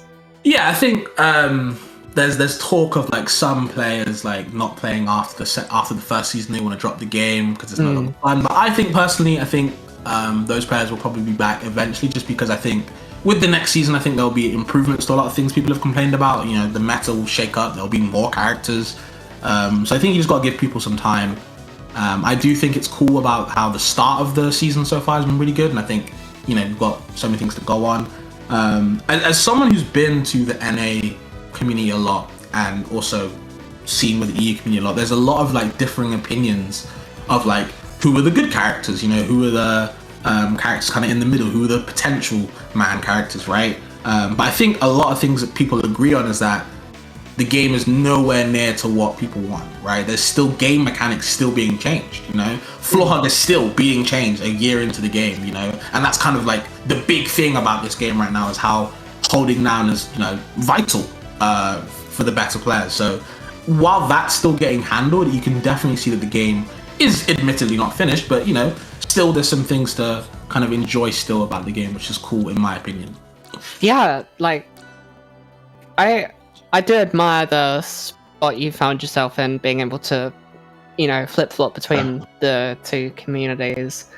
You know, being able to see these titans of NA and of EU, and being able to have, like, a first-hand opinion on both communities, where obviously, being separate communities, it's very easy to say, oh, our top player is better than your top player, but like, I remember Rivals 1, like, a lot of people, like, I guess, debating, oh, how far would Fire Icy get in NA, or the vice versa with, like, Cake Assault. Well, I think it's because in Rivals 1 there was a way bigger gap, right? Like, there was less top players for EU that would do well in NA, and I think when Fire Icy did go, he didn't do, like, the best, right? Not as much as he could go, I think. I think he got like 7th or 9th or whatever. Whereas in this game, I think there are so many, and I'll be honest, there are so many EU top players in this game right now who would rock a lot of NA, if I'm being real. You know, they wouldn't like win the whole event, if we're being honest, but they would get very far. And I think NA knows that. I think they do watch a lot of EU stuff, and I think they can recognize. And I get talked to a lot about when I go to the events. They'll be like, oh, how come Neylax isn't here? You know, where's Dia? Is Dia coming to this event? You know, oh, who's King? You know what I mean? So I think NA players are in the know. They're starting to realize that, you know, it's not just an NA free game anymore. EU definitely has a say in a lot of these kind of talks, conversations, which is cool to see. You know, obviously I know that not everyone can travel as much as I do. So obviously sometimes EU doesn't get as much opportunities as they can. But, you know, the one time we saw a lot of NA, a lot of EU go to NA was Supernova. And I believe Neylax got a win over Beastly, and Dia and Neylax both got 17th, which is pretty respectable. Yeah, definitely. And it really does help that obviously we have the support of Aether Studios, you know, being able to, I guess, bring us to the forefront. I mean, we're on the official accounts stream for this, so being able to just show ourselves off to NA a bit more easily also does help. But regardless of all that, we are finally here, the run back of Guthix v Dia. Okay, like I said before, if you guys weren't here for the first set in winners, Guthix did get that nice upset. I think a lot of people know that Dia's not really happy about Crag right now. Like a lot of the community, she's not a big fan of Crag, and I think when things like this are happening, you can kind of understand why Guthix does find himself just so happy to kind of edgeguard Rhino. And I think a lot of people early game were kind of saying that, you know, the nature of Rhino and the nature of Crag, you would imagine he gets edgeguarded for free, but the way Guthix is able to pilot himself with this character, it is so hard to edgeguard this big guy. Exactly, it's just... like, Crag can be such a devastating player, a character, especially in the hands of Guthix. Bruh, Dia was so upset about Crag, she was thinking of picking up Arcane. Like, times were getting tough for her. That's insane. She came to her senses, she realized that it's not Arcane or, you know, it's all on her to kind of, you know, fight against Crag, but still, it's looking horrible. This first game, or should I say, yeah, this first game of the set, looking absolutely amazing for Guthix right now, handling her, picking up where he left off. Yeah.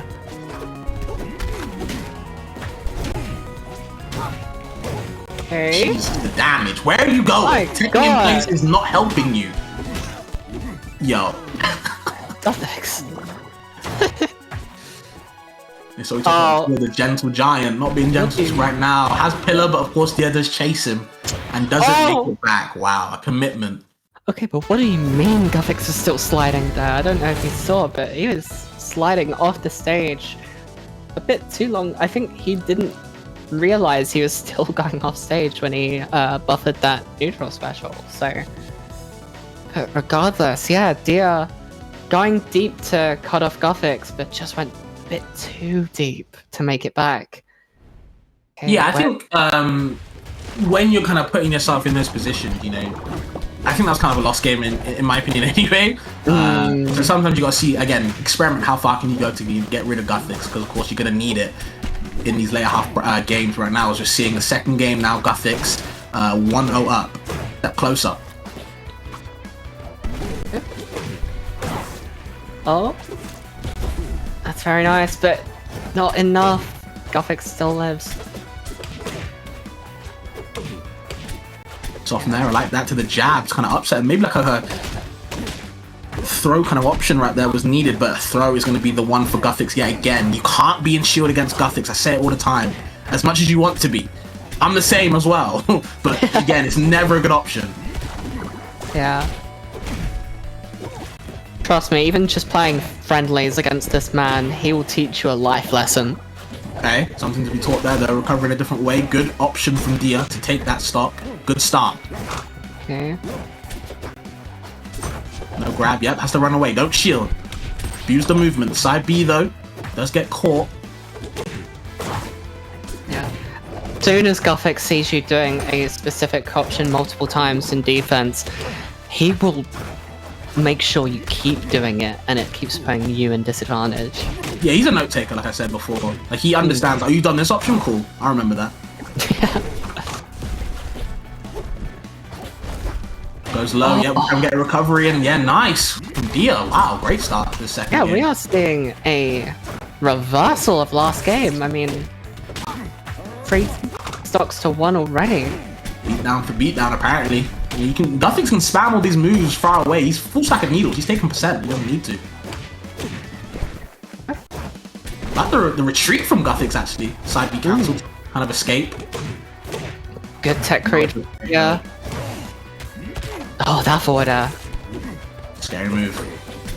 Yeah. Okay. Yeah, Guthix really loving these on-stage down airs, but not finding much off of them, though. These floatier characters, right? I think Rano and above.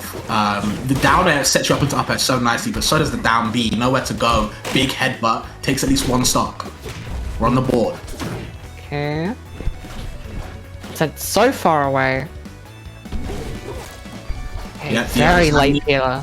No commitment this time. Doesn't need to. Just waits, but grabs the ledge just a little bit quicker than usual. Crack does fall fast. And there it is. Guthix coming back into the game. Yeah, slowly but surely. And going for these falling cargo throws and just not finding them this game. Yeah, held in on the down throw. Probably expecting a back throw maybe for the mix, but no need to. If you're at that percent, easy down throw up strong if you DI in. Yeah. Okay, where are they taking us for game 3 though? You have to wonder.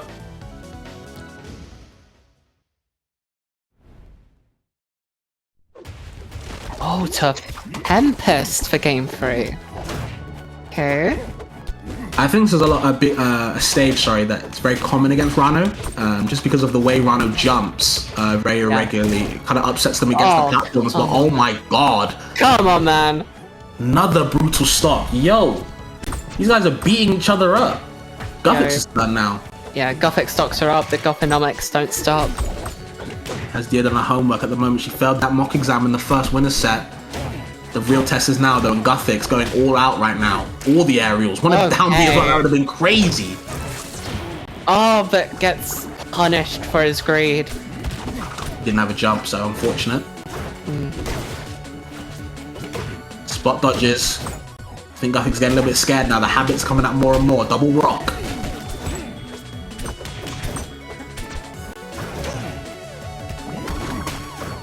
Bubbler's gonna block the rock. I like that, actually. Yup. Okay. weak forward air.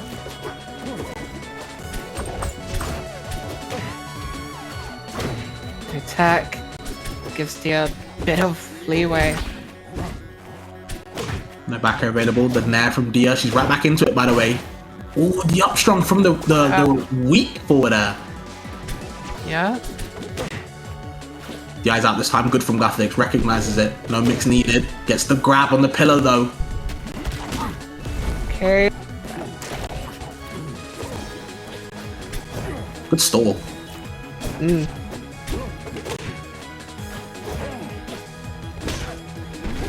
back air. Doesn't get much off of it though. Oh, off the wall yet again. Yo, Dia. Doesn't DI to the bubble. Still makes it alive though. Gets the pillar out the way. Gets some damage in as well. Dia making some great percent.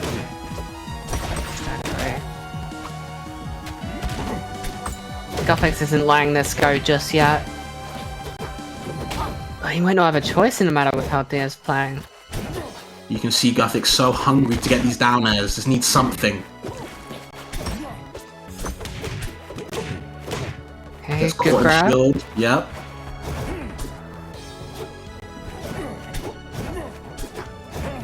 Okay, we're seeing a lot of these double jump forward airs. Guthix wants one thing, just wants to keep Dia in shield so he can get the grab as we're seeing it coming out, but Dia not really used to that.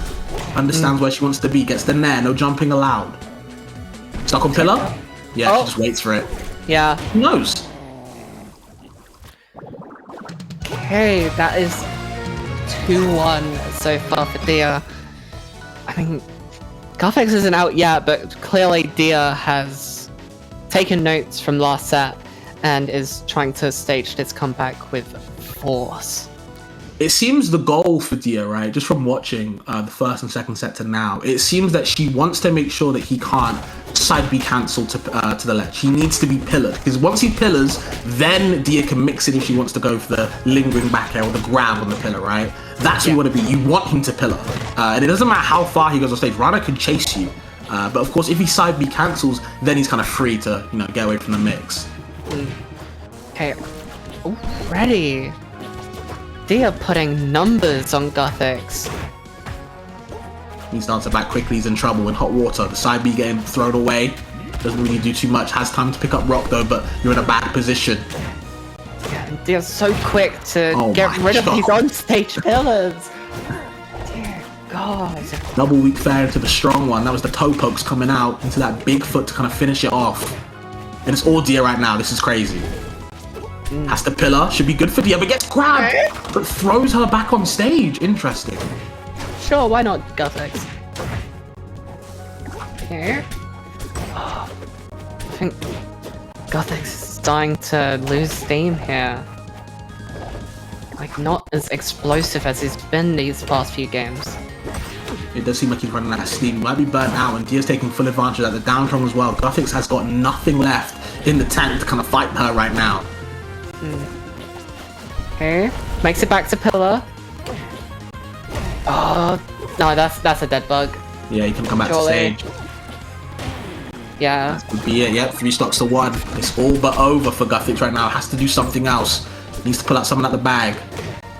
Needs 4 hops into either forward air or grab, and not working out for Dia because she's not holding shield anymore. She's not scared anymore. Yeah, again, we said Guthix is a note taker, but Dia is just so good at adapting. It's really making it hard for Guthix, but not impossible, as they do take a stock. That's 1. Yeah, but 2 more while holding onto your own. It's not going to be easy, especially with all these down tilts. Have to hold out sometimes. Yeah. It would help.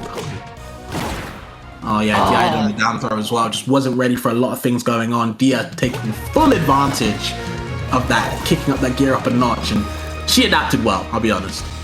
Yeah, perfectly. So now she moves on to face Impasse in Grands. So Zedaba and Rano, it's, I mean, the two most, I'd say the 2 biggest scramblers in the roster. Like, they will just hate you for what you, they will will shake you down. They will make sure you are paying full attention, because if you don't, you are out. Yeah, they're very rough characters to fight, I would say, especially in like certain instances of like percent-wise, and depending on the stage. I think Dia will be very comfortable coming into the set though. She just beat Sho. I think she's very good against Zetaburn in general. So I think she'll be very comfortable to come against in the set. But I don't know. I don't know how Impasse feels about Rano. Haven't seen how they've played against other Ranos in the past. I know that Turtle is a very good runner from Italy, but I don't know how much they've played, if at all. So I would like to know that. But we'll see how he gets on. I think Dio will be comfortable though. It might be a reset, but I don't know who's taking the whole thing. Yeah, it's hard to say. So I mean, we'll just have to see. I mean, Dia has been on a tirade this season. Mm-hmm. I mean, starting with UFA, she just didn't stop. Not even starting from UFA, man. Starting from, I'd say, carrying on from Valhalla. I think the Valhalla win really set her up for success, because that was one of the most stacked brackets at the start, and no one expected Dia to win. I think people thought Dia would go far just because of how strong she's been, but we were coming to it. We had Neylax in there. We had players like Haida. Sho was there.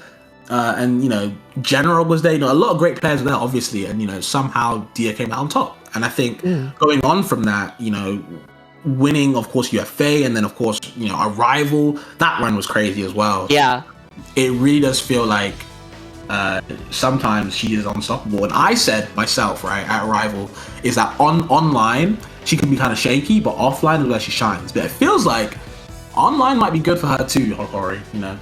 I mean, she's definitely making it seem so with this run so far.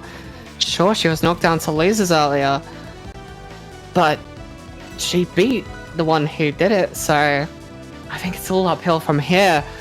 At the same time, Impasse is also just a monster, so if anyone's going to stop her, it might be them. Yeah, I mean, I'll be real. I was watching Impasse play recently at the Milan tournament, Menendero. Yeah. And, they played amazing, right? But it felt like they weren't playing as what I've used to been seeing. I think today is how I'm used to Impasse. The way he's been playing is very confident in their reads, very confident in what they want to do in kind of the neutral. Just very, very confident in general. I think when you're confident playing with a Zetaburn of this caliber, you do some amazing things, as we're saying right now, just looping Dia. I mean, already, what a good parry. Sure, doesn't get the up strong the right way, but okay. We got fast forward specific combos, up tilt into forward smash. No strong though, but still gets the ledge hog. Impasse can't mix up his way to recover. It's all Dia right now.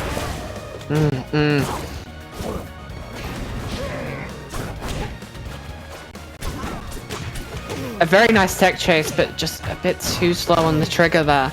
And I don't know if everyone's expecting back throw, but everyone just keeps DIing in on Dia's down throw. Yeah. Nowhere to come back, and Dia is murdering Impasse right now, guys. Yeah.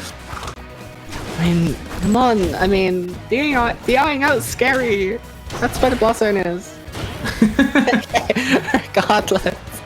I mean, already Impasse down to the last stock. Dia holding on nicely to their second. But how quickly can Impasse melt that away, or is Dia just going to keep hold of it? Okay. Like the shine up tilt. Doesn't need too much from it though. Yep, floor hugging down. Of course, that's very strong against Rano, but has to make it back. Yep, we've got a lot of things to stall, but not enough. Impasse holds that ledge for dear life.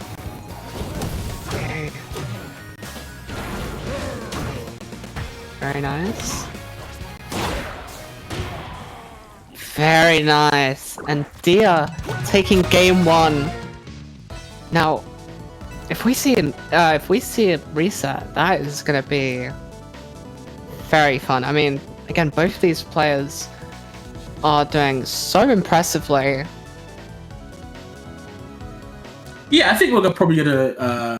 I would imagine we see a reset. I think again, the way Dia plays against Zetaburn is very comfortable, and I think it's all on Impasse to kind of adapt in the second set. But hey, I don't want to count him out. He might just win the first set. But that first game though, you know, we thought he was looking good with the loops, you know, the shine downers. Of course, if you're not ready for it, you can get hurt a lot with it. But at the moment, the edge guards seem to be the difference maker. Definitely. Okay.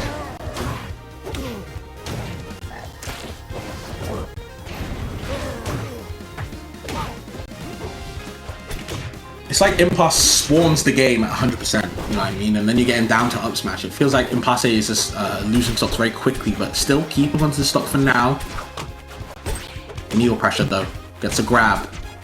But of course, Zeta doesn't really have anything true off these confirms, especially on a floaty. But Rana got something confirmed off that. Down tilt into the up strong. Easy one.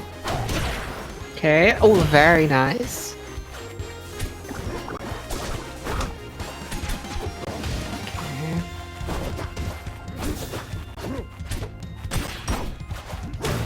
Yeah, not opting for the parry against Shines either, or any kind of like holding down. So the counterplay isn't there. So Impasse can actually improve off these Shine approaches.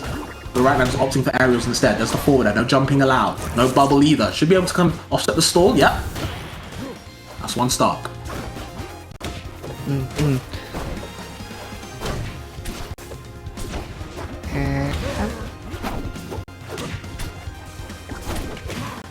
Holds needle for a while, just waits for the tech chase. Doesn't really do too much with it. No grab either. I don't even know how Deer escaped that.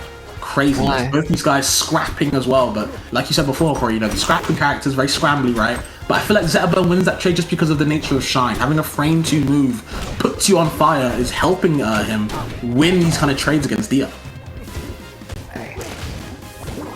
Okay. It's not looking great for Dia, especially right now. Surely, yep, up strong. And Impasse taking game 2.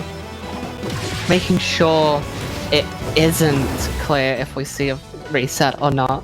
Because, sure, Dia is on fire. But when you're on fire against a Zetterburn, I mean, you just explode. So, it's hard to say if Dia's momentum so far will take us into that reset as we go into Air Armada for game 3. An interesting stage pick, to say the least.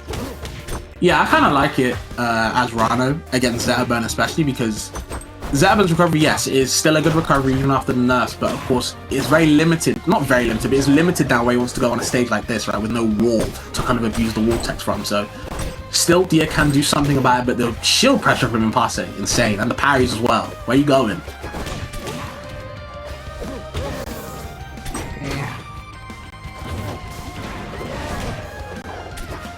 Very nice recovery from Impasse there.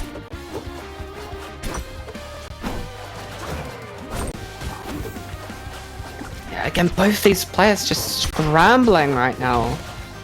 Going blow for blow. They're both just kind of, you know, waiting for a neutral win, kind of relying on their projectile to get a way in. The problem is, though, I talked about, hold the ledge, Zetterburn can't really do too much off with it. But yeah, I think it's more so, how do you kind of benefit off throwing your projectile in to get the neutral win to extend after, right? Yes, you can throw the needles in and you put the points stack on and get percent, but you can't be baiting a parry like that for sure. It really is on Dia to kind of upset Impasse right now with this percent building.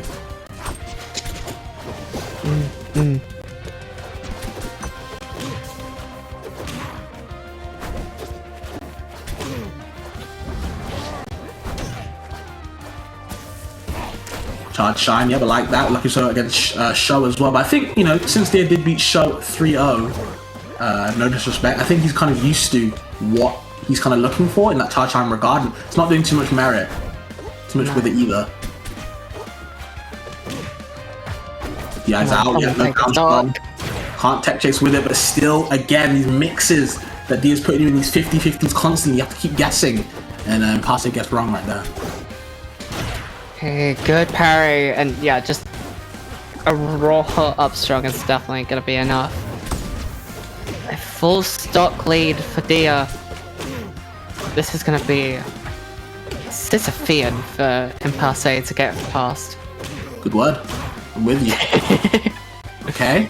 Sour down strong, we're gonna get the full foot. Nowhere to go. No, and the hit making it harder to actually cancel. Dia, 2 games up. with the very high likelihood of a reset coming up.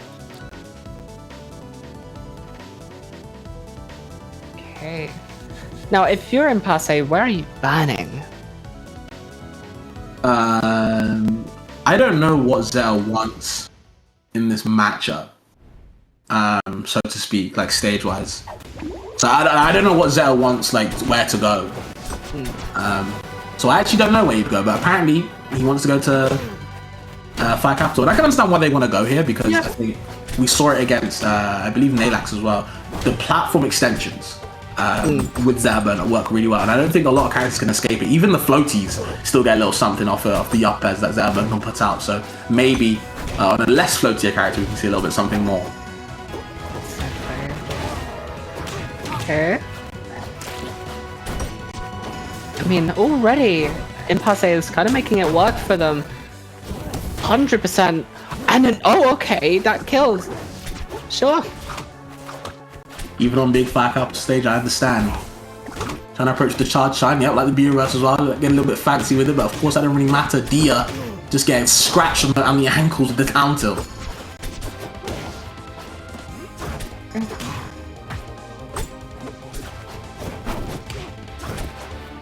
Weak back air does linger for a long while. We can get a little something, even if you air dodge, we can cover it.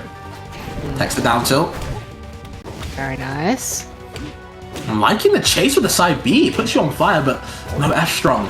Bit ill-advised. Maybe the down tilt would have worked better, but hindsight, of course. Exactly. Okay. Stocks are even. Dia could bring this game back and bring us straight into a reset. But if I'm Impasse, I am gunning for that game 5. You see what you can do, rolls in, but you can't roll it against Dia. She is an amazing tech chaser. She just knows. I'm telling you guys. She just knows. There's the down there, on the platform, stuck. Needles as well. Exactly. Okay, very nice. Good find with the forward air. Yeah. Dia on the last stock. What is she going to find? Hold on now. The shine counters are coming out. No parry from Dia, but she don't even need it. Oh my god, no! That was the biggest brain play. Absolute thievery. That was actually big brain. Oh.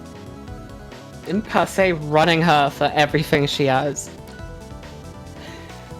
Crazy. I was actually like, I was thinking, you know, maybe Dia can bring it back, you know, she needs to take a stop. Never mind. Hey! Game 5. We do have the possibility of a reset, but if Impasse can keep this going, we could see Dia out at second. I already know that the Italian copy pastas are coming out more and more, and I do say copy pasta for a reason. Either way, I do think the way Impasse is playing, they could definitely, you know, take this whole thing right now. You know, they have the opportunity right now, but of course, they need to stop that. Game 5, though, crucial. There's the up airs. Down airs about to bring back down into the combo for the chase. Retreating forward as well on a sweet spot, and nearly gets the charge time to end it. That'd have been nuts. Nice, nice, nice. Okay.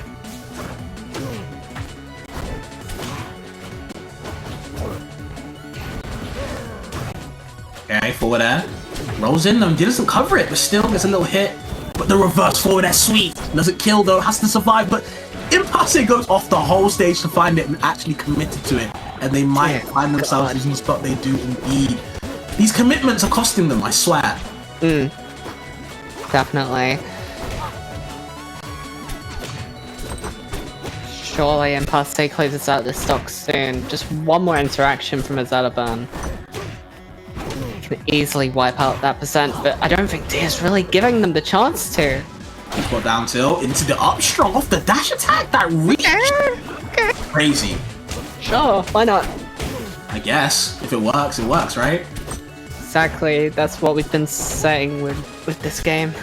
No grab available again, just overshooting the grab. Should be Impasse's turn right now. The up air actually has to hit for it just to come back into the combo a little bit quicker. No side B from Rana to hit. It's all Impasse right now, Corey. Yep.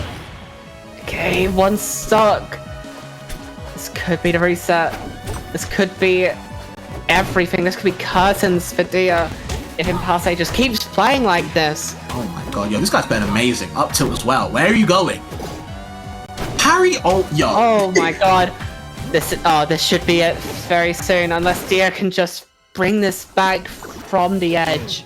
He's burning right now. He needs to find something. Okay. Okay, yeah, doesn't there. Doesn't hold into tech, so this is all Impasse right now. The gap attack. Understands. We're on fire for a while. Have to retreat. Hey. Hold on. That's it. Deep spot forward there. Purple. Impasse. No reset allowed. It's all Impasse right now. The Italian Stallion taking that game, that set as well, to win another EU RCS tournament for November this time. And what a way to win it. Crazy. Honestly, yeah. That was just a blast to watch. Sure, it was looking like Dia was going to bring this to a reset, but I mean, Impasse just took it all. And yeah, it takes the bracket. Insane. I think the way Impasse was playing a lot of the time, I think just talking to people throughout the bracket, that everyone was like, you know what, Impasse is playing really well today. You know, they could go really far. To take the win over Neylax, regardless of who he played in the first 2 games. And then the win over Guthix after beating, Dia on a momentum run, and then beating Dia, not even letting a reset happen, really goes to show that Impasse was the guy today. You know what I mean? They played insane this whole day. Yeah. Well, yeah, that's it. I mean, again, congrats to our top 8. Of course, we have Fishing Man 57, Stuge, Neylax, Show, Saols, Guthix, Dia, and our winner, Impasse, taking it over Neylax and Dia personally. So, I mean, yeah, what a run for Impasse.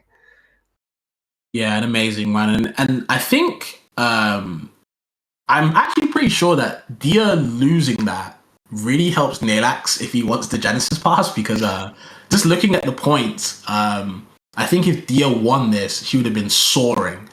So that was actually pretty good for Impasse to kind of stop that. So with this with this not counting, Dia is about 30 points above Neylax. So with that, yeah, like it's a lot closer because she didn't take that win. So who knows? I mean, Dia's at the top at the moment, but with 2 months left of the series, the season, who knows who's going to Genesis? But I guess that's all of it done. Anything you wanna say, Fabs? Anything to shout out? I'll say shout outs to Twitch chat. I hope you guys enjoyed what me and Akori could do, what Focus and Jackie could do, what other commentators, I didn't see who they were, could do. It was Mathias and someone, I believe. Froodle. Shout out to Froodle as well. But yeah, hope you guys enjoyed the whole bracket. It was a fun time. Shout out to the players. Shout out to everyone that watched. I think we're good to go. So if anything, I will quickly give a little personal shout out. Euros 2 will be starting in half an hour, so you can go over to ROA Europe to check that. That is the European Amateur Series, and that's every week on the Rebels of Aether Europe channel. Regardless, keep an eye out for No Time to Tilt. That is the next part of R2CS here in Europe. It's the last event as well on the EU, so that'll be kind of the one to see where everyone shakes up on the points. So exactly, and of course, as always, thank you to Redec for putting the stream together. Thank you to everyone at the Studios of Aether that helped us get to this point. Of course, thank you everyone for watching tonight. It's been a true pleasure to come back to these. Thank you, Fabs, for joining me tonight. And yeah, I think that's everything. So with that, all of you have a wonderful rest of your night. Been Hakori with Fabs, and we'll see you next time. Bye bye.